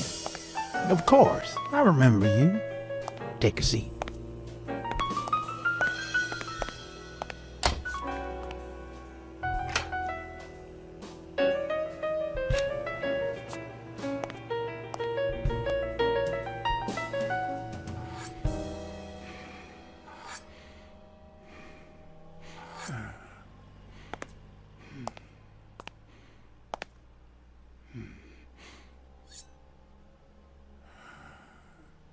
I'm sure you'll understand we can't be too careful. Our host has many enemies, and someone has to keep them at bay.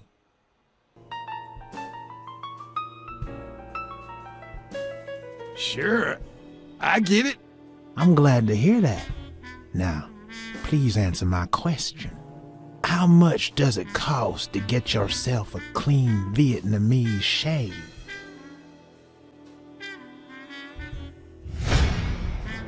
Then, sure enough, Booth put the nail on the coffin of my first marriage. You know, the wife that caught me cheating with the maid. My second marriage, too. You know what I did to her daddy?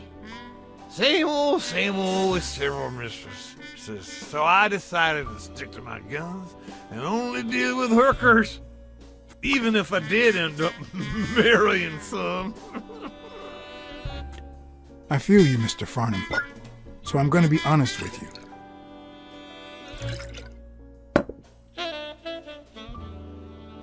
I spent all my savings on poker, and if I had any money left, I'd spend that too. Poker's not the trouble. It's the playing with no bills in your pocket that's the trouble. Oh, trust me, I had plenty of bills. Come on now. You ain't got a pot to piss in, son. I just paid 10 years worth of your salary fixing to play me some poker, and that's no more than petty cash to me. Petty cash, to be honest. I asked you how much. Of course they gave me my receipts. These things I am, boy. Wait, I'll show you. I got it somewhere. Just a sec. I'll get it. I just put it over. I think I'll be right back.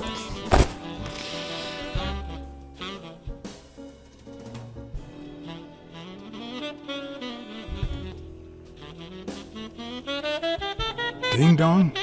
Interesting name for a town.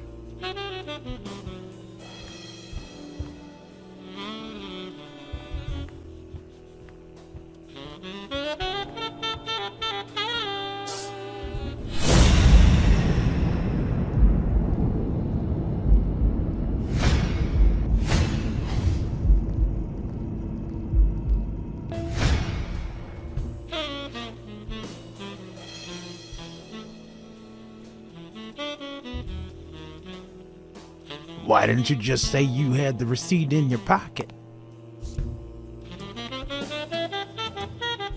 I'm almost certain, but tell me, who told you to come to this barber shop?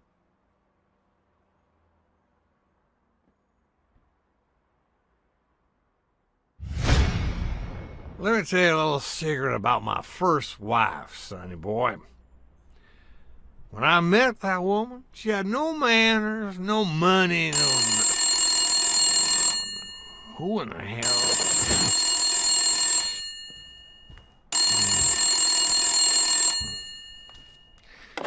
Farnham. My God, if it ain't the hero of the day.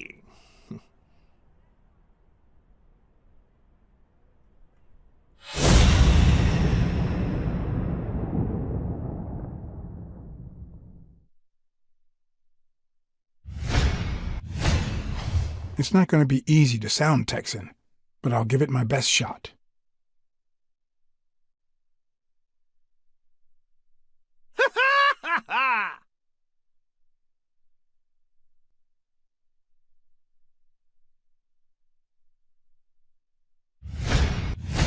I probably don't need to imitate his gestures during the game, but it certainly wouldn't hurt to try.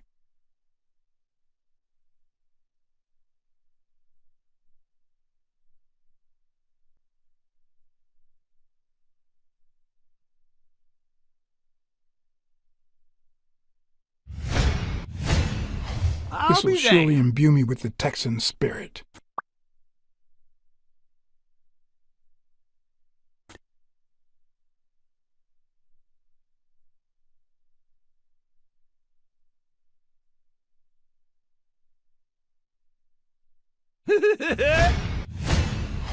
Nothing says Texan like a cowboy hat. Yes, sir. New York. Anyway, Kenny, thanks for fixing the game with Cassidy. God bless you, brother.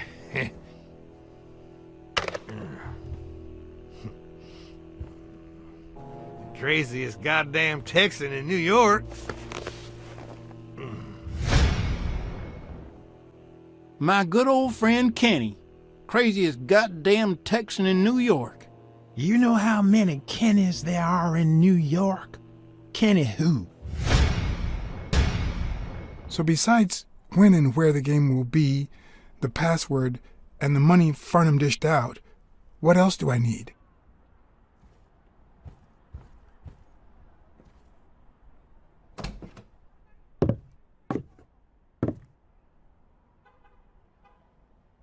Luckily, there was only one Kinney in Farnham's address book, Kinney Eakes, residing at...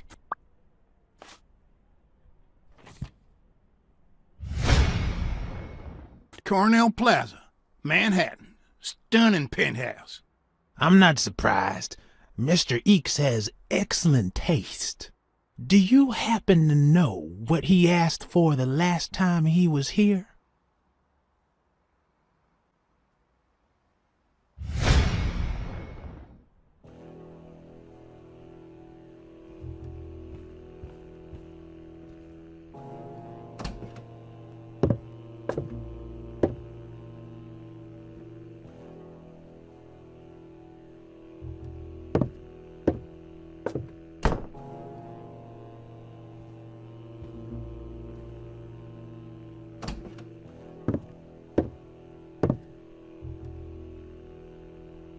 No matter how superficial someone may seem, there's always a way to win their heart.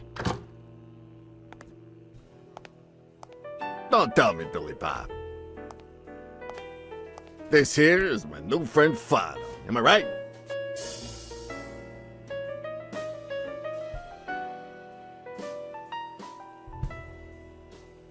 Sure enough, your barber was fixing to give me a shave. You can get a good shave at another time. Billy Bob is always at our beck and call. Of course. Hey, come on. Let's get in there before they finish all the bourbon without us. I haven't frisked him yet, sir. I don't think that'll be necessary. Mr. Farnham here, he's an honest Texan. And I'm sure he'll hand over his weapon if we ask him to. Right?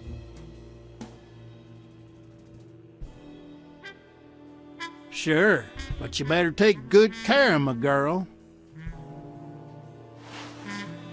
It'll be my pleasure.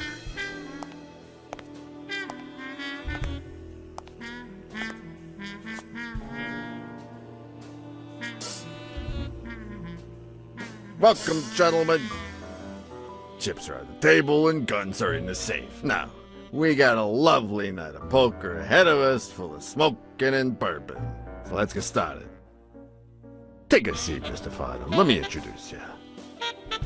To my right, wearing gray boxers and weighing in at 140 pounds, the owner of Pink Vice, the largest meat market in all of Manhattan.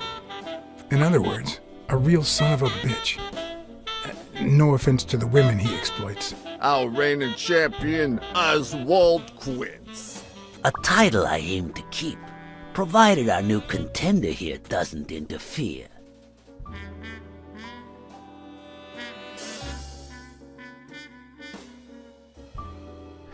Sorry, partner. You ain't got a chance in hell. But look at it this way. You're fixing to learn new tricks. For better or for worse, I only need one trick.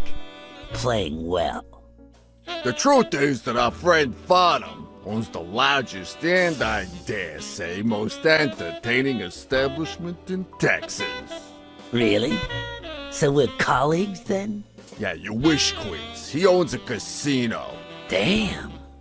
And it's not even in Austin or Dallas. It's actually in a little town called, what was it? Darn it. I looked it up the other day. Had a funny ring to it. I hate it when this happens. I thought they moved all Texan casinos to Vegas, where gambling is legal. You mean Ding Dong, Texas? Ding Dong! That's it.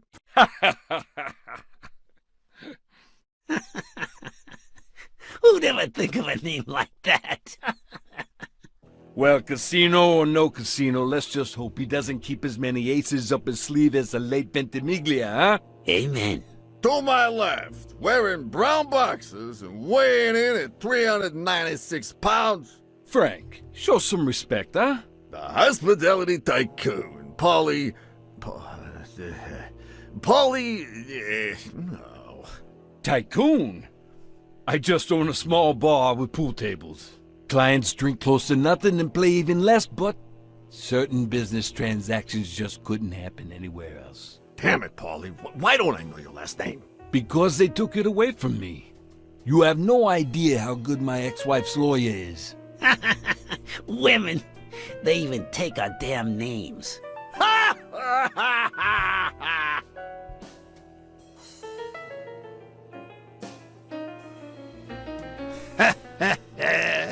You're too much, Paulie. When you're done sightseeing, why don't you drop by La Iguana for a game of pool, and I'll buy you a drink. But I have to warn you, my clientele isn't crazy about furry fellas such as yourself.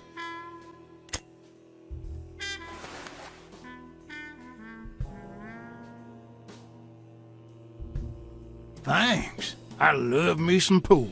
Perfect. It'll be my pleasure. You're looking to start your own pool business, Farnham? This guy here wants to start a boxing association in Texas. And guess who he's turning to for advice? To be honest, several things got me worried, so I'd be much obliged for any counseling. So, what worries you?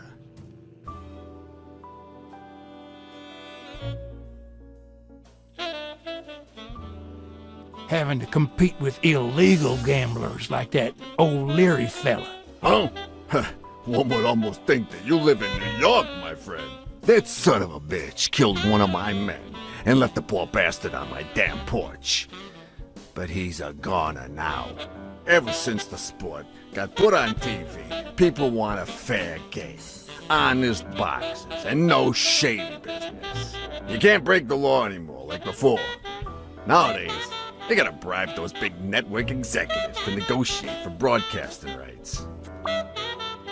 Billy Bob, bring out the bourbon. We're drying up here. I'll deal with a fresh deck, of course. We respect traditions in this establishment. Poker is as boring as it is simple. All you need to do is read people's faces.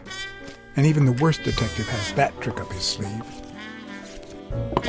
The real issue is knowing what to play for when there's much more than just money at stake.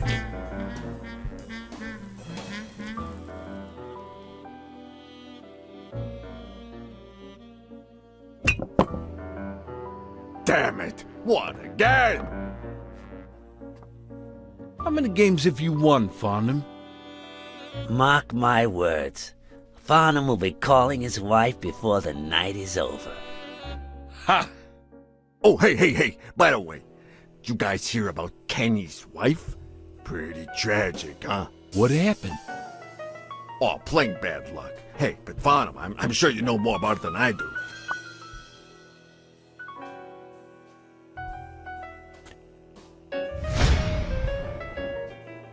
Anyway, Kenny, thanks for fixing the game with Cassidy.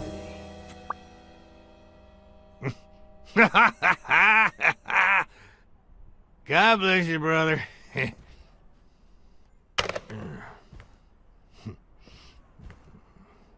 craziest goddamn Texan in New York. And the poor fella's already got enough on his hands now that his wife... Women just gotta have their vices. But she's in a rehab clinic now, hooked on tranquilizers and all that. That's it, tranquilizers. Don't tell me women don't have their vices, too. Bring out the bourbon, Billy Bob. Come on, give me the bourbon. Maybe I spoke too soon when I said that poker is easy for a good detective. Let's just say it's relatively simple. There's always someone ready to surprise you. Relatively speaking. Well, I'll be damned! I don't believe this! What happened, Farnham? Beginner's luck doesn't last forever, and that's when the real champ comes in. I hope you're ready to lose it all, my friend. Poor Farnham. Came looking to make big bucks in the city with his boxing, and he's gonna lose it all with poker. I hope your counseling will make up for it. Yeah, so how can I be of help?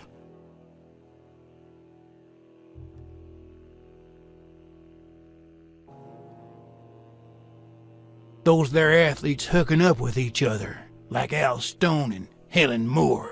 I see you subscribe to What's News. Yeah, my star boxer, the reigning champion. He's having an affair with America's sweetheart. Hey, I got nothing against those two idiots falling in love. Don't get me wrong, but it's taking a toll on his performance. I don't think he'll lose against Yale, but I'm starting to worry a bit. You happy now? Sure thing. Although, there is something else. Come on, spit it out. I want to play.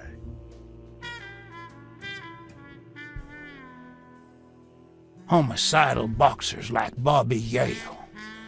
Ha! That's some piece of news, huh? Hey, I don't know if he did it, but the real problem is that the fight against my champ Stone might not even frickin' happen. The good news is that I've almost convinced the governor to let him out of prison on the day of the fight. Under police escort, that is. I bet you the audience gets a kick out of that. Come on, let's steal another hand before Quince accuses us of trying to break his winning streak. Ain't gonna happen. Gentlemen, I suggest you never tell your sons about this game, unless you want to lose their respect. Wait, you mean our sons actually respect us? I hear you. There's no way to set boys straight these days. They don't even respond to a good old beating.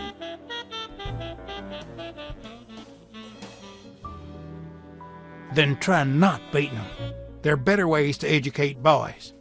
Hey, careful, Quince. You're talking to a pro.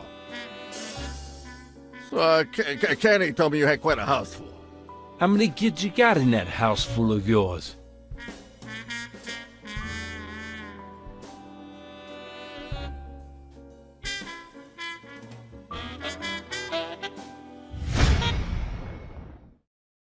No, that son of a bitch was about to choke on his own vomit. Although the communist in me reveled in the sight of a millionaire choking on his own vomit, even so, I couldn't just stand there and watch him die. No, deserving or not, the man would live.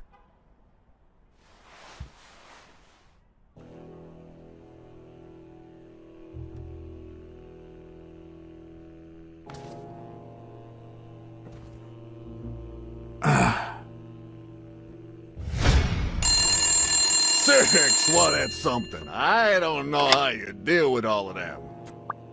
All boys? Does it have to be now? Oh, never let Quince near one of your daughters. Come on, Folly. Children are sacred. I won't lay a finger on them until they're 12. After that, well... let's just say...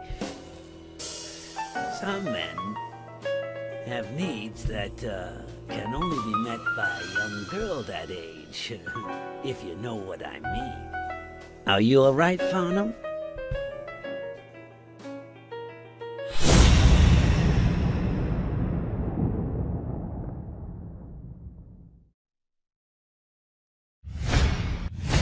That damn eagle represents the lowest scum of our society.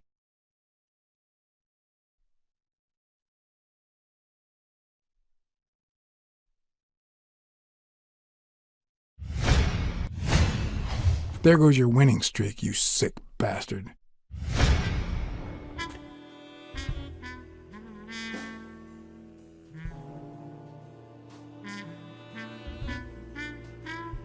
Sooner or later, the police are gonna bust your ass. Quince. What the hell are you talking about? I bet you're as bad at hiding those poor girls as you are at keeping that ace up your sleeve. What? You lying piece of shit. Quince? Don't believe a word he's saying, Frank.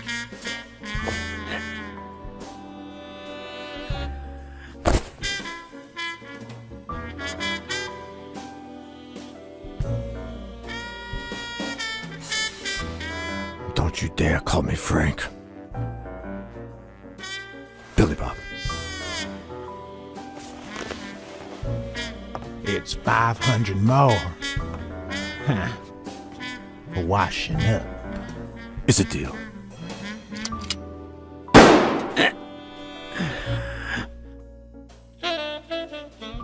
A good call, Father. I owe you one. Please, take that flying scumbag's tokens. And mine too, if you want them. I'm feeling generous. Hey, turns out the governor accepted my suggestion to let Bobby Yale out of prison on the day of the fight. Hey, this is turning out to be the perfect night. If you decide to go ahead with your new venture, call me, Farnham.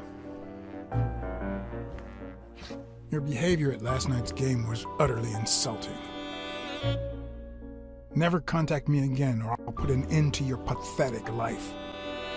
If our common acquaintance should ask you about your business endeavors, tell him that boxing is too violent for you. Signed, Frank Cassidy.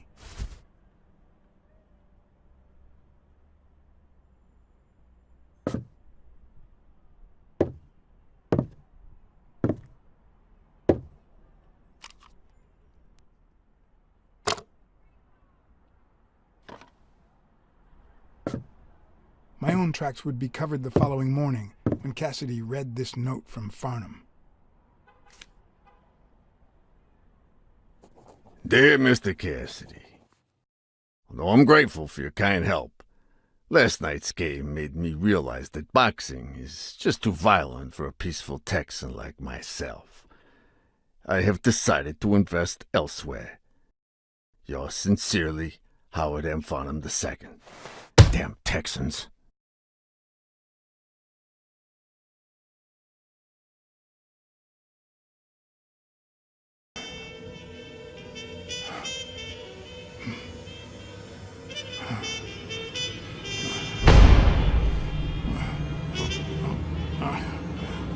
As for me, it was the first time in days that I had gone to bed without my daily.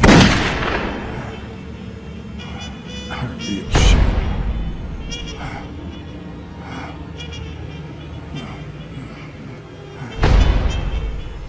Nothing like a bruised body to help you to sleep like a baby.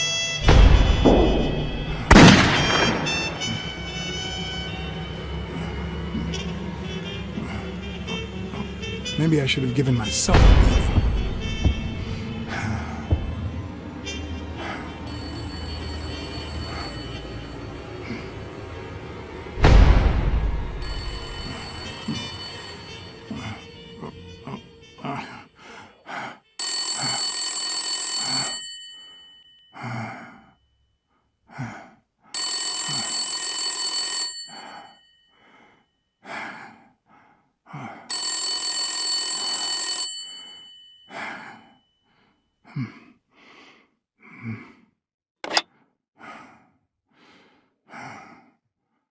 Blacksad. Finally, I need you at the gym now, please.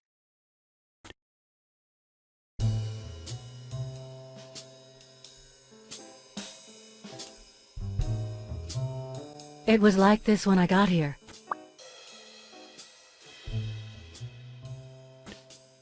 Did you touch or move anything in here? Only the phone. Good. Calm down. I'll take care of this. Had you already finished looking through these papers? I wish. Well, I guess you'll enjoy sorting all this again.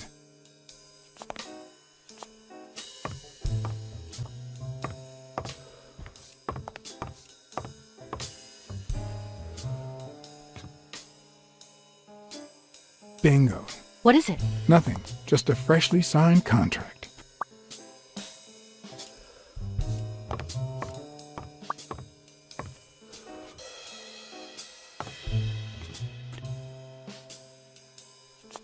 What are you doing? Do you like sardines? Excuse me? Do you like sardines? Ugh.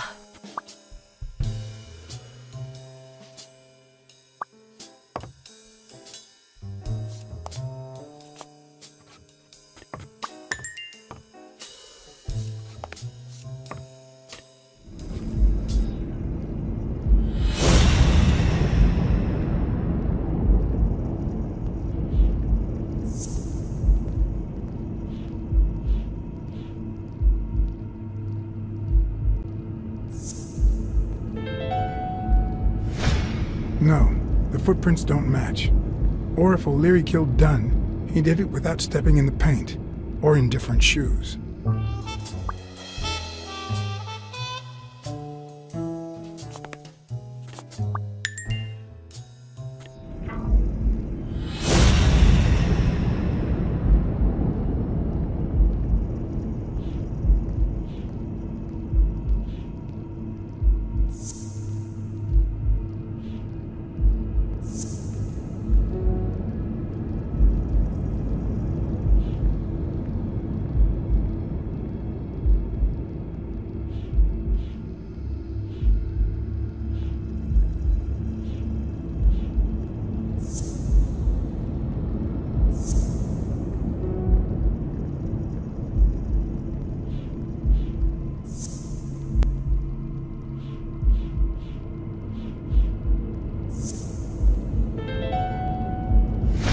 It's pretty clear that Helen Moore's cigarette case was a gift from O'Leary.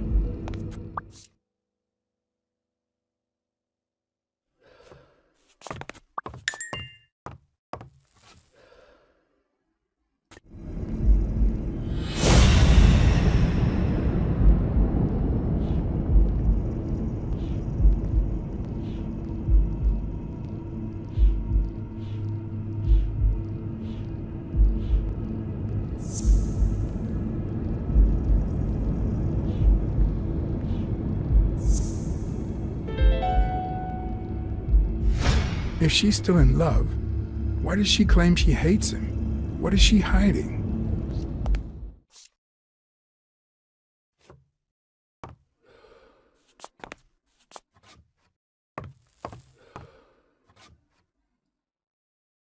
Not that I suspected otherwise, but it's obvious they weren't looking for money.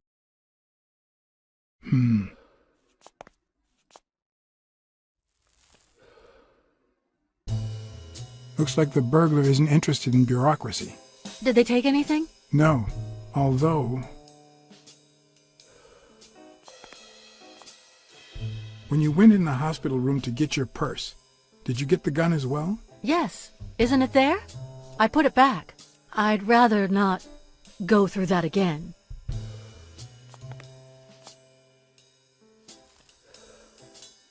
That's too bad. It looks like they took it.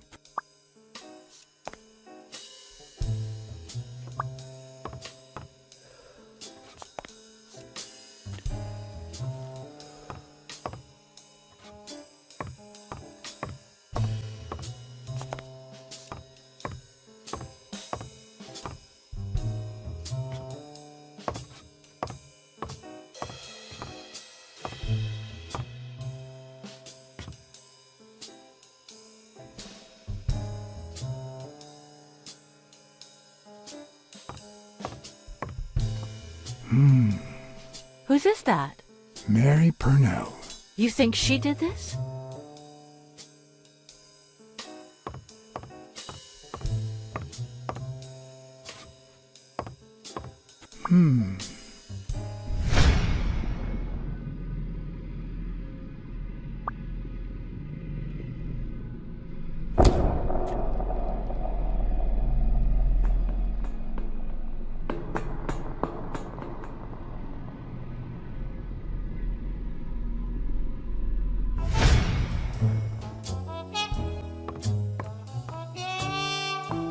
Wait here, please.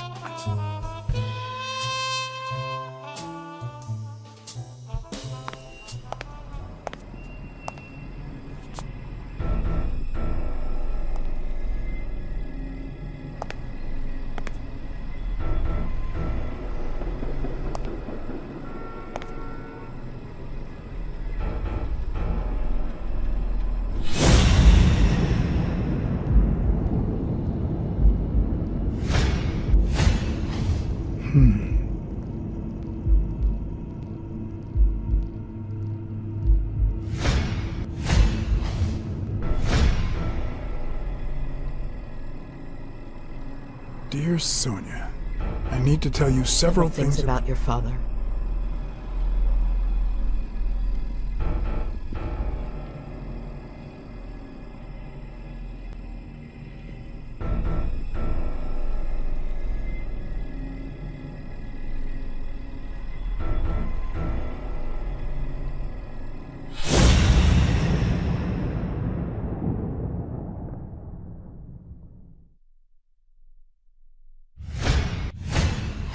Could be a knife wound.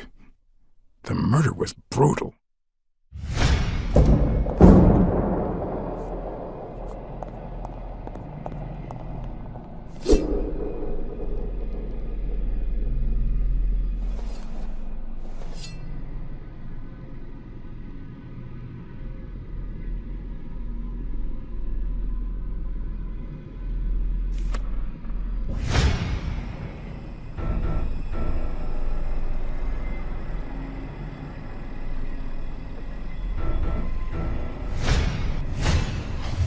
If I were you, I wouldn't quit.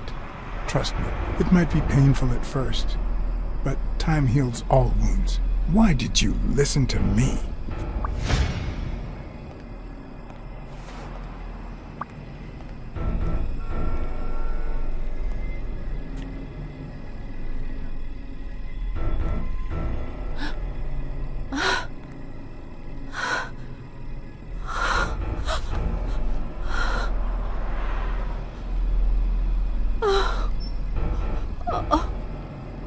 I want you to call the police, Sonia, and then go straight to a friend's house. Don't even think about going home, and definitely don't come back here. I'm staying at a friend's house. I haven't even set foot in my father's place yet.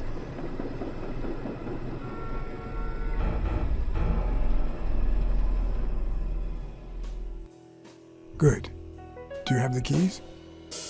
If the murderer didn't find what he was looking for, that might be his next stop, if he hasn't been there yet.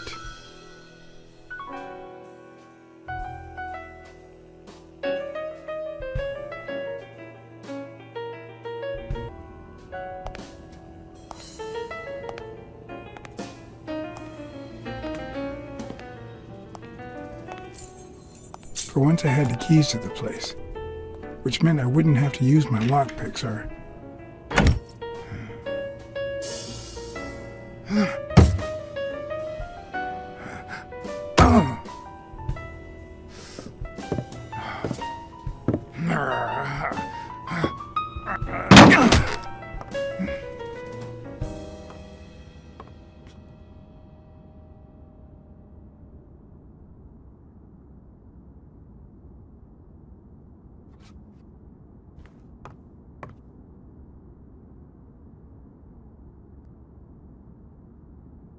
I see more art in a boxer's hypnotizing footwork than in certain modern paintings.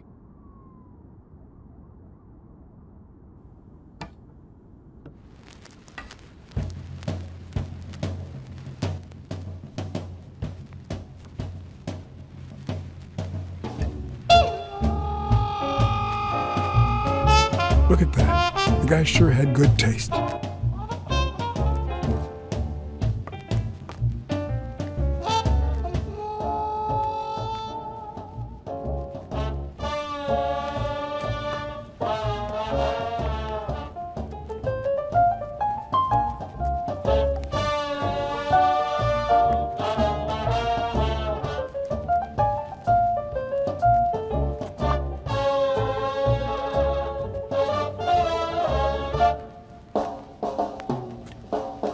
It's hard to believe that a pair of boxing fists could play something like this, although I'm sure he had the lungs for it.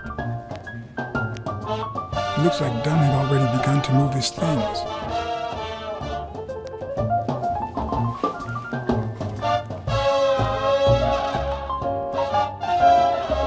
Dunn? Thorpe? No idea. And these two, they look familiar.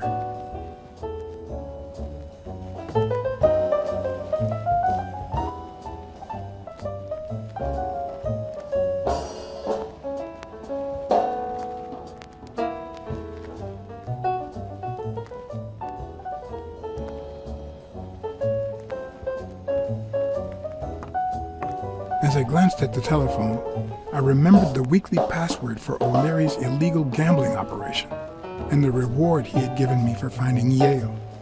I had managed to make my own dirty money by ratting out the Eagle Pimp during our poker game. How much damage could a small bet do?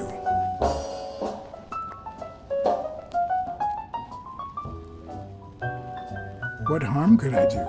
Only the invisible type.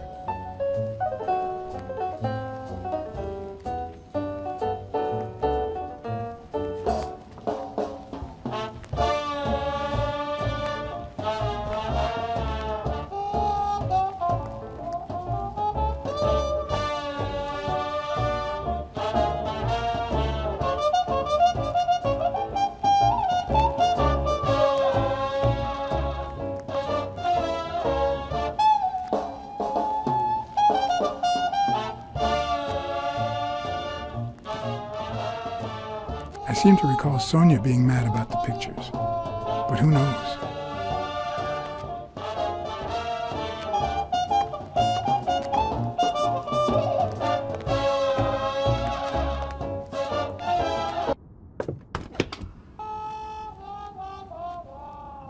Ready-made meals on airplane trays in front of the TV.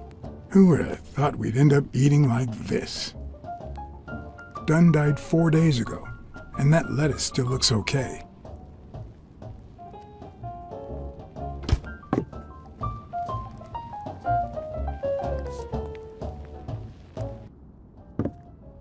Sardines. It's been open for a few hours.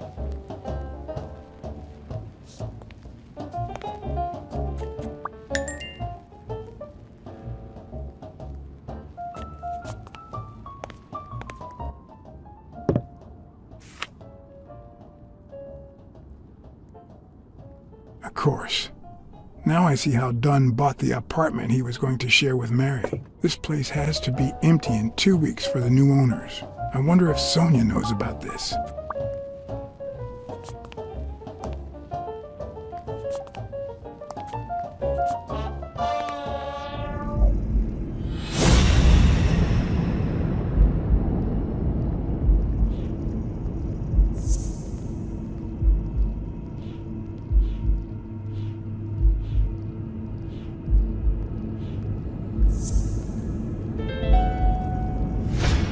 Pretty clear that the burglar came by the house before heading to the gym, which means he probably didn't find what he was looking for in here.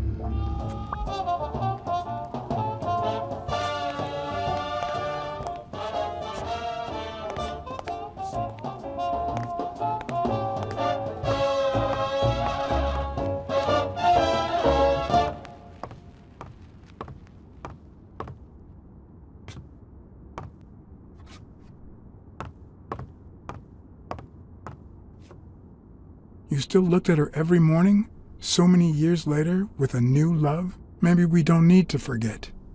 Maybe pain just transforms into, I don't know, something.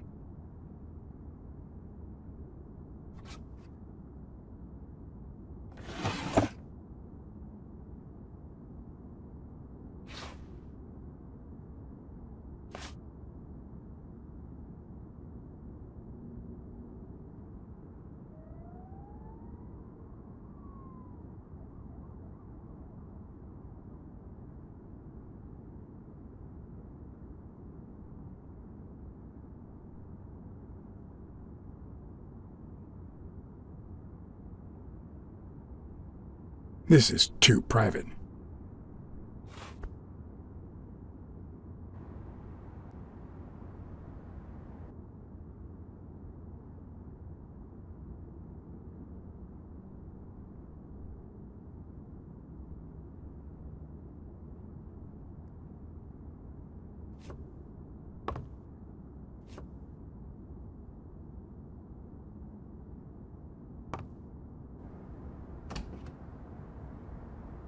Another empty closet.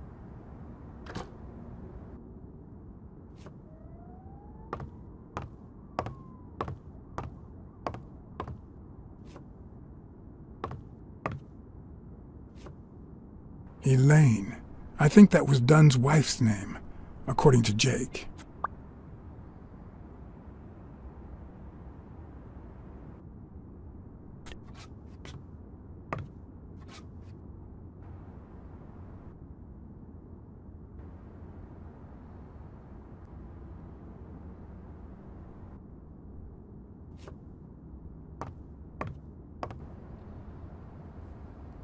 Is this how he got in?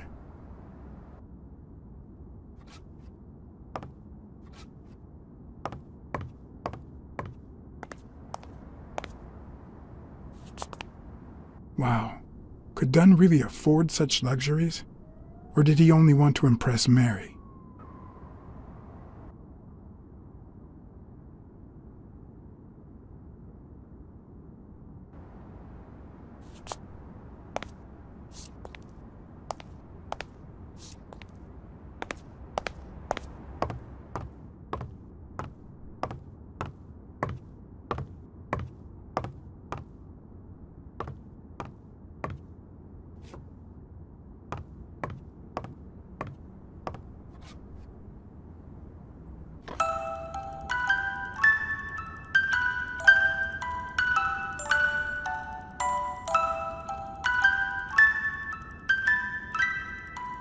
Could this be the origin of Sonia's interest in business management?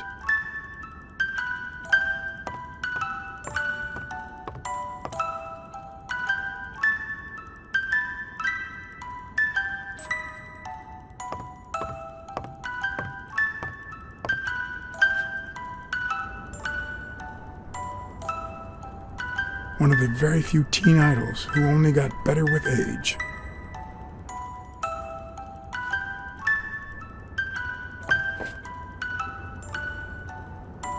What's this doing here?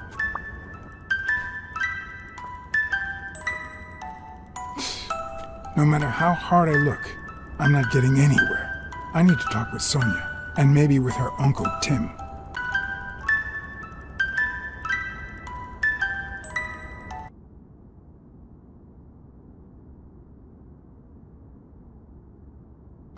It brings back... I don't know. Good memories? An optimist, are we? It's like remembering the last day of summer. Scenes full of joy, picturesque landscapes, and yet the light is faint and the air is still, the calm before the storm.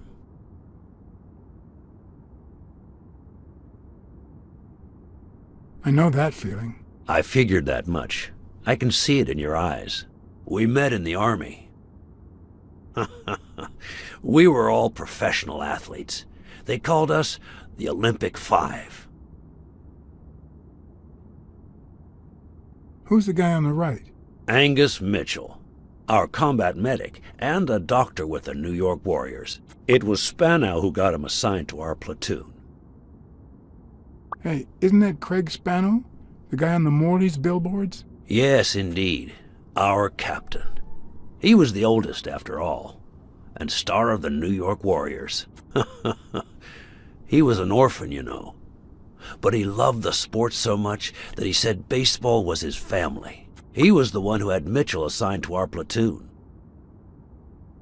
Was Dunn already boxing? Yes, he was. I had already seen him fight before I even met him. He was as humble in the ring as he was in life. He'd always let his rivals take the initiative. I remember how he barely dodged the blows. If you didn't look at his feet, it seemed like he wasn't even moving. And the footwork, pure dancing. You could almost hear the music. The song would play until his opponent was exhausted. Then came the drum roll, followed by Dunn's victory by KO. Who's the guy on the left? Ah, Viktor Sukovsky, the athlete. You've probably heard of his medals. What about you? I had just signed with the Milestones. I hadn't even played my first game, but people said I had a bright future ahead of me.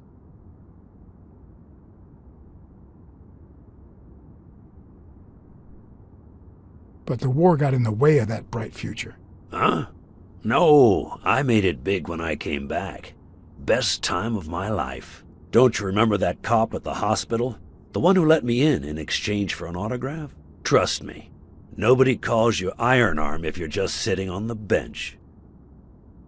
Who would have thought that I'd end up becoming Tim Iron Legs Thorpe?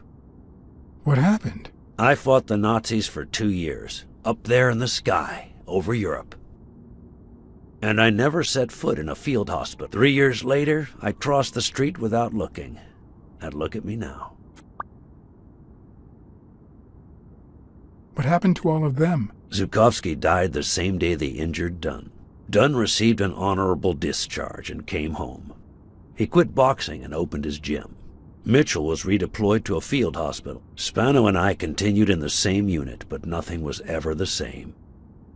You see what I meant with the last day of summer. And after the war, well, who the hell cares? I do. What happened to Spano? Well, you've seen the billboards. He made it big time. When I was forced to retire, I got him some advertising deals. That's how I founded this agency. But then, something happened to him. He became sullen. He fell out of shape, and slowly but surely lost touch with reality. He withdrew from public life and broke off our friendship. Haven't heard from him in, 3 years? And believe me, I've tried to contact him.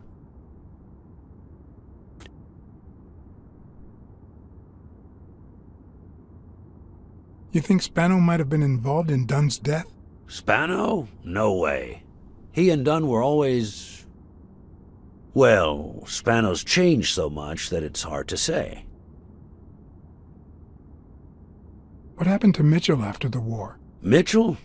Who knows? We lost touch. I hope he's doing well. I think I saw Mitchell not too long ago, but I can't remember where. Seriously? Please try to remember. I'd love to hear from him again. I'll do my best. Allow me to double your wage. You have to find the murderer. Maybe Dunn stayed in touch with Mitchell or Spano. Maybe even with both. But he never told me anything. Maybe Sonia knows. I doubt it. But that's not the only question I've got for her. May I?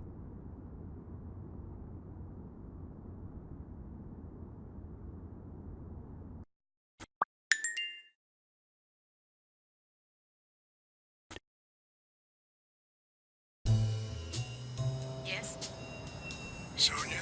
No, she's not here. Who's calling? Where is she?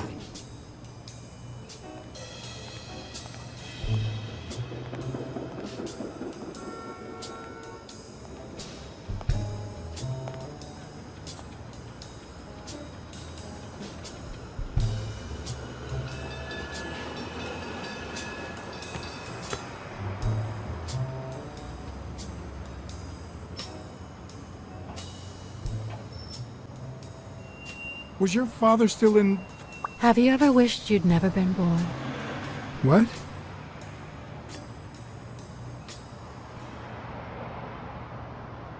I live with that constant thought. Then we're both in the same boat. First time was right after moving to New York. I hated my mother. She was the reason we moved from the countryside and the smell of freshly mowed grass to this dirty city and the smell of medicine. Her medicine. The second time was after she died. I hated myself for having hated her before, for not having loved her enough.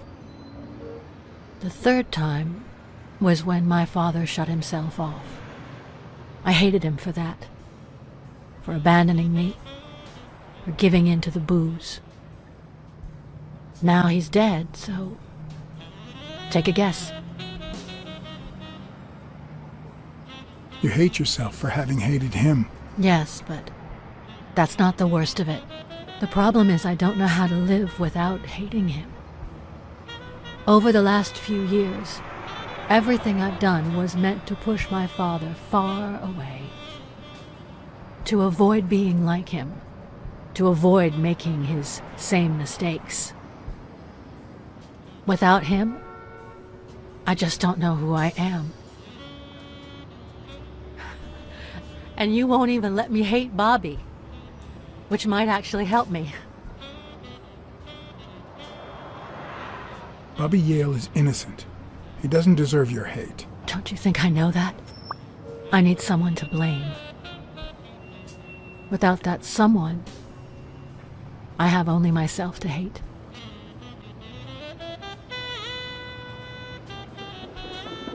What if I don't find the person who did this? We'll have to wait and see. But I believe you will. You've already come so far. I'm sorry I haven't been a little more grateful. In any case, you shouldn't hate yourself. You are... No, you have such good qualities. You're both kind and beautiful. Are you really trying to flatter me now? No, seriously, I didn't mean to... Sorry. Anyway, can we just drop the subject?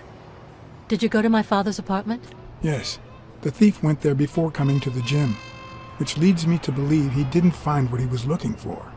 And what was he looking for? That's what I intend to find out, with your help.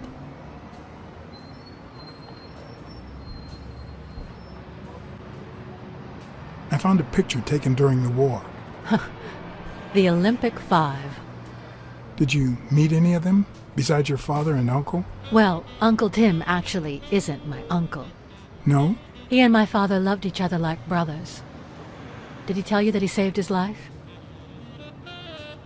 Thorpe saved your father? They were flying over Brittany in a 3-unit fighter plane. Zukovsky was the pilot, my father was the co-pilot, and my uncle manned the machine gun. Suddenly, enemy fire killed Zukovsky and injured my father, which is why he never boxed again. My uncle jumped out of the gun turret, ran to the cockpit, and managed to pilot the plane to safety. Oh, the times my father told me that story. And now...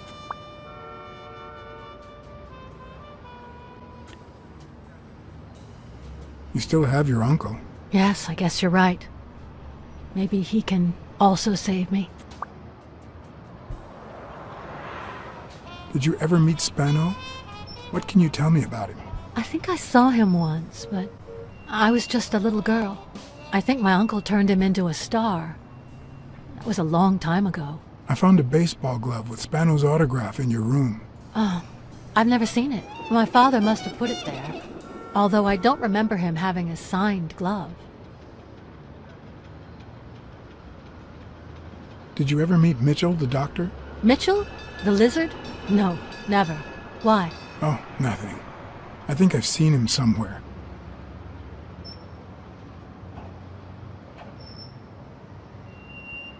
Your father sold his apartment. The new owners move in 2 weeks. What? I'm sorry. I think he used the money to buy a new place with Mary Purnell. The letter you're holding explains the rest. I wish I'd had the chance to talk to her. Your dad had great taste in music. You think? Let me guess. The same taste you have, right? Exactly. You don't know how happy that makes me. I saw your old room. That's embarrassing. Stop, or I'll end up hating you.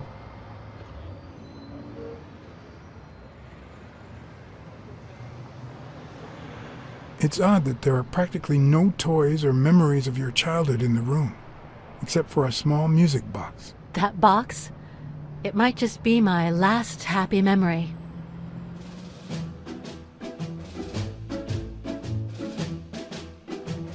It's from before my mother got sick and we moved here.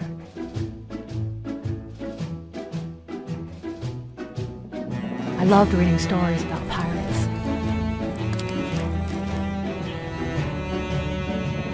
So my father drew a treasure map for me. I searched the whole house, one clue at a time. It led me to this enormous tree in the yard where Daddy had put up a tire swing. X marks the spot, so I dug to find my treasure. I loved the music it played, the ballerina and the little secret compartment. Oh, the secrets I kept in there. I think it's the first time I heard you call your father Daddy. Really?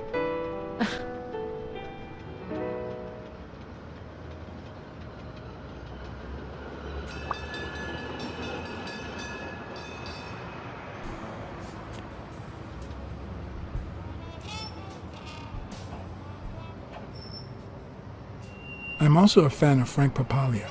Oh yeah, the poster. I only liked him because my father thought he was too modern. But I'm glad we agree. I thought you shared my father's taste in music.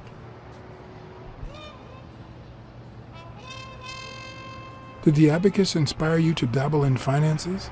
The most useful gift anybody has ever given me.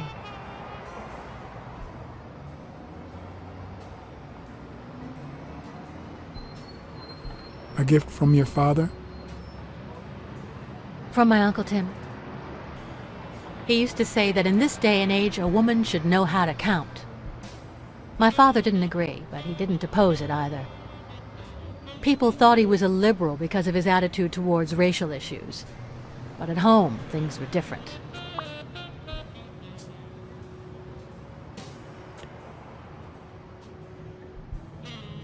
Are you cold? A little. Maybe I should go. Anyway. Thanks for the company.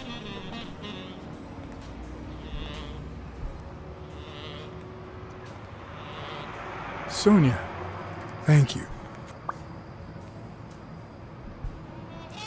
Aren't you coming?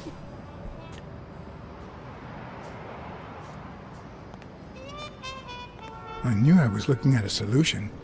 But what exactly needed solving?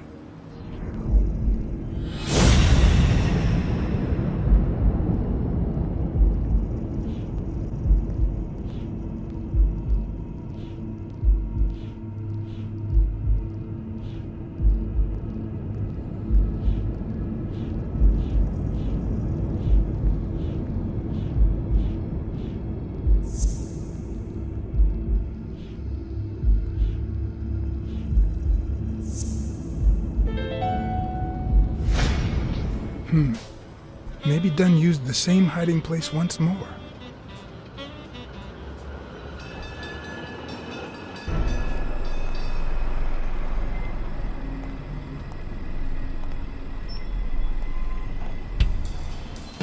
I'll never understand why detectives and criminals bluster while they fight each other in the pictures. What a waste of breath, focus, and energy.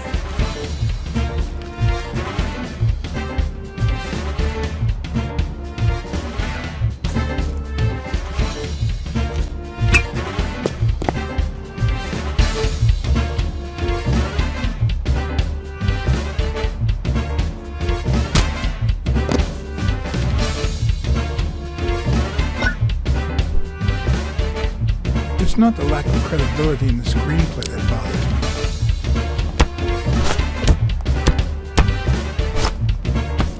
Plus, it's actually pretty handy. When a crook talks to you in the middle of a fight, you know you're up against a rookie.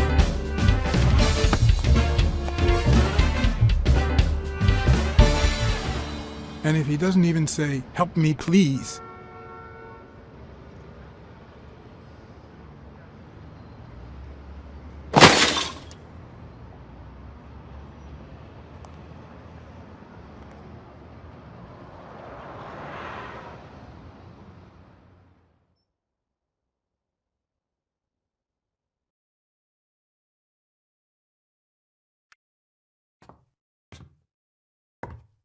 What did they say? Nothing serious. I lost another one of my 9 lives. Oh, this hurts. Got many left? I'm in the red.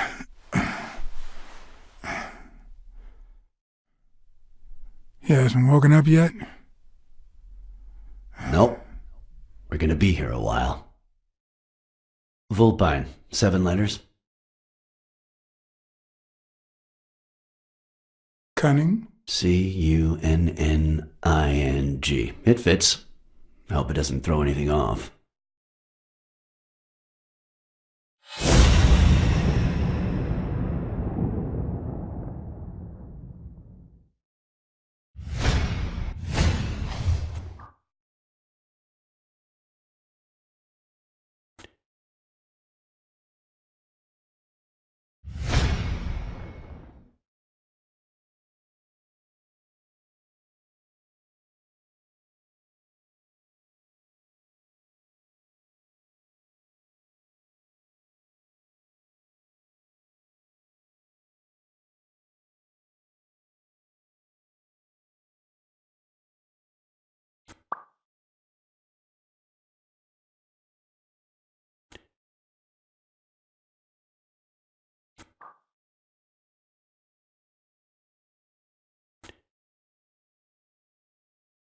Yep, looks like you were right with cunning.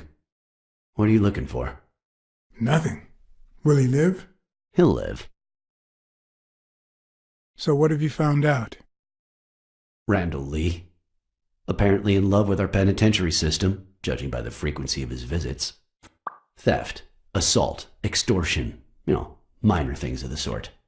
Any partners? Always works alone. He's never ratted out his employers, provided they exist. Did you find anything? Is this our man? Do you have proof?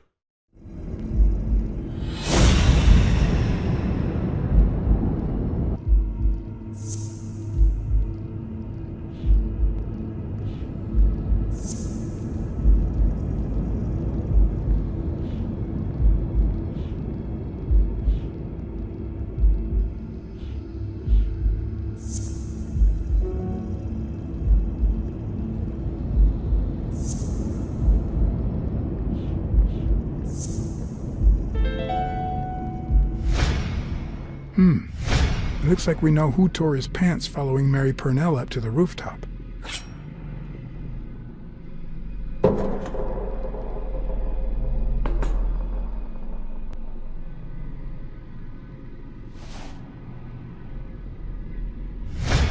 His pants have a tear in them. I found a piece of that same fabric at the gym, on the stairs that lead to the rooftop where we found the second body. Makes sense, but how many pairs of ripped pants are walking around New York City? I don't call that evidence.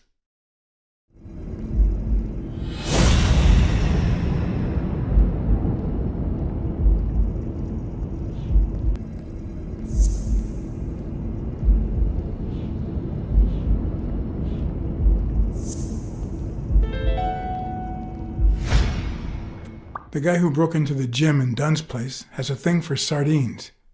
Did you smell his breath? Right, because there's only one sardine fanatic on this side of the Hudson. I need something more.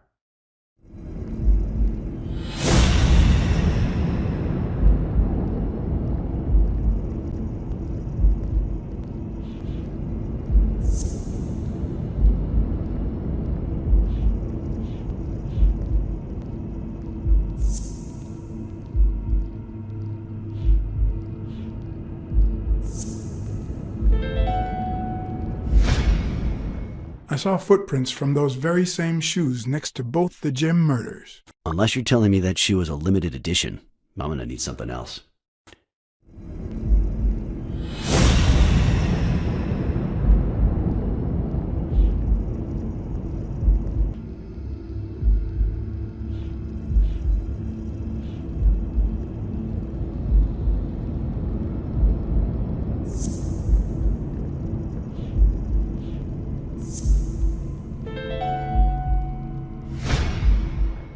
One of the thugs that attacked me the other night had a snout just like his. I'm sorry, but you can't incriminate someone based solely on species. What else you got? What more do you need? I've given you 4 pieces of evidence. None of which are conclusive. He tried to throw me off the rooftop. Yeah, you're right. I'm sorry. He's our man. No, he's not our man. Make up your mind. He's just a puppet. Someone is pulling his strings. Could it be Yale?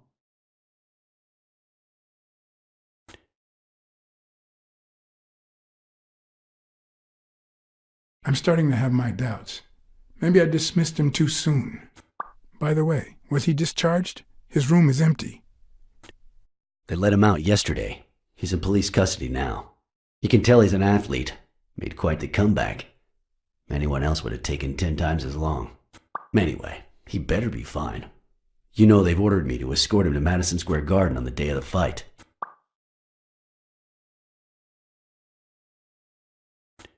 That's the first I hear of it. Quick, what do you want? Good cop or bad cop?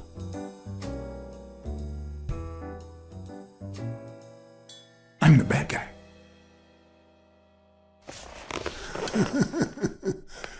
Good thing someone took out the trash. Good morning, Mr. Lee. I assume you're aware that you're about to be accused of murder, and that thanks to the witness testimonies of Mr. Blacksad and Miss Dunn, your future's not looking too good. Go to hell, you dog.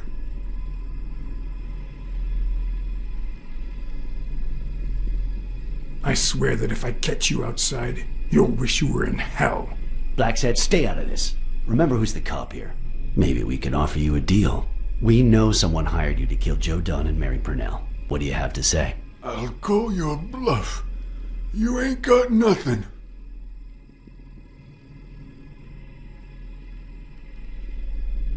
Your friend the Hellhorse doesn't seem to feel that way. Although I'm afraid he won't be talking anymore. Shut up or I'll kick you out.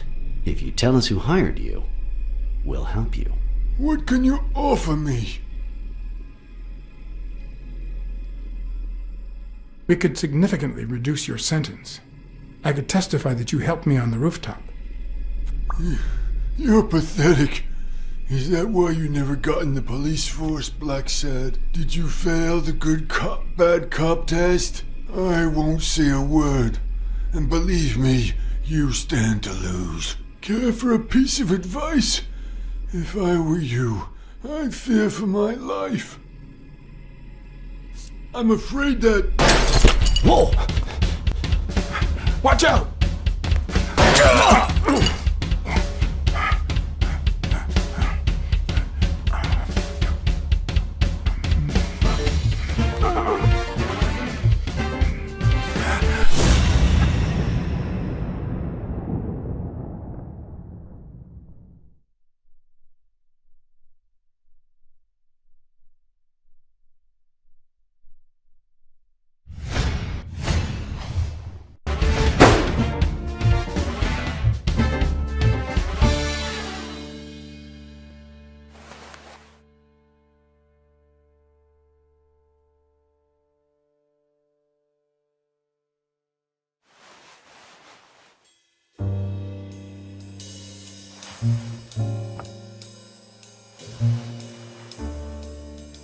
Luckily, Smirnov's wound wasn't as bad as Randall's. Unfortunately, the police found nothing on the nearby rooftops. Our best shot at finding the killer was gone, so I went back to my previous lead.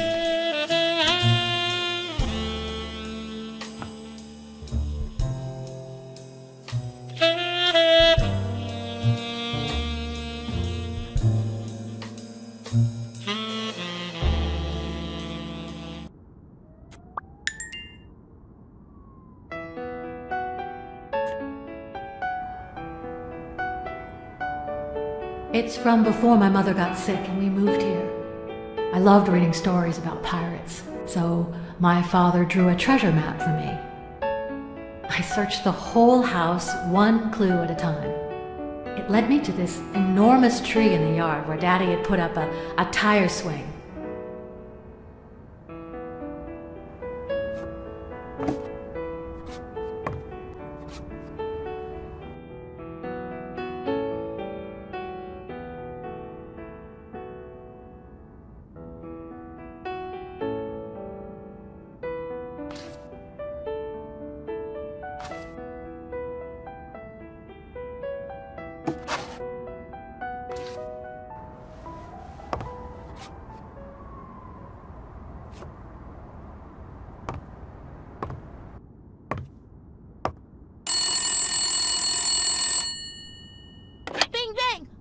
Hello, Smirnoff residence. You're dead! No, I got you with my lasso!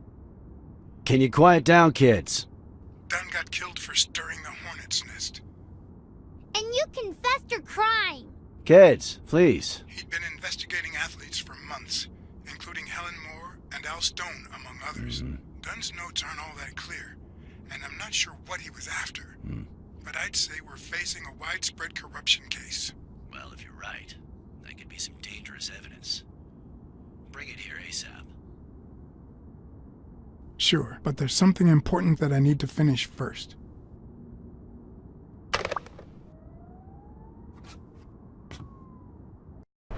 I wanted to follow a certain lead on my own before Smirnov had the chance to see anything.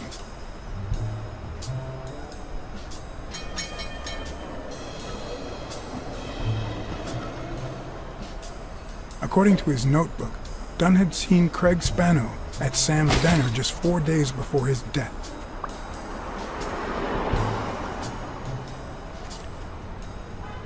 Scram, you son of a bitch!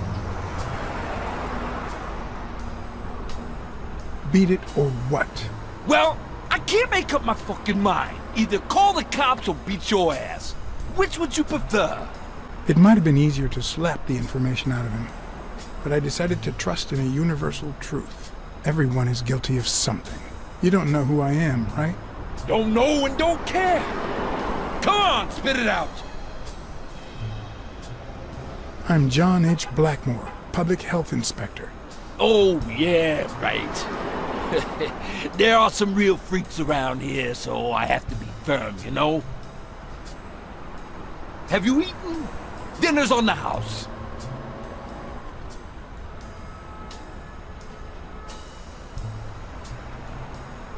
After you answer my questions. Sure, go ahead. Your call. Always at your disposal, Inspector. Ask away. Fear turned him soft and made him talk. Sure enough, Dunn had been there a few days back with a chimpanzee who matched Spano's description. Apparently, the guy still lived with his father. Dunn said he couldn't stay there a day more. For the time being, he would move into his place. Wait a minute. What does public health services have to do with that chimp?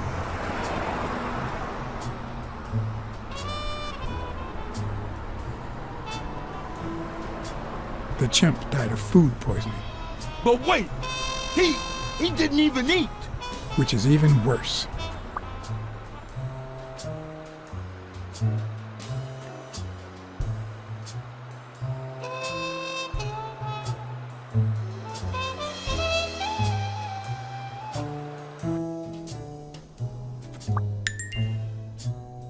Dunn had taken Spano to his place.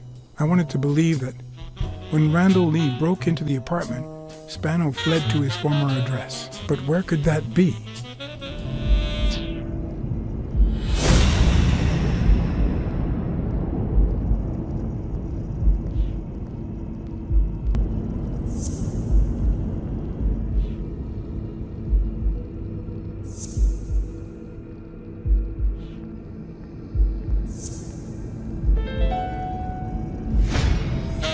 Gotcha.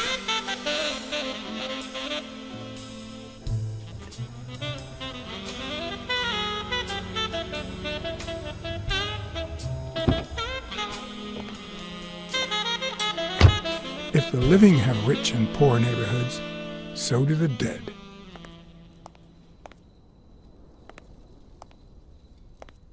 In the mid-19th century, Greenwood became the resting place to the city's most distinguished citizens.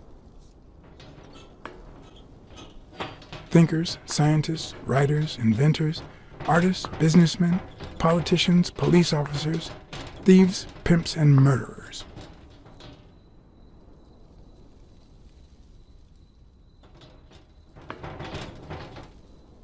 Here lie the bodies of the soulless minds that raised New York from the ground up. Now you know where to go to become somebody in the Big Apple.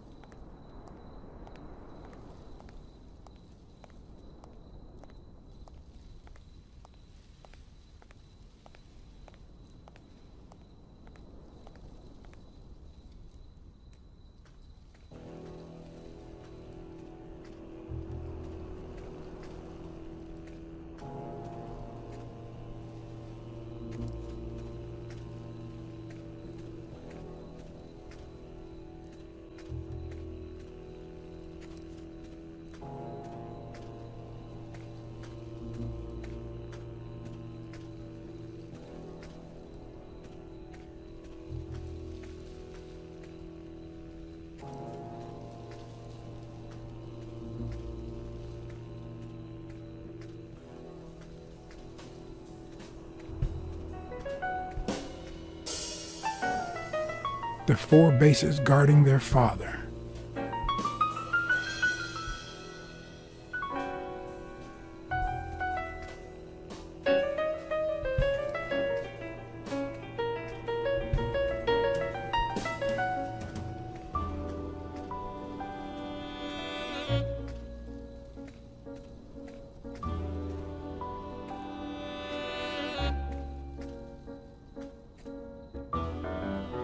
A Celtic cross. Supposedly, the ring keeps the devil at bay by reflecting the sunlight. Really handy at this time of the day.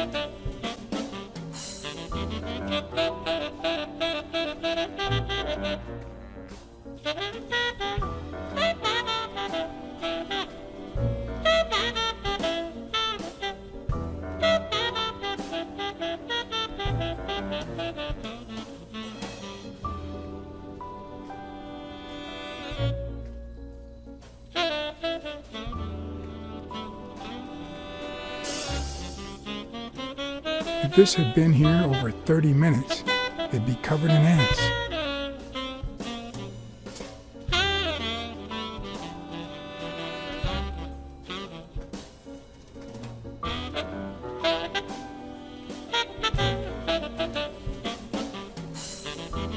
Still hot.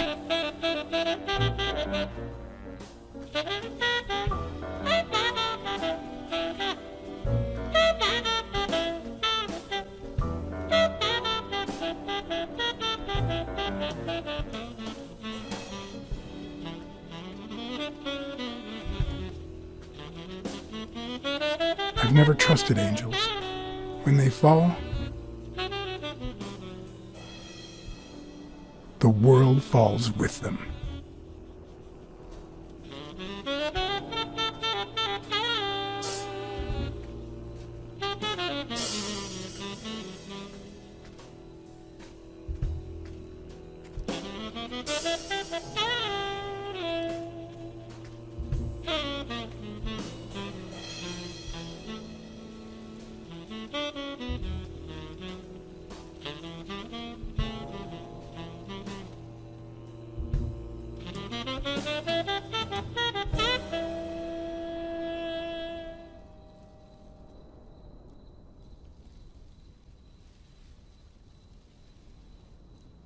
According to the book I found at Dunn's place, fans of the sport leave baseballs on Bradwick's tomb to pay their respects. It's strange that I don't see any.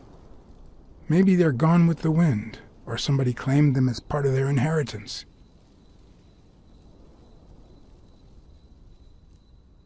It'd be even better with a skull between the bats.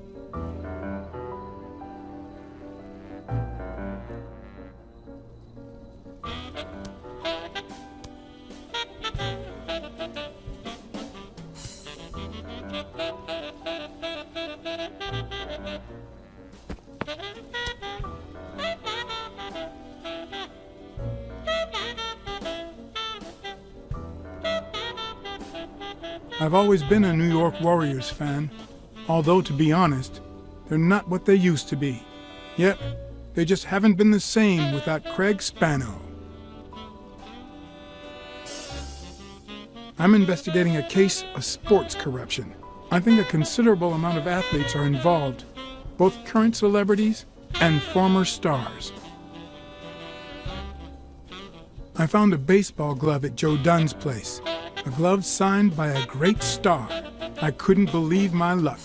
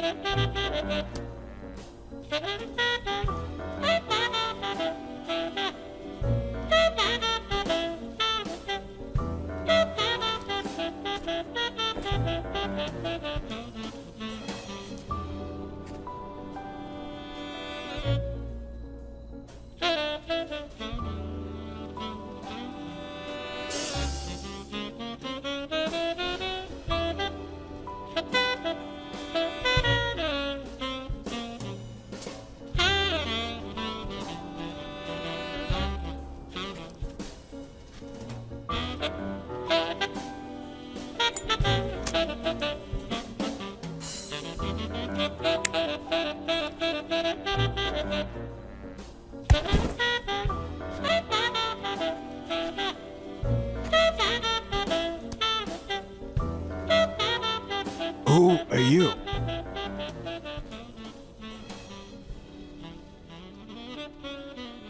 I'm John Blacksad, private investigator. How's Joe? One question at a time. It's my turn.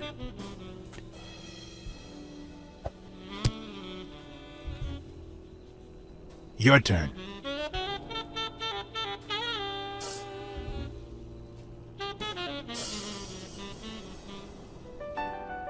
Why did you meet with Joe Dunn? Because he was looking for me. He came here one morning, but I was too embarrassed to come down. Because he left a baseball with his initials on by the tombstone. Sam's Diner, tomorrow, 12:30 a.m. Because he knew they want to kill me. What did he want from you? And who wants to kill you? One question at a time.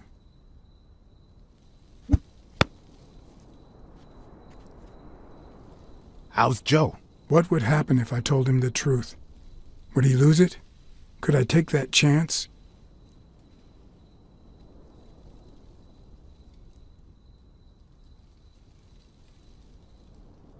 Joe Dunn is dead. Murdered. I told you, Joe. How did it happen?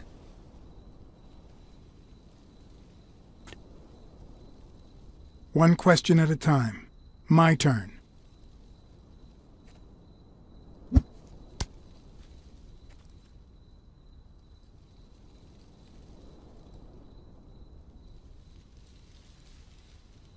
What did Dunn want from you? He wanted to know who was playing dirty in the sporting business. Dirtier than usual, that is. Wrecked lives, careers ruined at the top of their game. He wanted to know if the same had happened to me. He wanted to know if the end of my career and my disappearance had anything to do with all that. He wanted me to confirm who was behind it all. The guy who had him killed. Our old friend, the surgeon.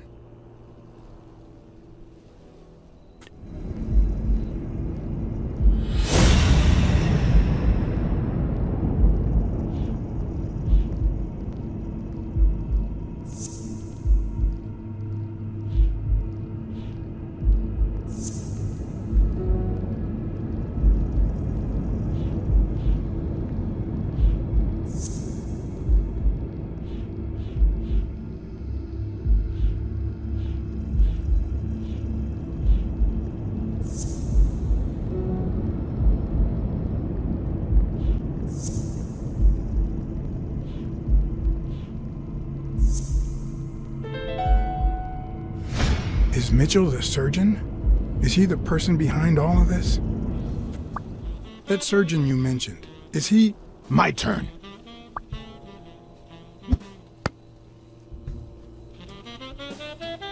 I want to know why I should trust you.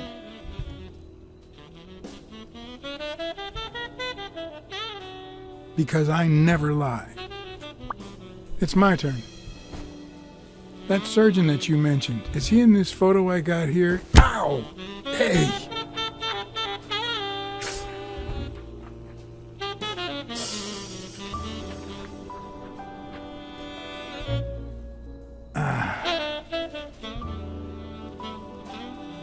Hey, that toss was...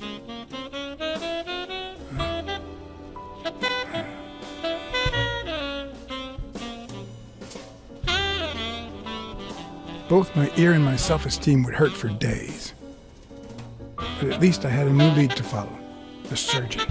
The bastard had avoided my scrutiny by passing as a hospital doctor. But now, all of my senses were on guard. No matter how good the disguise or how well he hid, I would find him.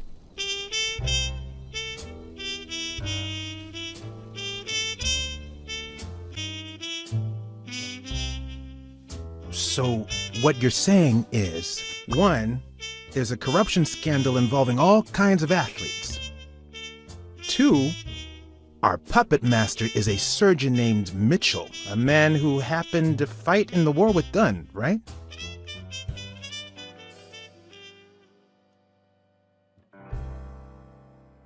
Every lead I've found points to him.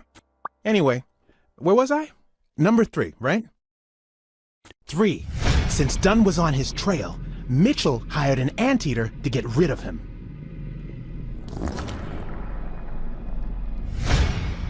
Then, since you were also shaking the wasp's nest, he went after you. But the anteater made a mistake, and Mitchell killed him to cover his own tracks. And, wait, 4. The key to all this lies with a common friend of Dunn's and Mitchell's, Craig Spenow. Do you really trust him?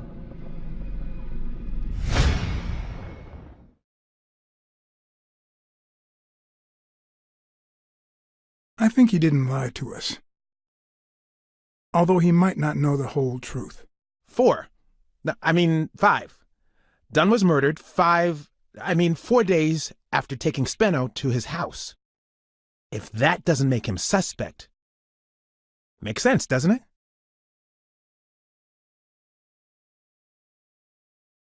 No, it doesn't add up. Why not? Just a hunch. Let's follow up with the suspects. You told Smirnoff that you're starting to have second thoughts about Yale's innocence. But what about O'Leary? 6.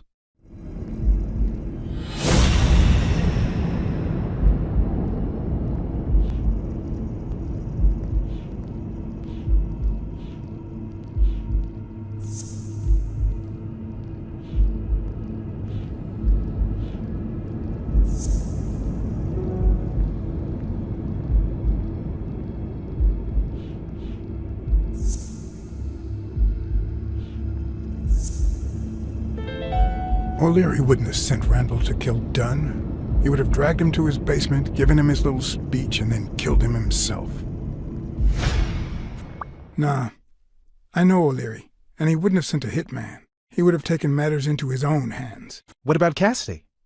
7, right?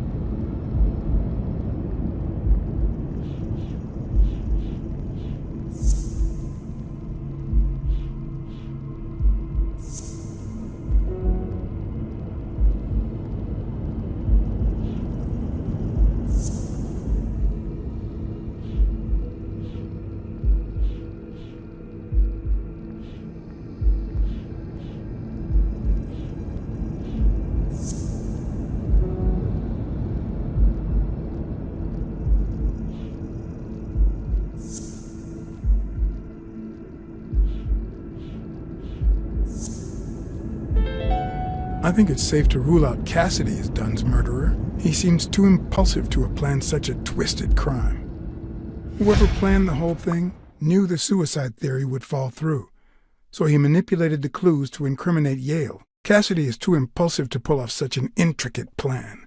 So, you're right. Mitchell is the one pulling the strings. And you know why?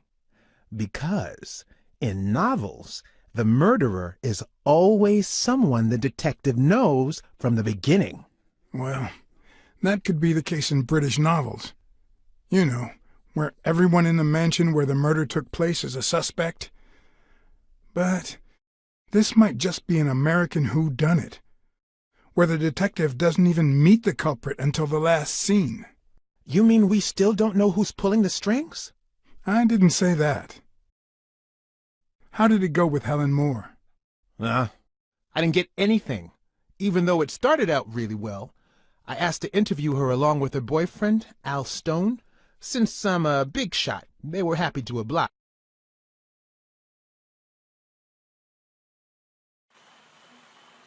Perfect. Now, time for the interview. I'll go back and forth so you don't get bored. So, who goes first?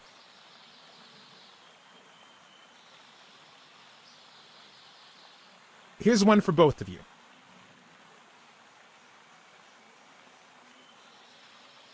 How did you meet? At the party organized by Des. How Al, who threw the party doesn't matter one bit. What matters is that I saw you and you saw me. Our paths crossed and our lives were changed forever. Okay, now.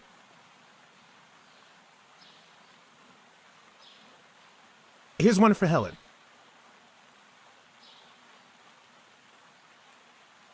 Dating a boxer can be dangerous. Aren't you afraid that those blows to the head will take a toll on his intellectual capacity? Honey, take a look at my man and then look at yourself. You really think I'm with him because of his intellectual capacity? Helen! Write this down. Nothing will change my man. His smarts, manliness, and integrity are all boxing proof. Moving on. Time for a picture. How should we pose? Okay, how about a hug? I want to feel the love.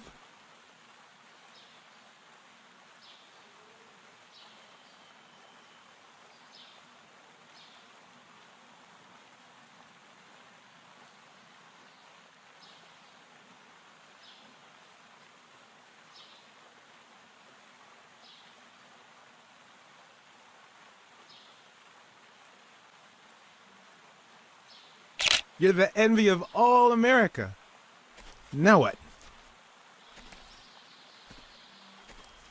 Here's a question for Al. In just 12 days, the contender will try to steal your belt. Any thoughts on your fight against Yale? Yeah, sure. My Al is going to kick that thug's behind. Isn't that so, honey? Yeah, well, we'll see. No such thing as a weak rival. Nonsense. You are and will be world champion. Next question. Okay, one more question, and... Al, honey, can you answer it? I've got to go say hi to a fan. I'll be right back, Mr. Pulitzer. Wait. You mean she stopped smiling when that fan showed up? Yeah. Could you describe him for me? I'll be able to show you something as soon as I'm done developing these pictures. And actually, I thought it was odd too. So while I continued to interview Stone, I managed to take some pictures of Moore and whoever her mysterious fan was.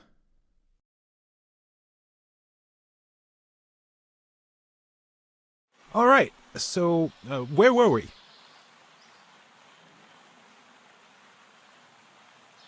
Are you ever jealous about sharing your sweetheart with America?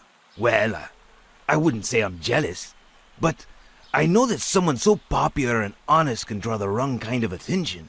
There are plenty of people who would love to put an end to her career, so it's not easy. In just 12 days, the contender will try to steal your belt. Any thoughts on your fight against Yale? Well, supposedly the odds are in my favor, but there's no such thing as a weak rival. And, you know, Bobby Yale might be young and going through a rough patch, but he's had an amazing streak, so I'll do my best.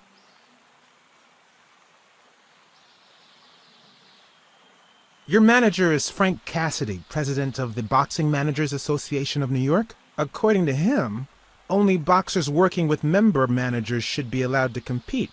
What do you think about that? Cassidy is a great manager, really. No complaints there. And the work he's putting in as president of the association is really valuable.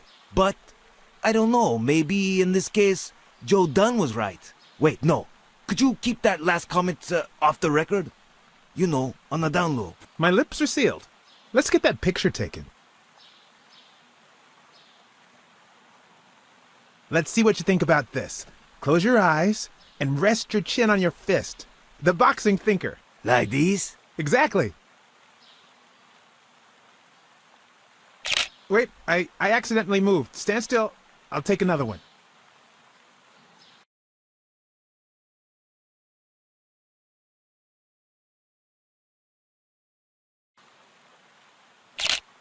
What's with me today?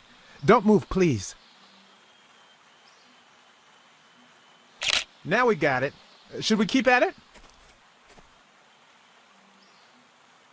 In just 12 days, the contender will try to steal your belt. Any thoughts on your fight against Yale? Well, supposedly the odds are in my favor, but there's no such thing as a weak rival. And, you know, Bobby Yale might be young and going through a rough patch, but he's had an amazing streak, so I'll do my best.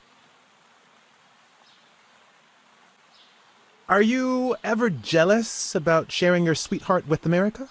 Well, I wouldn't say I'm jealous, but I know that someone so popular and honest can draw the wrong kind of attention. There are plenty of people who would love to put an end to her career, so it's not easy. I'm going to take one more, all right? Turn around and show me those biceps from behind. Like that? That's it.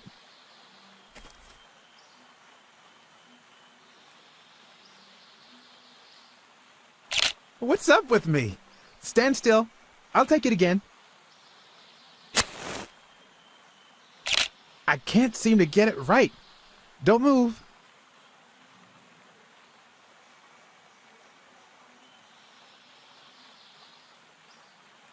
It's about time. Finally, we're all set. Wait. So, are you telling me the photos are developed? Or is that what you said to Stone? Both. Just look.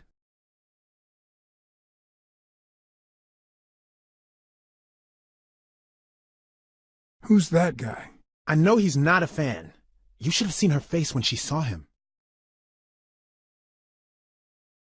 Who's that guy? I know he's not a fan. You should have seen her face when she saw him. How much do you think each bicep weighs? A lot, but less than your tongue. You're hilarious.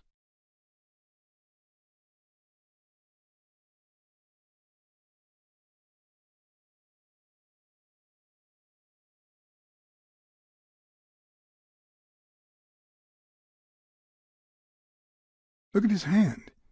Is he pulling something out of Moore's purse or putting it in?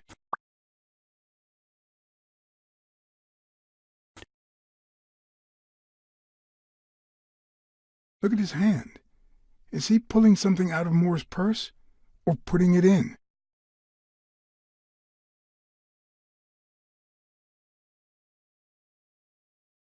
Can't you just see the love?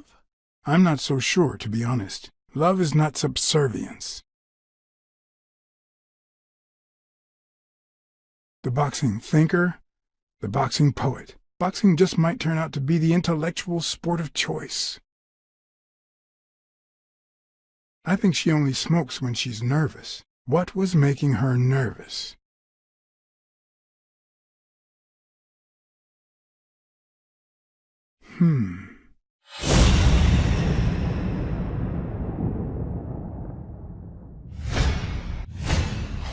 I've seen that matchbox before.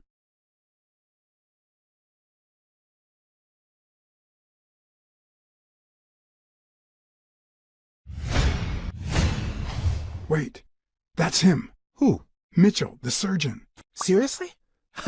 We got him. Not yet. Right. We still have to find him. Hey, pal. Did you hear what I just said? We need to keep looking at all those pictures. We need a clue that'll take us to Mitchell. Hey, see? There.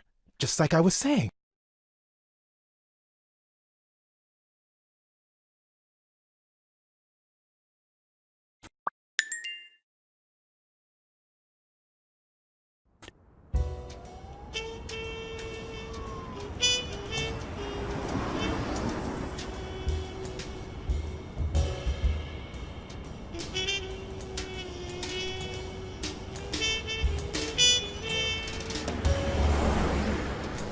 Brawls aren't even the worst part of my job.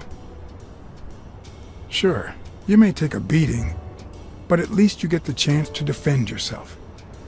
But when you're sitting in your car all night, there's no way out.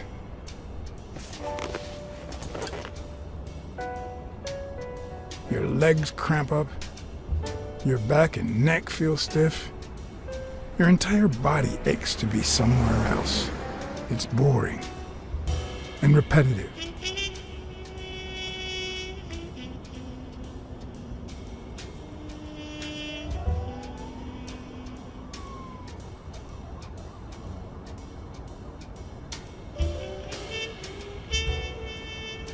People were finally leaving the place. The bar was about to close. And I hadn't seen Mitchell go in or out.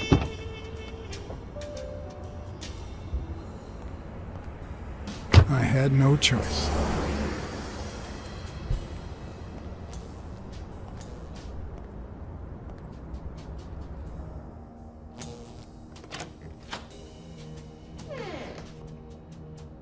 I see you took me up on my invitation. And you're smart. You knew not to come until my anti-fur regulars had all cleared out. I can't say no to good advice. Or good bourbon.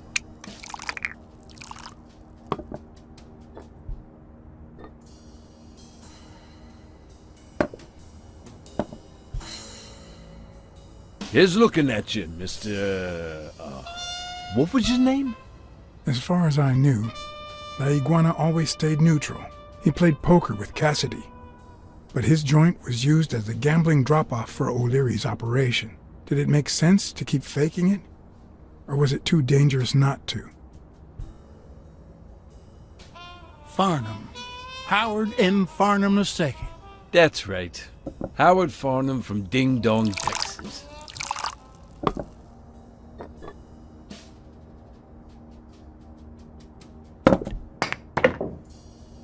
You're natural. You're even better at pool than poker. This here's much easier. No cheating.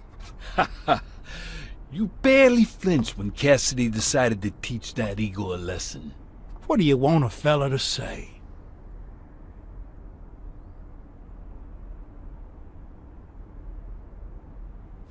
Between you and me, partner, this ain't my first showdown.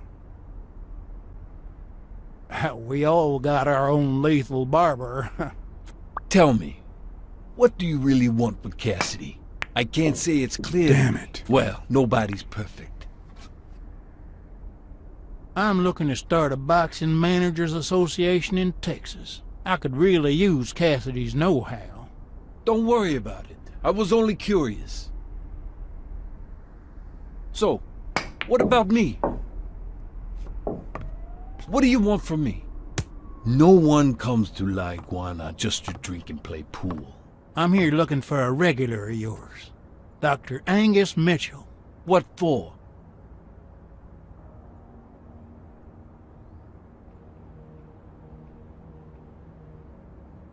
We fought together during the war. I just wanted to say hi. Sure. Tell you what, I'll talk to Mitchell. Come back tomorrow night. You don't understand. I have to talk to him, or else. Or else what?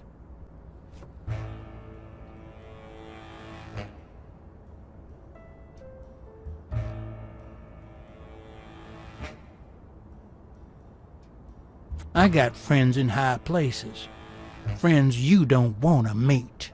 Oh, and you don't think I do? You think this dump would still be open otherwise? Anything else?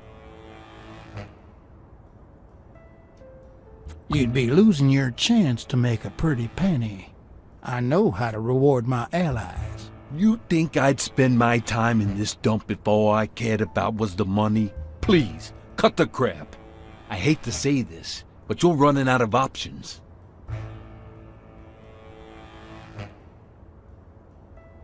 I don't think Cassidy would be too happy about the role this here dump plays in old Leary's gambling operation.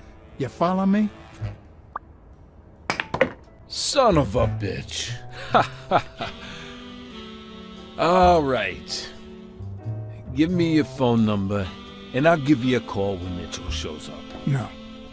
You're gonna call him right now, and you're gonna give him this message. But when you're sitting in your car all night, there's no way out. Your legs cramp up, your back and neck feel stiff, your entire body aches to be somewhere else. It's boring and repetitive. It's so bad that your thoughts spiral in a never-ending loop. Like when you're stuck in your car, on surveillance duty. The owner of La Iguana was supposed to tell Mitchell that a certain anteater was still alive, and that it was only a matter of time before he ratted him out. With a bit of luck, that would make him nervous enough to force his hand. Now all I had to do was follow him.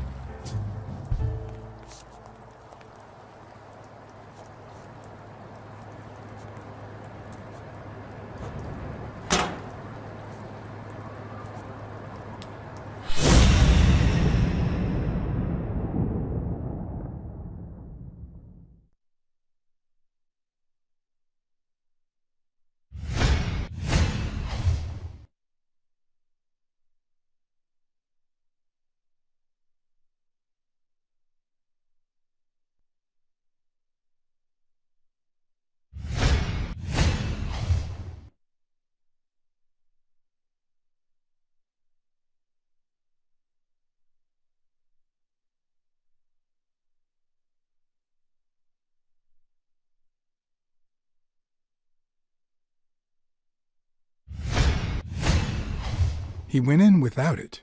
I wonder what's in it.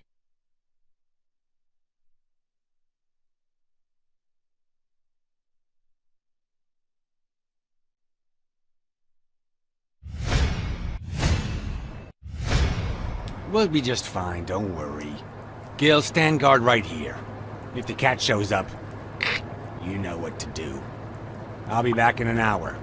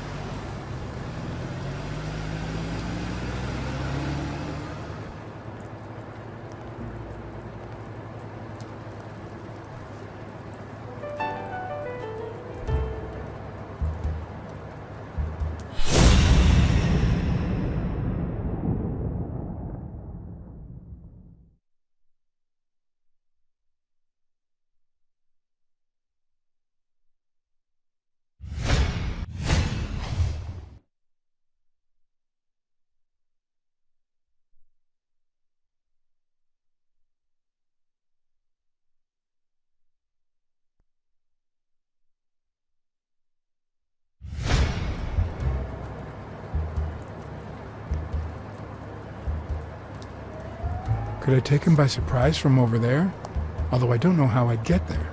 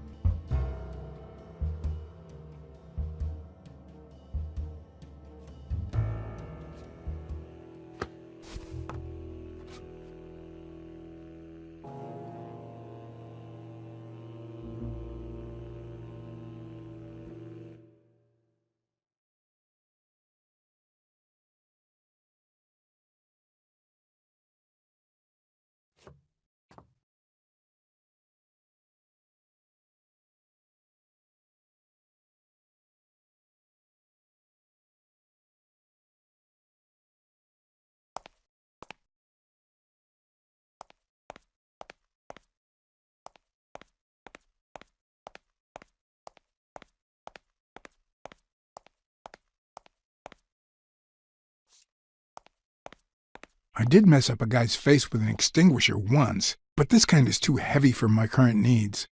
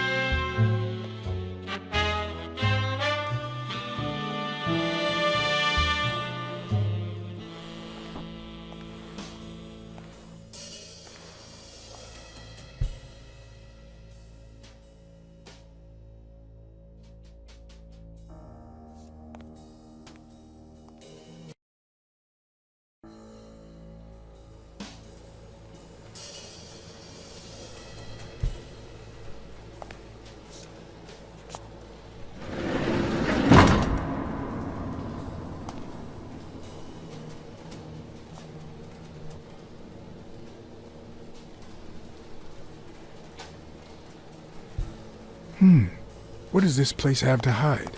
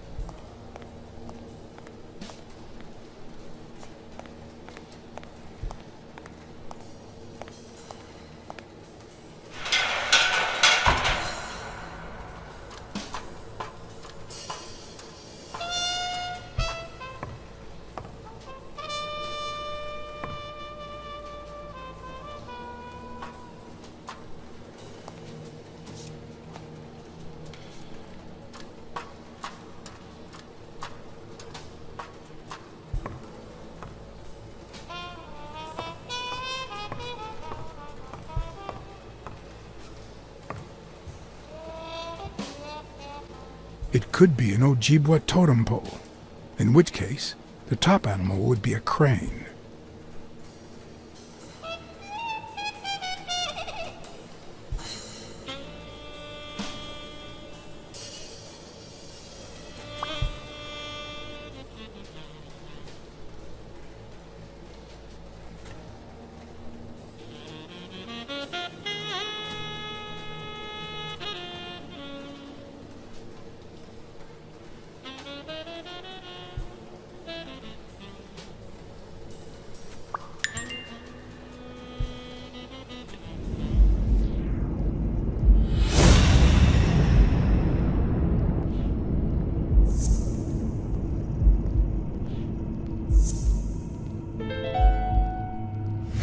Mitchell, who fought with Dunn during the war, tried to pass as Yale's doctor.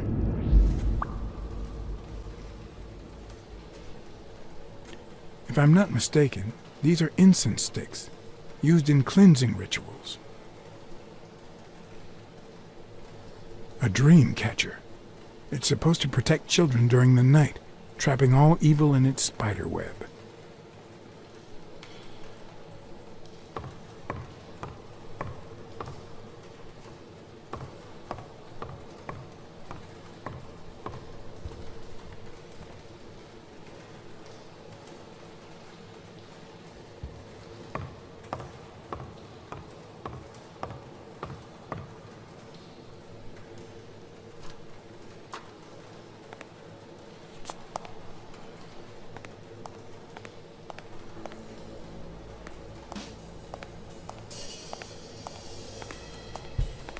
According to this, The warehouse belonged to a Canadian import company.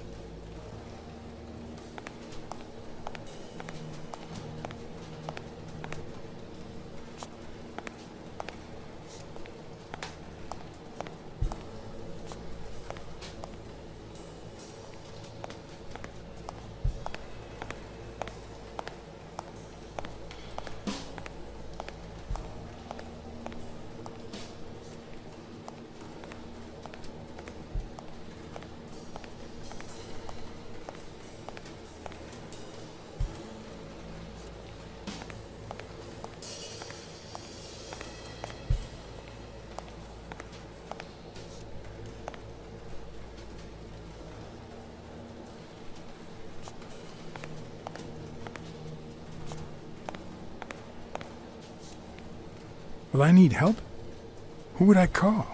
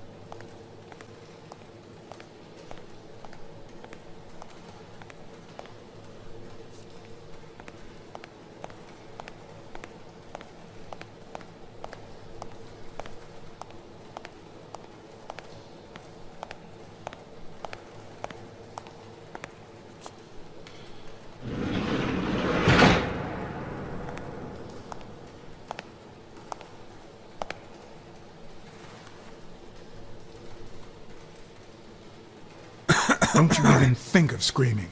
I might not even talk.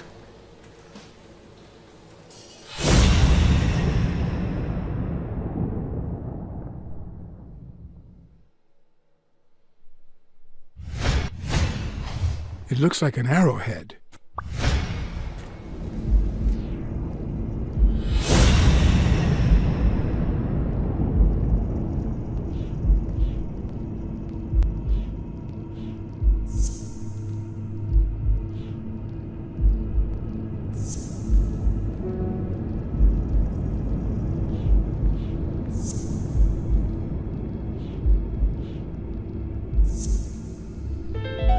Everything seems to prove that Gil is a Native American, and I'm almost sure that the woman in the picture is his mother.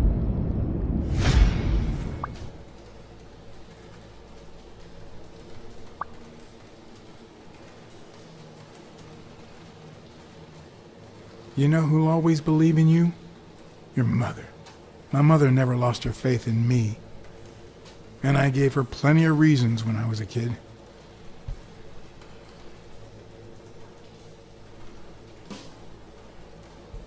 I spent more time in detention than in the classroom. I was a big cat, so I always took it out on the little guys.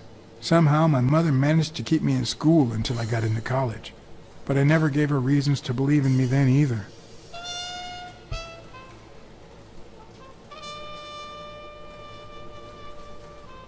I made new friends. The type of friends that convince you to do things that wouldn't make a mother proud. Then Pearl Harbor happened. I got drafted and sent to Europe.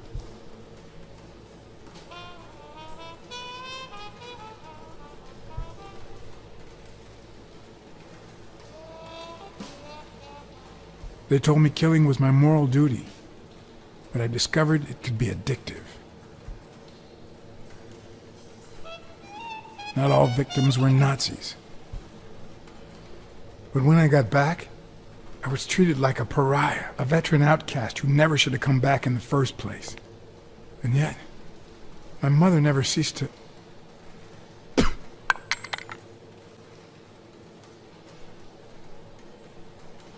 I also fought in the war. That's where I met Mitchell. They used me, like many of my people. And then they just tossed us aside. The first time Mitchell offered me to do this, I told him to take a hike. I wanted to get my act together, but I ended up begging him. I don't like Mitchell. I don't like the things he makes me do. I don't like that German rat either. But what I like least of all is myself. I don't like what I did during the war, and I don't like what I'm doing now. Do you know what it's like to kill a friend for the sake of the mission? Huh. But my mother, she always thought I'd make amends and start anew.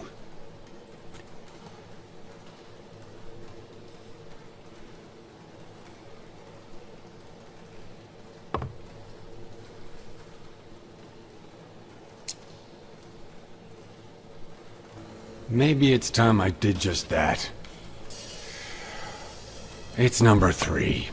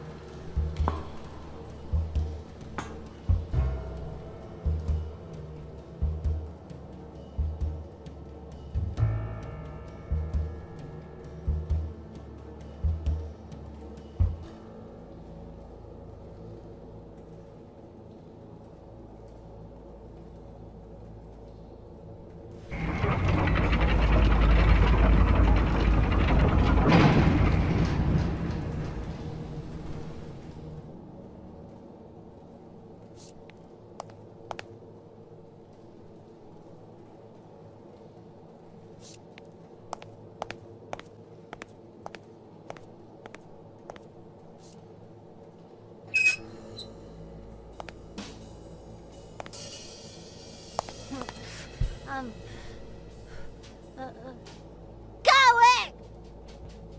Hey, You back! it's all right. Don't be afraid, little girl.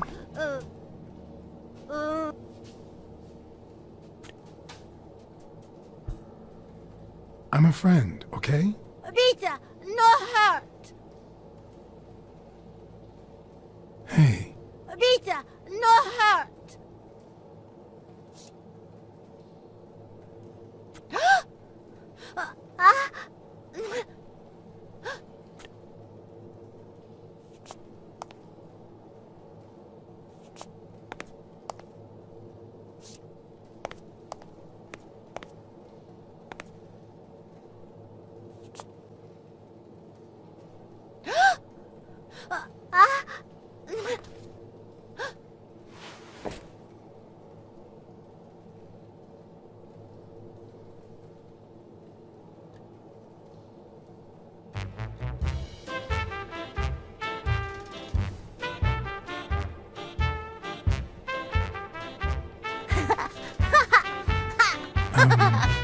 Once upon a time,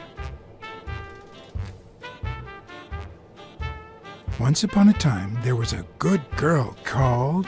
Brunhilde! Hi, my name is Brunhilde, and I'm very happy, said Brunhilde. And then Brunhilde, who had a beautiful name... Really beautiful. A really beautiful name, ran into someone very special. Oh, who was it?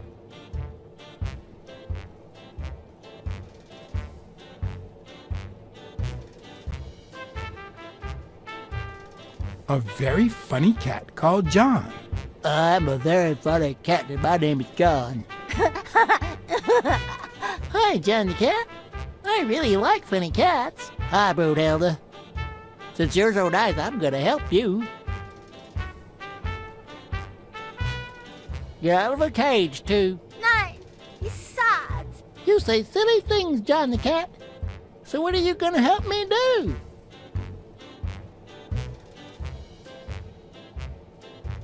Fill up a bunch of color balloons. I love balloons. What's your favorite balloon color? Wow, that's a very hard question. But John the cat, it's the easiest question in the world. Let me show you how easy it is. My favorite balloon color is...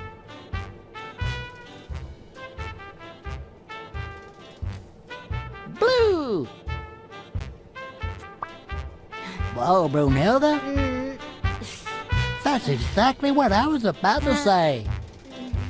Well.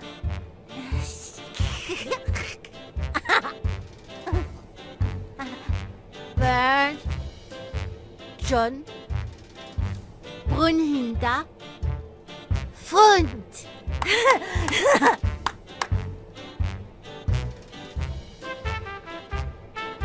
Do play? It's look. Okay. Hi, Bird. Why are you wearing that mask? Weil... gas. Well, maybe we should get out of here. What do you think, Bird? And what about you, Brunhilde? Don't you think that?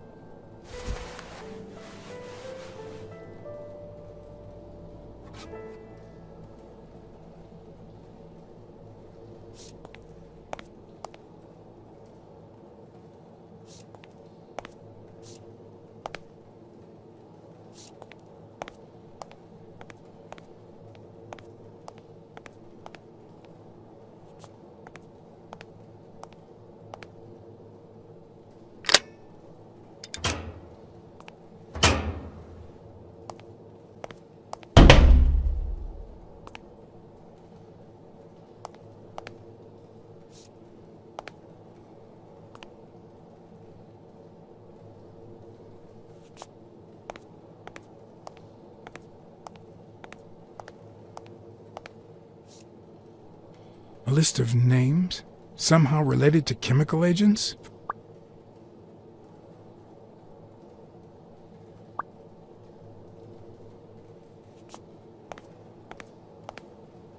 Hmm.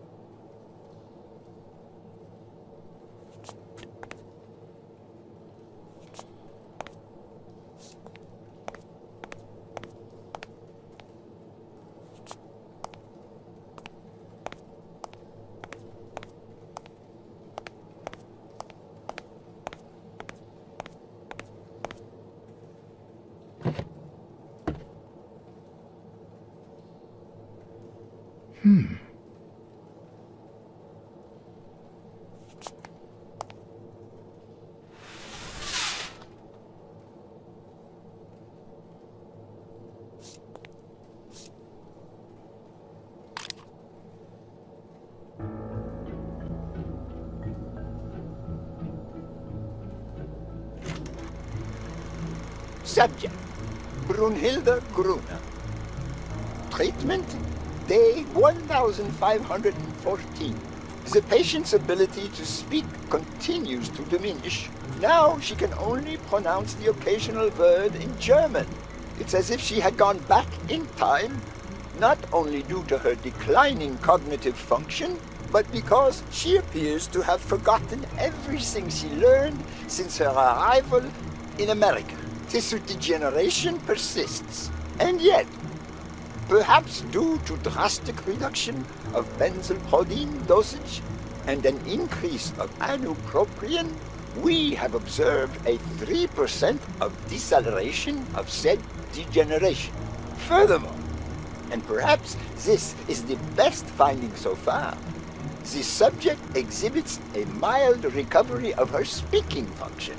It's not a lot, and yet we are on the right track. All hope is not lost.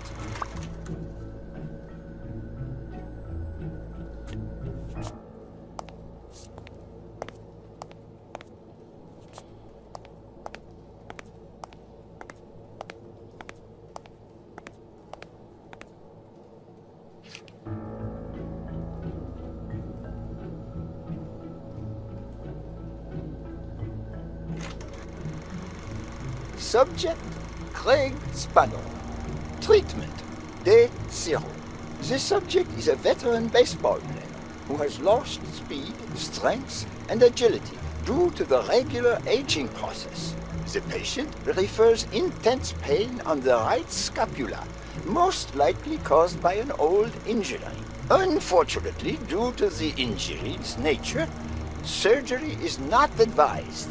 The goals of our medical approach are twofold: to relieve pain caused by the prior injury so that the subject can play without symptoms, and to help the patient regain the physical condition lost in the aging process, thus allowing him to perform at elite levels. To that effect, he will receive daily administration of strong opioids along with treatment. Day 128. Treatment so far has been a success on all fronts. The patient no longer feels pain when using his right arm, circumstance that allows him to pitch without fear. Furthermore, the patient's athletic performance is not only up to par with that displayed at the height of his career, but it has even exceeded all expectations, improving the subject's precision and focus. So far, the only side effect seems to be a slight euphoria experienced 3 hours after dosage, which subsides 4 hours later, taking the patient on an emotional roller coaster of sorts with bouts of mild trembling. Treatment. Day 341. The patient's health has visibly deteriorated. Moments of euphoria and boosted physical performance have become increasingly shorter, while the ensuing periods of depression and weakness have become longer, including severe trembling and tachycardia. Although we have met all therapeutic goals, we will proceed to terminate the treatment in order to avoid causing irreparable physical and mental damage to the patient.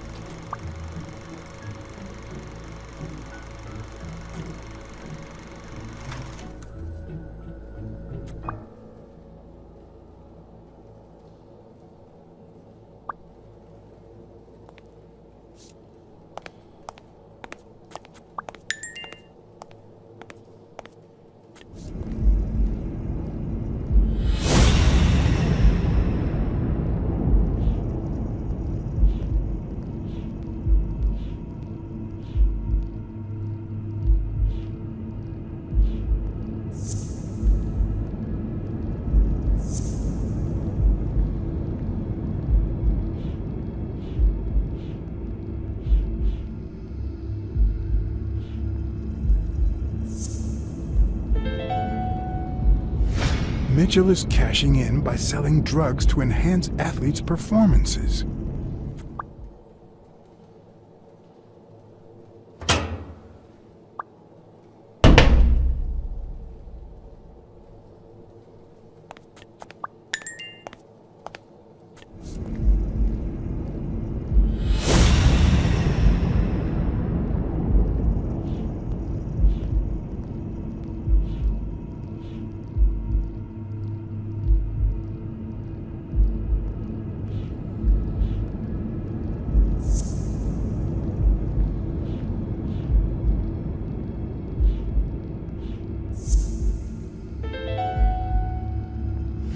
The worst part of Mitchell's scheme isn't that it's illegal or unethical. It's that he didn't even care about compromising the athlete's health.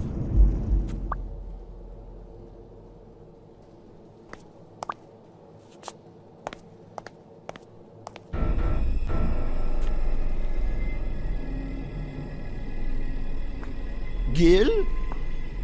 You know you're not allowed down here. You know you're not allowed. It's... You bastard! I should kill you right here, right now! I don't know. You don't know? How much did Mitchell pay you for your soul? It's not about the money. It's about Brunhilde, my daughter. She was born with a degenerative disease, a rare condition similar to the Engelmann syndrome. There are only 4 known cases like hers, and none of the patients reach the age of 5. But I couldn't give up. I continued to research and found something. It didn't make her better, but anyway, that same treatment used on healthy subjects seems to improve their stamina and their reflexes. It also seems to improve their pain threshold. Somehow, the Reich heard about my experiments and tried to recruit me to create super soldiers. Yes, that Reich. We're talking late 30s, Berlin.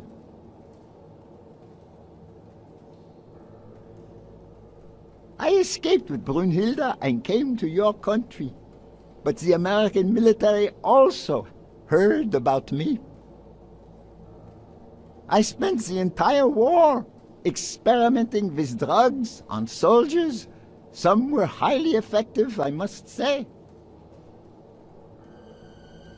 When the war was over, my experiments were discarded. I was forbidden all access to the drugs, and Brunhilde got worse. But then God sent me Angus Mitchell. We had met during the war, and he came to offer me a deal. I would make drugs for athletes, and he would sell them. With my earnings, I could pay for Brunhilde's treatment.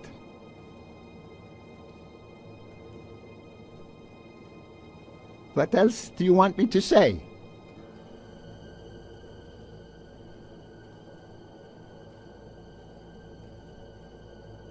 What are the long-term effects of those drugs? It depends on the patient. But they all develop an addiction, even Brunhilde. They also suffer other symptoms. Some become delirious. She's losing muscle mass by the day. Others lose their ability to focus. And some, slowly but surely, lose it all. About those pills.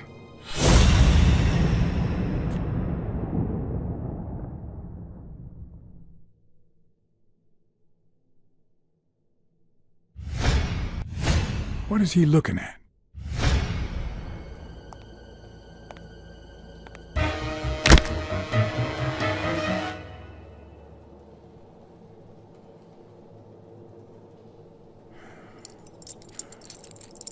Don't dwell on it, Josh.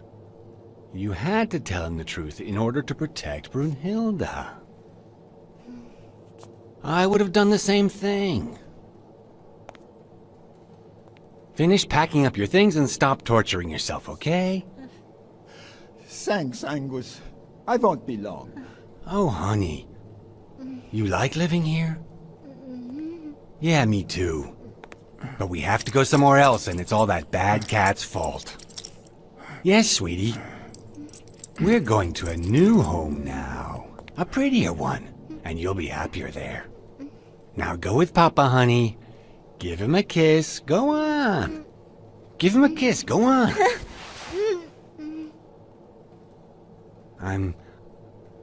I'm sorry about this, Josh, but we gave it our best, didn't we? Huh? What? What do you mean, Angus?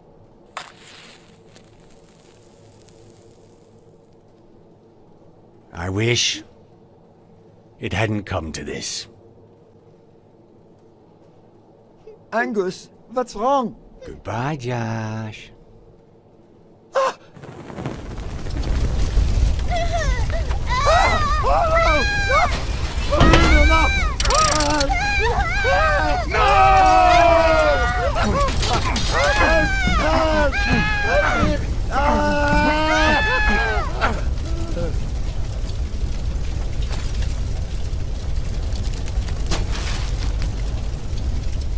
I hope you're happy, you son of a bitch. They were good people.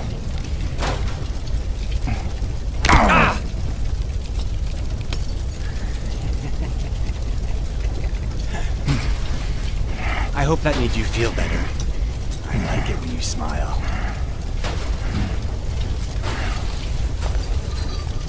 You're so far from the truth. What the?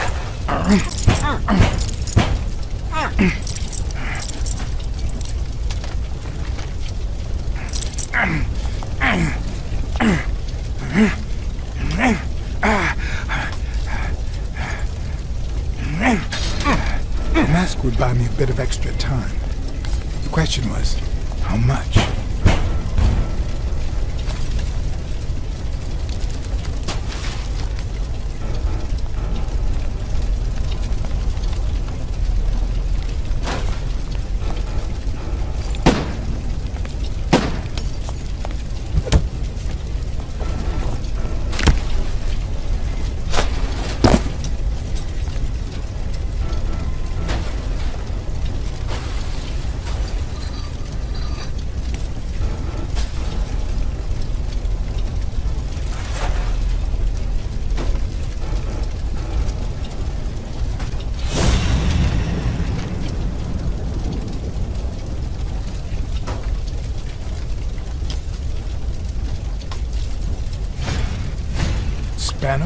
Spano just ran out that way.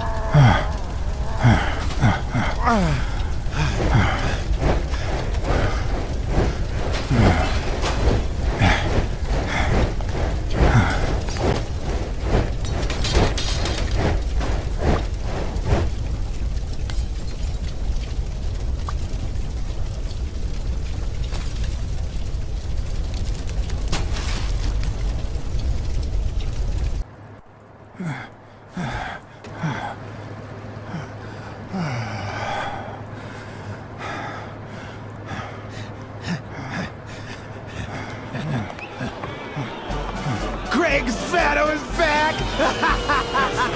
Did you miss me? Who wants to see a home run?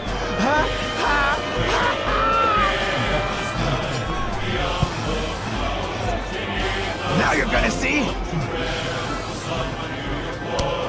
Bring it on! Let's go!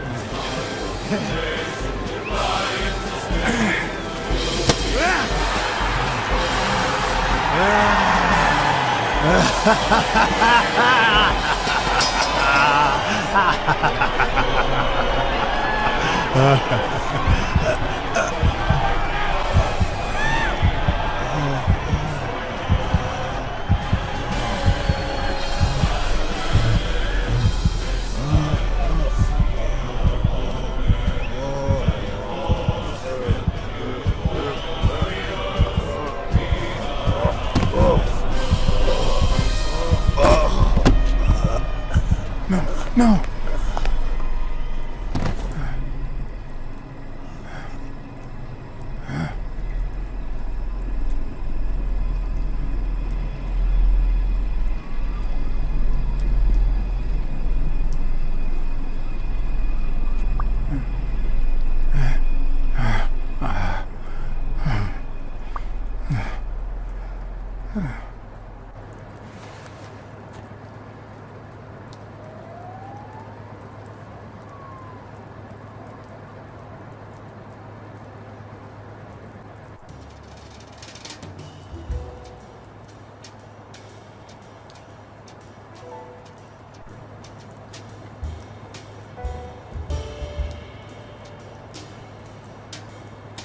Don't torture yourself. You did everything you could.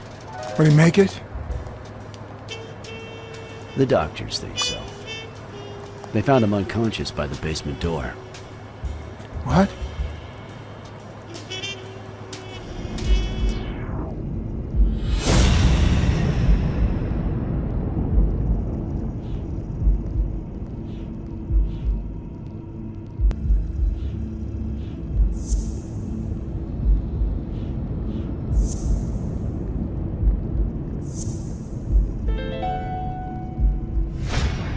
Could Gil have blocked the basement door from the outside to kill Mitchell? You think? That's a serious accusation. Are you sure, or is this just a theory of yours? It's just a theory. Let's hope we get the truth out of it. Huh. You think Gil was involved in the previous murders?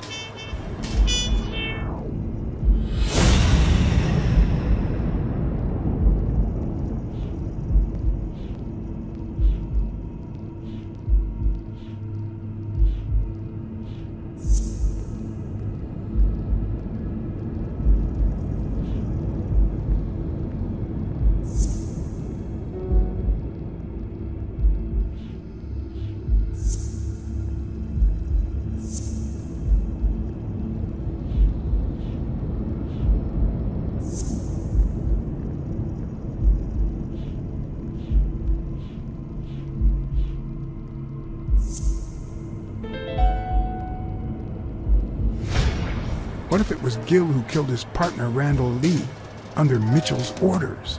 Another serious accusation. Are you sure? Yes. Everything points in that direction, including my gut. Wait. Couldn't Mitchell be Randall Lee's murderer?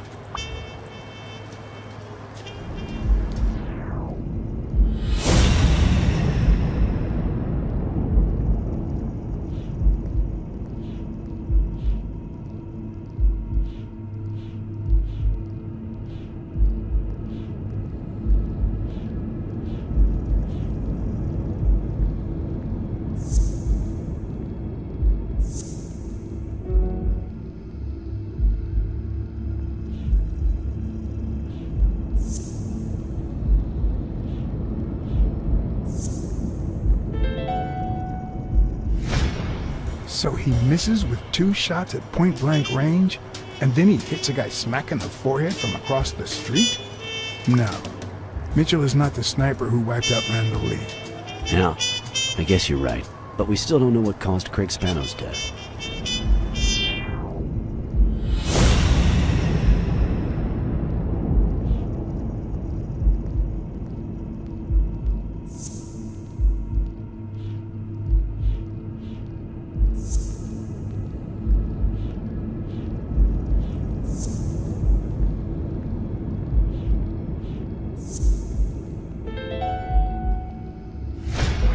There's no doubt about it.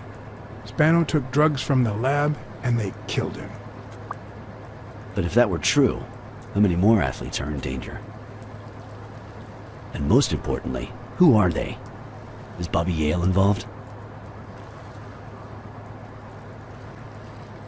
With Mitchell gone, the problem's over. Let's just forget the names. If you say so. In any case, this has gotta stop. We're friends, damn it. You should have warned me about this.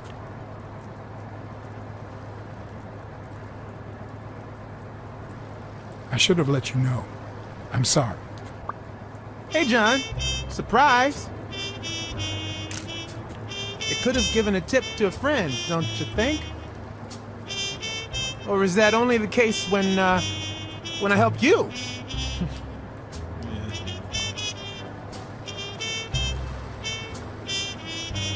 Get that guy out of here.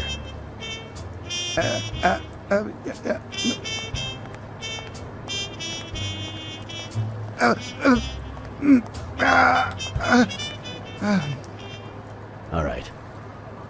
Let's get this over with. When the war ended, Mitchell convinced Grun to use his super soldier drugs on elite athletes.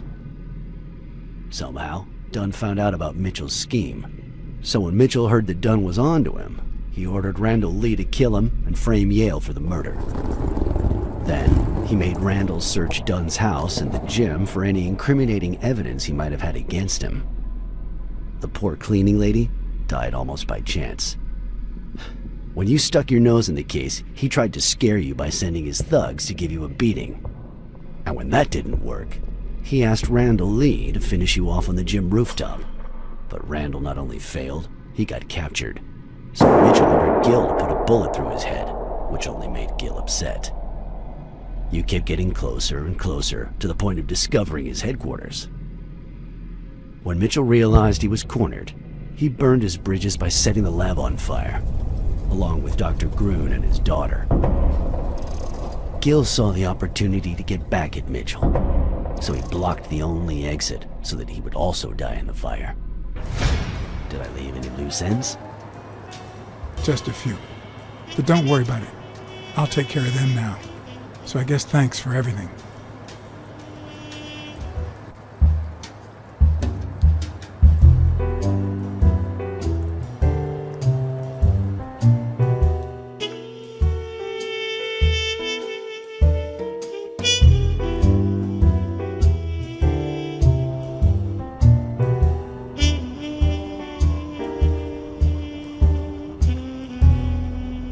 In your classic noir films and novels, solving a case never amounts to a happy ending. The detective is always left with a sense of bitterness. A feeling that, before he took the case, the world was a better place. That he was a better person. Come on, now speed it out! Sometimes I just let my character get the best of me. What do you want from me? I told Stone what I knew. That he was going to let Yale win. That if he didn't, O'Leary would destroy Helen Moore's career. And that Moore was doomed either way. Or would be, as soon as America discovered her sweetheart was on drugs. I don't believe you. No way. Who sent you? Today? Nobody. And what if I did believe you? What would that change? If I don't do this for her, how could I ever look her in the eyes? How could we stay together? You think you'll stay together when you lose your title and they accuse her of doping? At least I know I tried.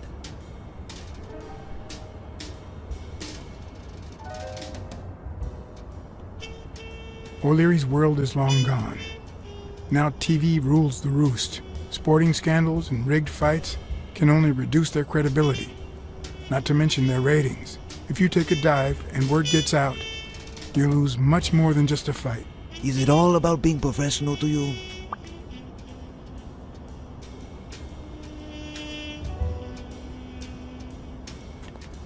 Suit yourself. But trust me, your manager is a murderer. Get as far away from him as possible. Hey, Blacksad! I'll think about it.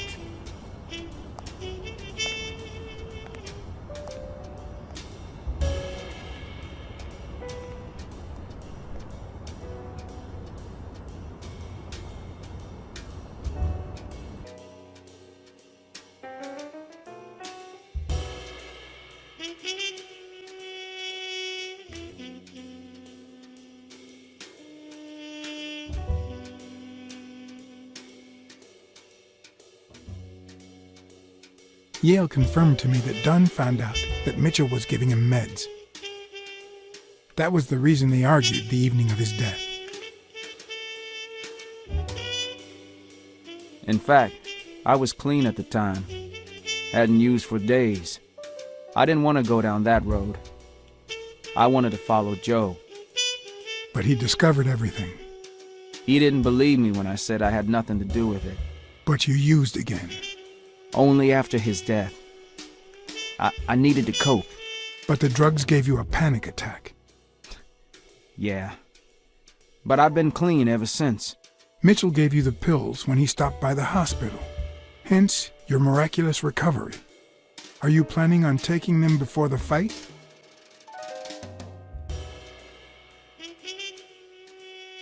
Do it. Someone has to save that gem.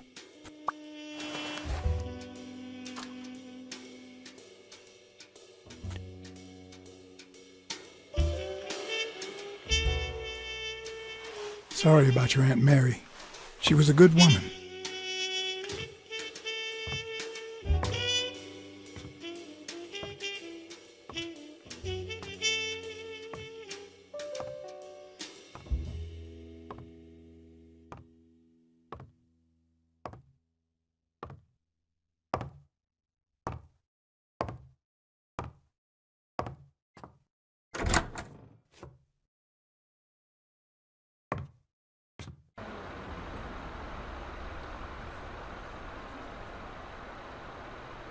Stone and Yale hadn't taken away the bitterness I felt.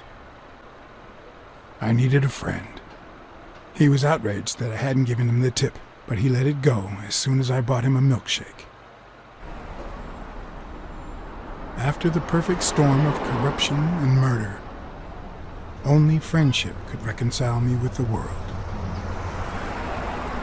Only that could make me believe in mankind again.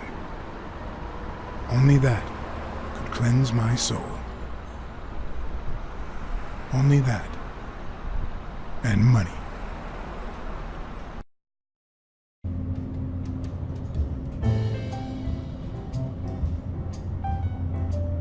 In your standard noir novel, Yale and Stone would be punished for breaking the rules. There would be justice for Sonia, the victim. But this was the real world. As the detective who had cracked the case, I just had to get my paycheck and be on my way.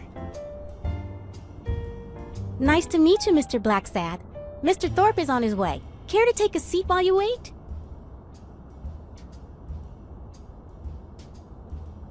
I guess I'll just have to wait. He'll be here in a minute. Please, take a seat.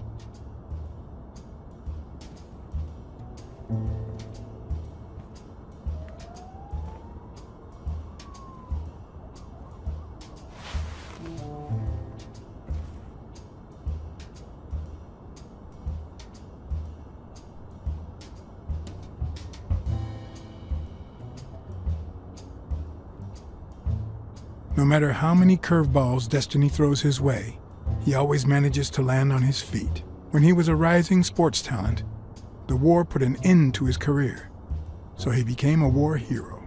After the war, he didn't end up like Gil or like me. He became an elite athlete, a Hall of Fame football star.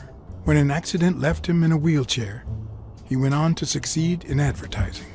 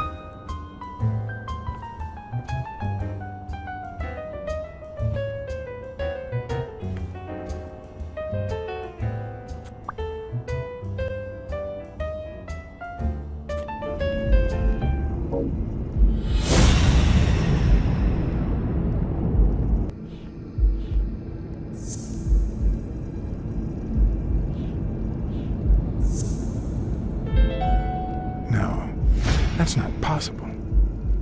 But what if Tim Thorpe was somehow involved in Mitchell's operation? Mr. Blacksad? Mr. Thorpe is running later than expected, but he insists on meeting you, if you don't mind. Sure, as long as you help me fight off this boredom. That's not in my job description, but...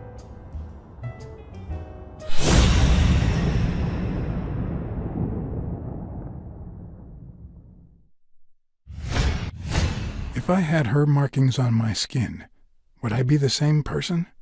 Would my name be different?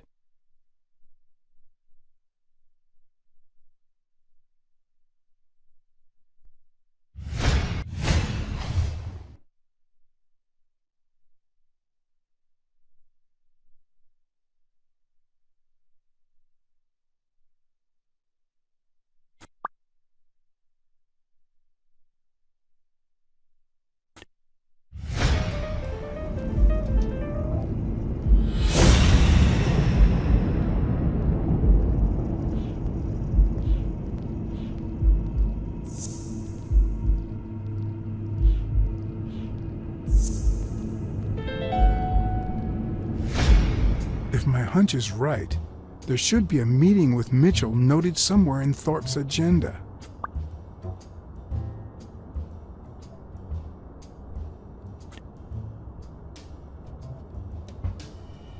Has anything odd happened at the agency lately?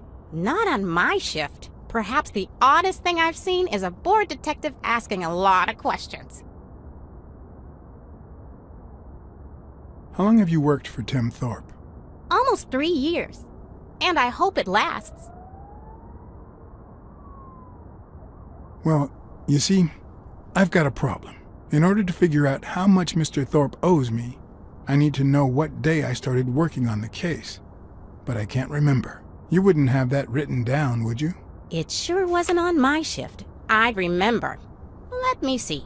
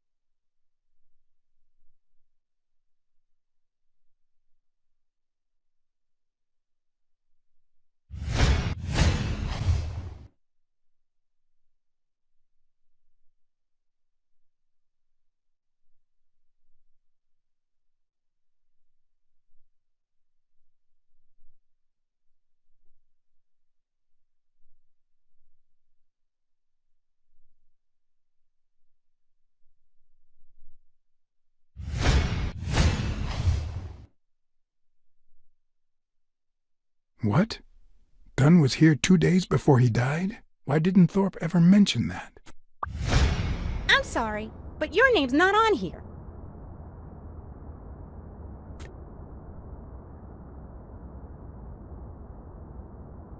Wait, I just remembered something. The day I came, Joe Dunn had just walked out the door. Well, no. You don't have any appointments. Although, I guess I could have forgotten to write you in. Mr. Dunn, who's usually very kind, left in a flurry. He even slammed Mr. Thorpe's door. Okay. Now I know I have to get into Thorpe's office. And he didn't even say goodbye. Yes, that was the day. You don't recall me because the minute I saw Dunn stomp out, I followed him. I never actually came in. Of course. That explains it. No doubt. So, since it looks like Mr. Thorpe won't be here soon, I think I'll go take a walk down the hall. Gotta stay in shape.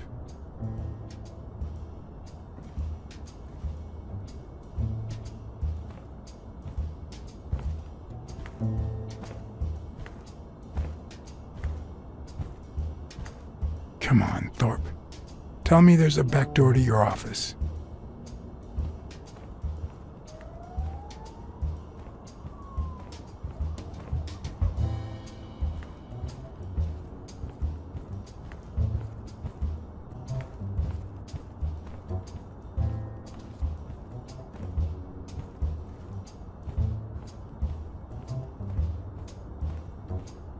If Weekly were here, I'd have to tie his hands behind his back.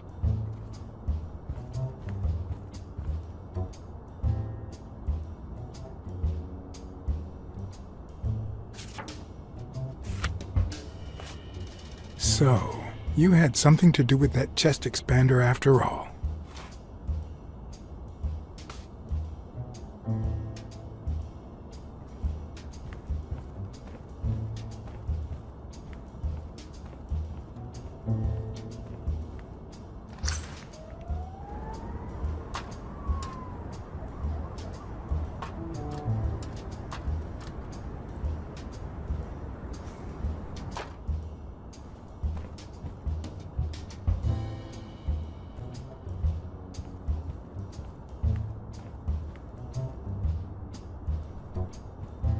In my experience, when something looks really good, it ends up smelling really bad.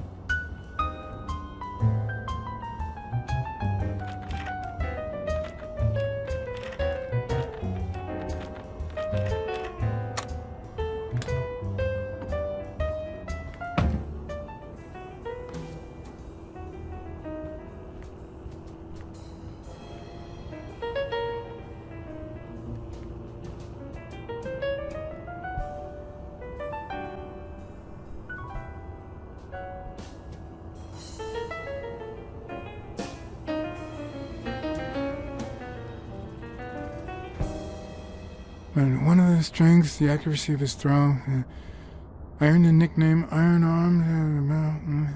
I used to throw the ball in 50 miles, and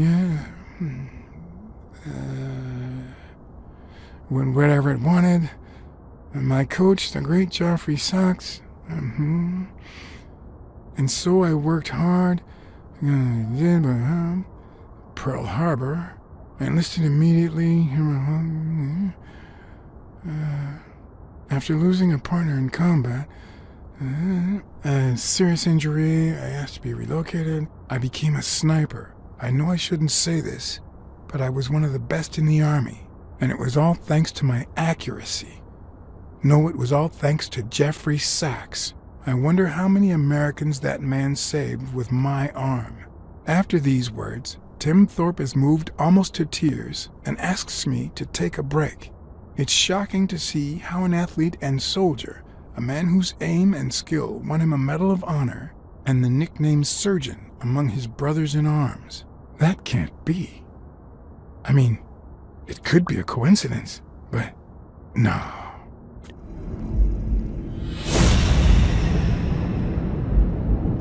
Why am I surprised? In every investigation, there comes a point where every single lead seems to go down the drain. And you have to retrace your steps to get back on the right track.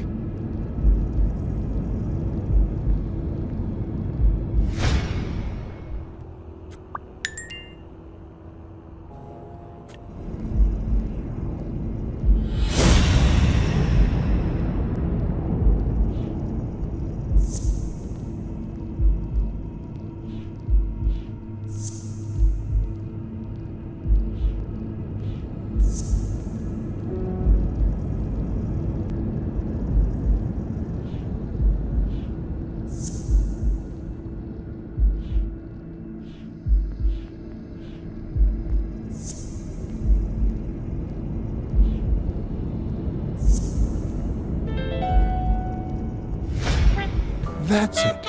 Thorpe is the man behind the whole drug operation.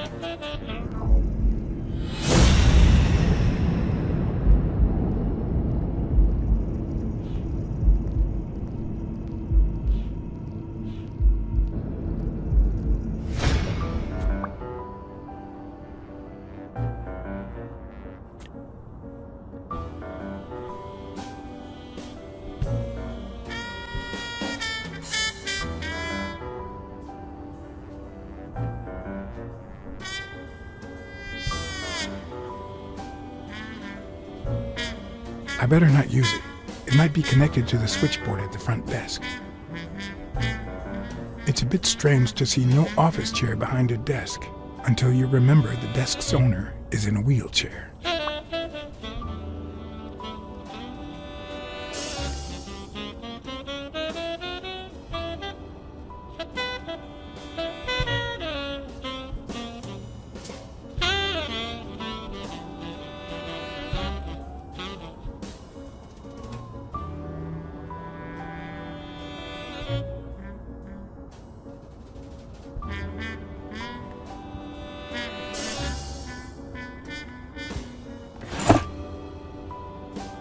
Of course. Oh, crap.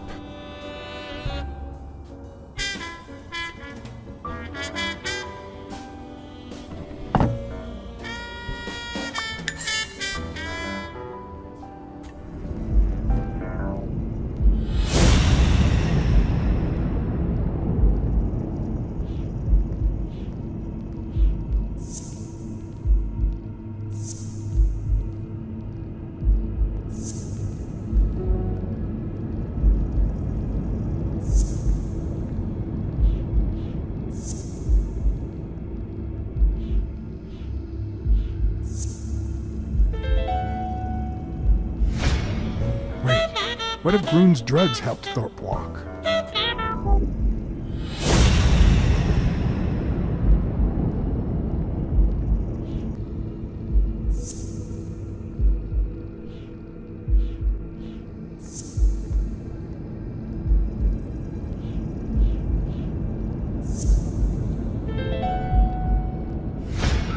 Of course, it wasn't Mitchell or Gill.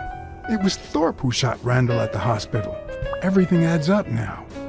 And yet I can already hear Smirnoff telling me I have no conclusive evidence. What if I set a trap for Thorpe? But how?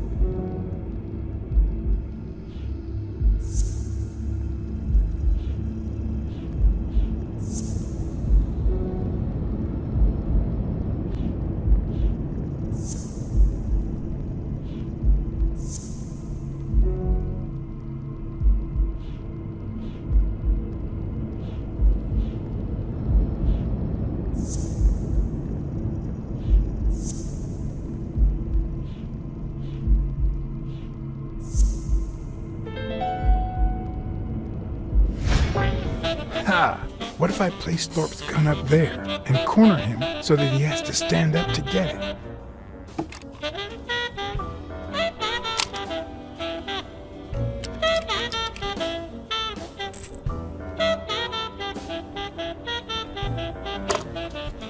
The show was about to begin.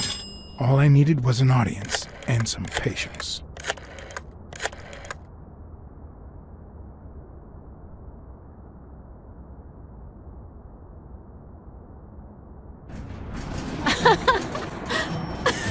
Stop it!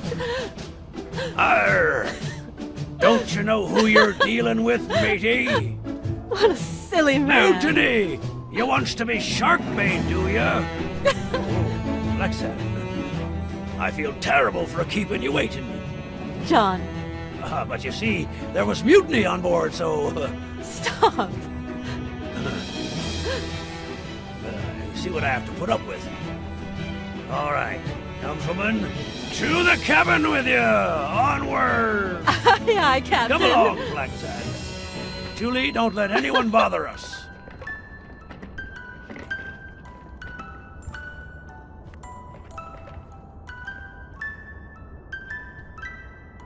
Honey, will you wait in the boardroom for me, please? But... I'll just be a minute then. I think you've already suffered enough. Okay. And think about where you'd like to have dinner tonight, okay?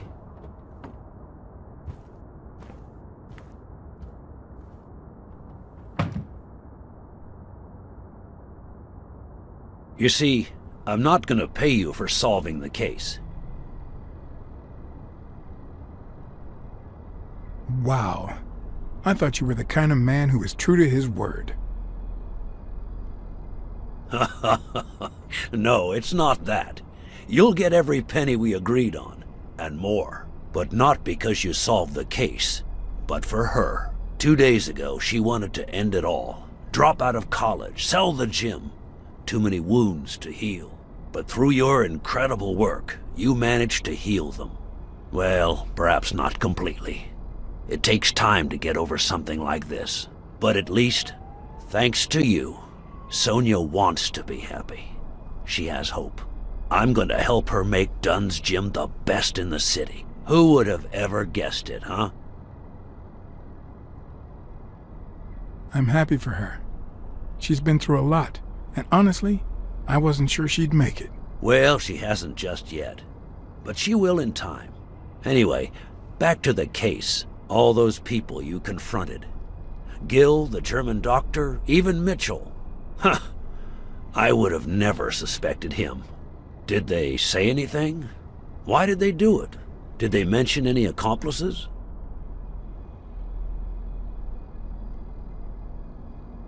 They did mention a certain surgeon.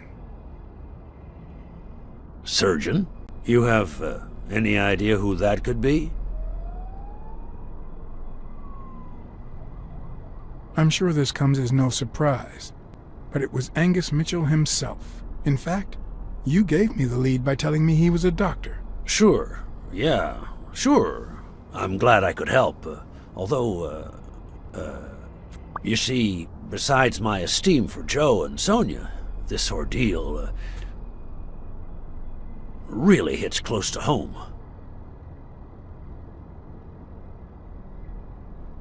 No doubt.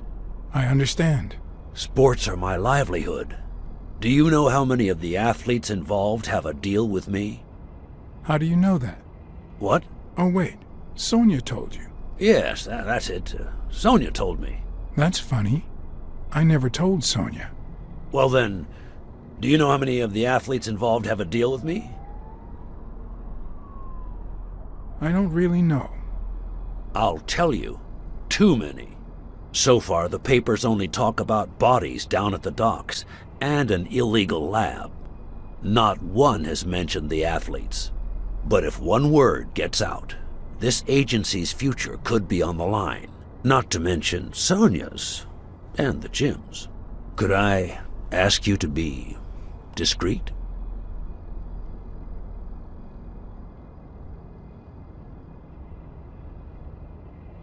Sure. I'll be discreet. For a bonus.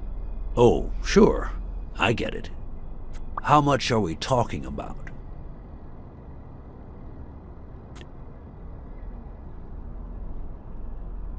Twice the amount we agreed on. That seems fair enough. Anyway, that's it. Julie has your check. Don't forget to claim it. As for your bonus, I'll send it along soon. Don't worry about it. Thank you again, Blacksad. I don't know what state Sonia would be in if it weren't for you. I had to act, then and there, or let Thorpe get away with it. Excuse me for not standing. No, I won't excuse you. I know you could stand if you wanted to.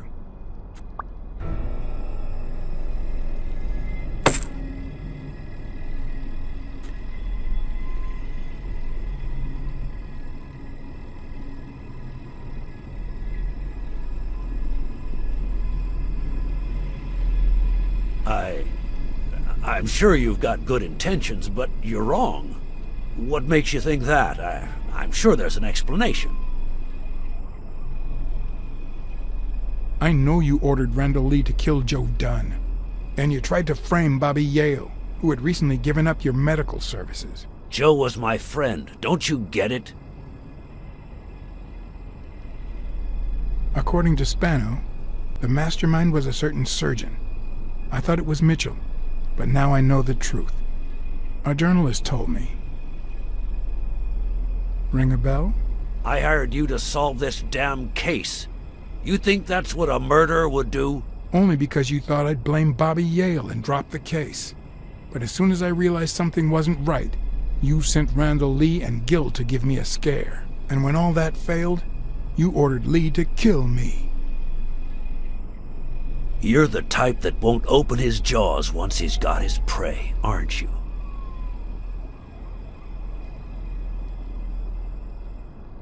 You're right. I never let go of my prey.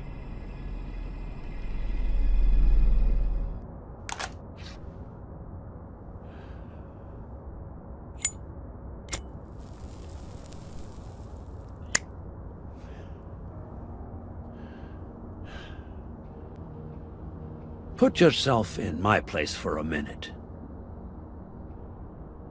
You're a promising football player who just got back from the war, but you're still a nobody.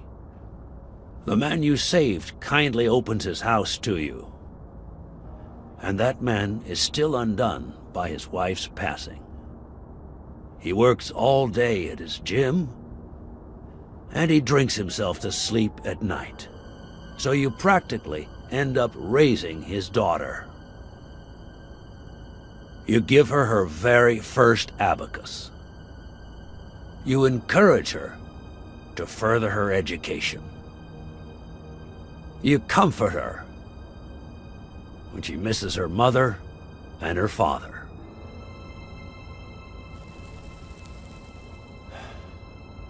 Meanwhile, your sporting career takes off. Life is good. Until one day, out of the blue, an accident cripples you. An old friend, Mitchell, tells you he knows someone who can help you. A German doctor.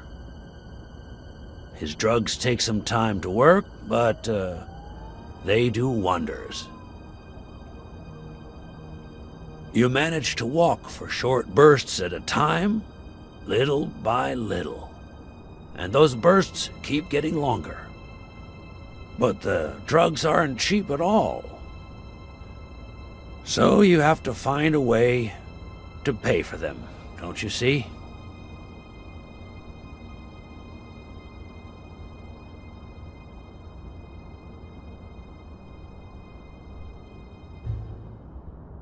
So you started by selling drugs to athletes. Then you decided to start an advertising agency to hire those same athletes.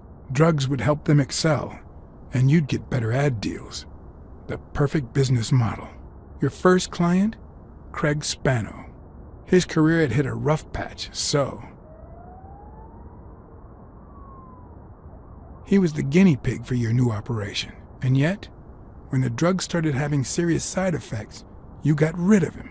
Afraid he would talk, you tried to kill him. That's why he hid. From then on, your business was smooth sailing. You even began to think you were above the law. You thought that you were untouchable. Until Joe Dunn found out, and then, 2 days before his unfortunate death, he came to see you. That's enough now! You stop it!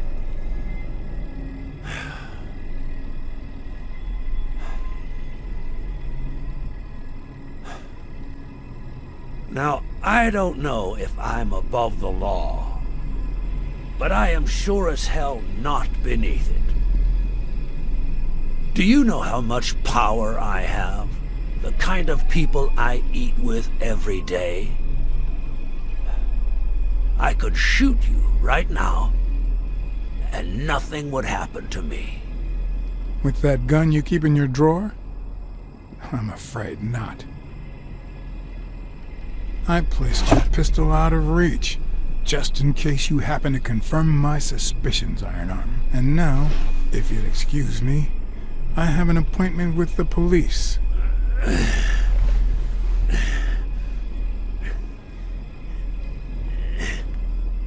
I won't let anyone wreck my life again. Sonia and I, we deserve a future. You can come in now, Smirnoff. Timothy Wilson Thorpe, drop your weapon. You're under arrest. You have the right to remain silent. Anything you say can and will be used against you in a court of law. You have the right to an attorney. If you cannot afford one, the state will provide one for you. Mr. Thorpe.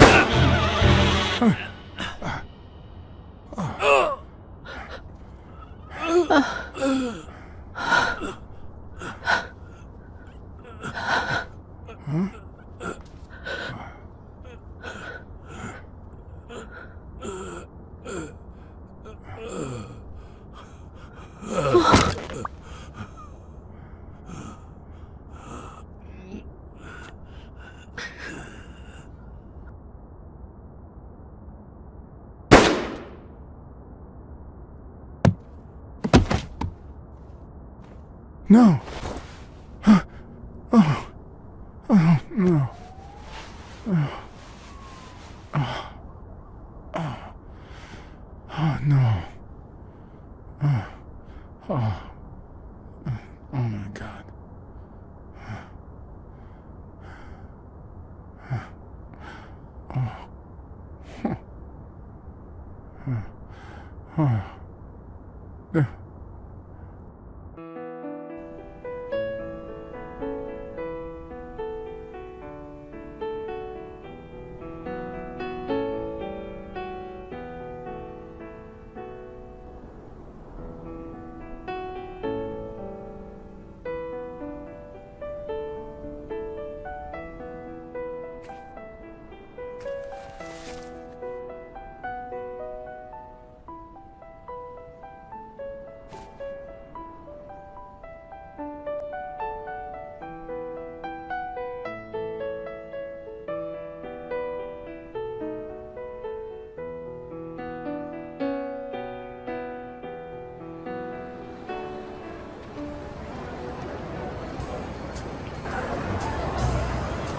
After everything that had happened, the last thing I was interested in was the fight.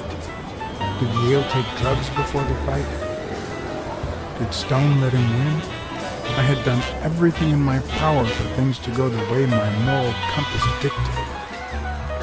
Whether anyone would listen to me, that was another story.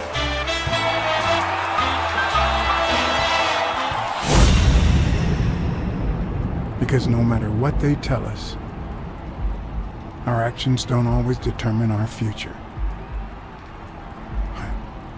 My moral compass. As if I even knew what that means. I didn't even know what to think of my performance throughout the case. Did I have a clear conscience? Would I have made the same decisions, given the chance?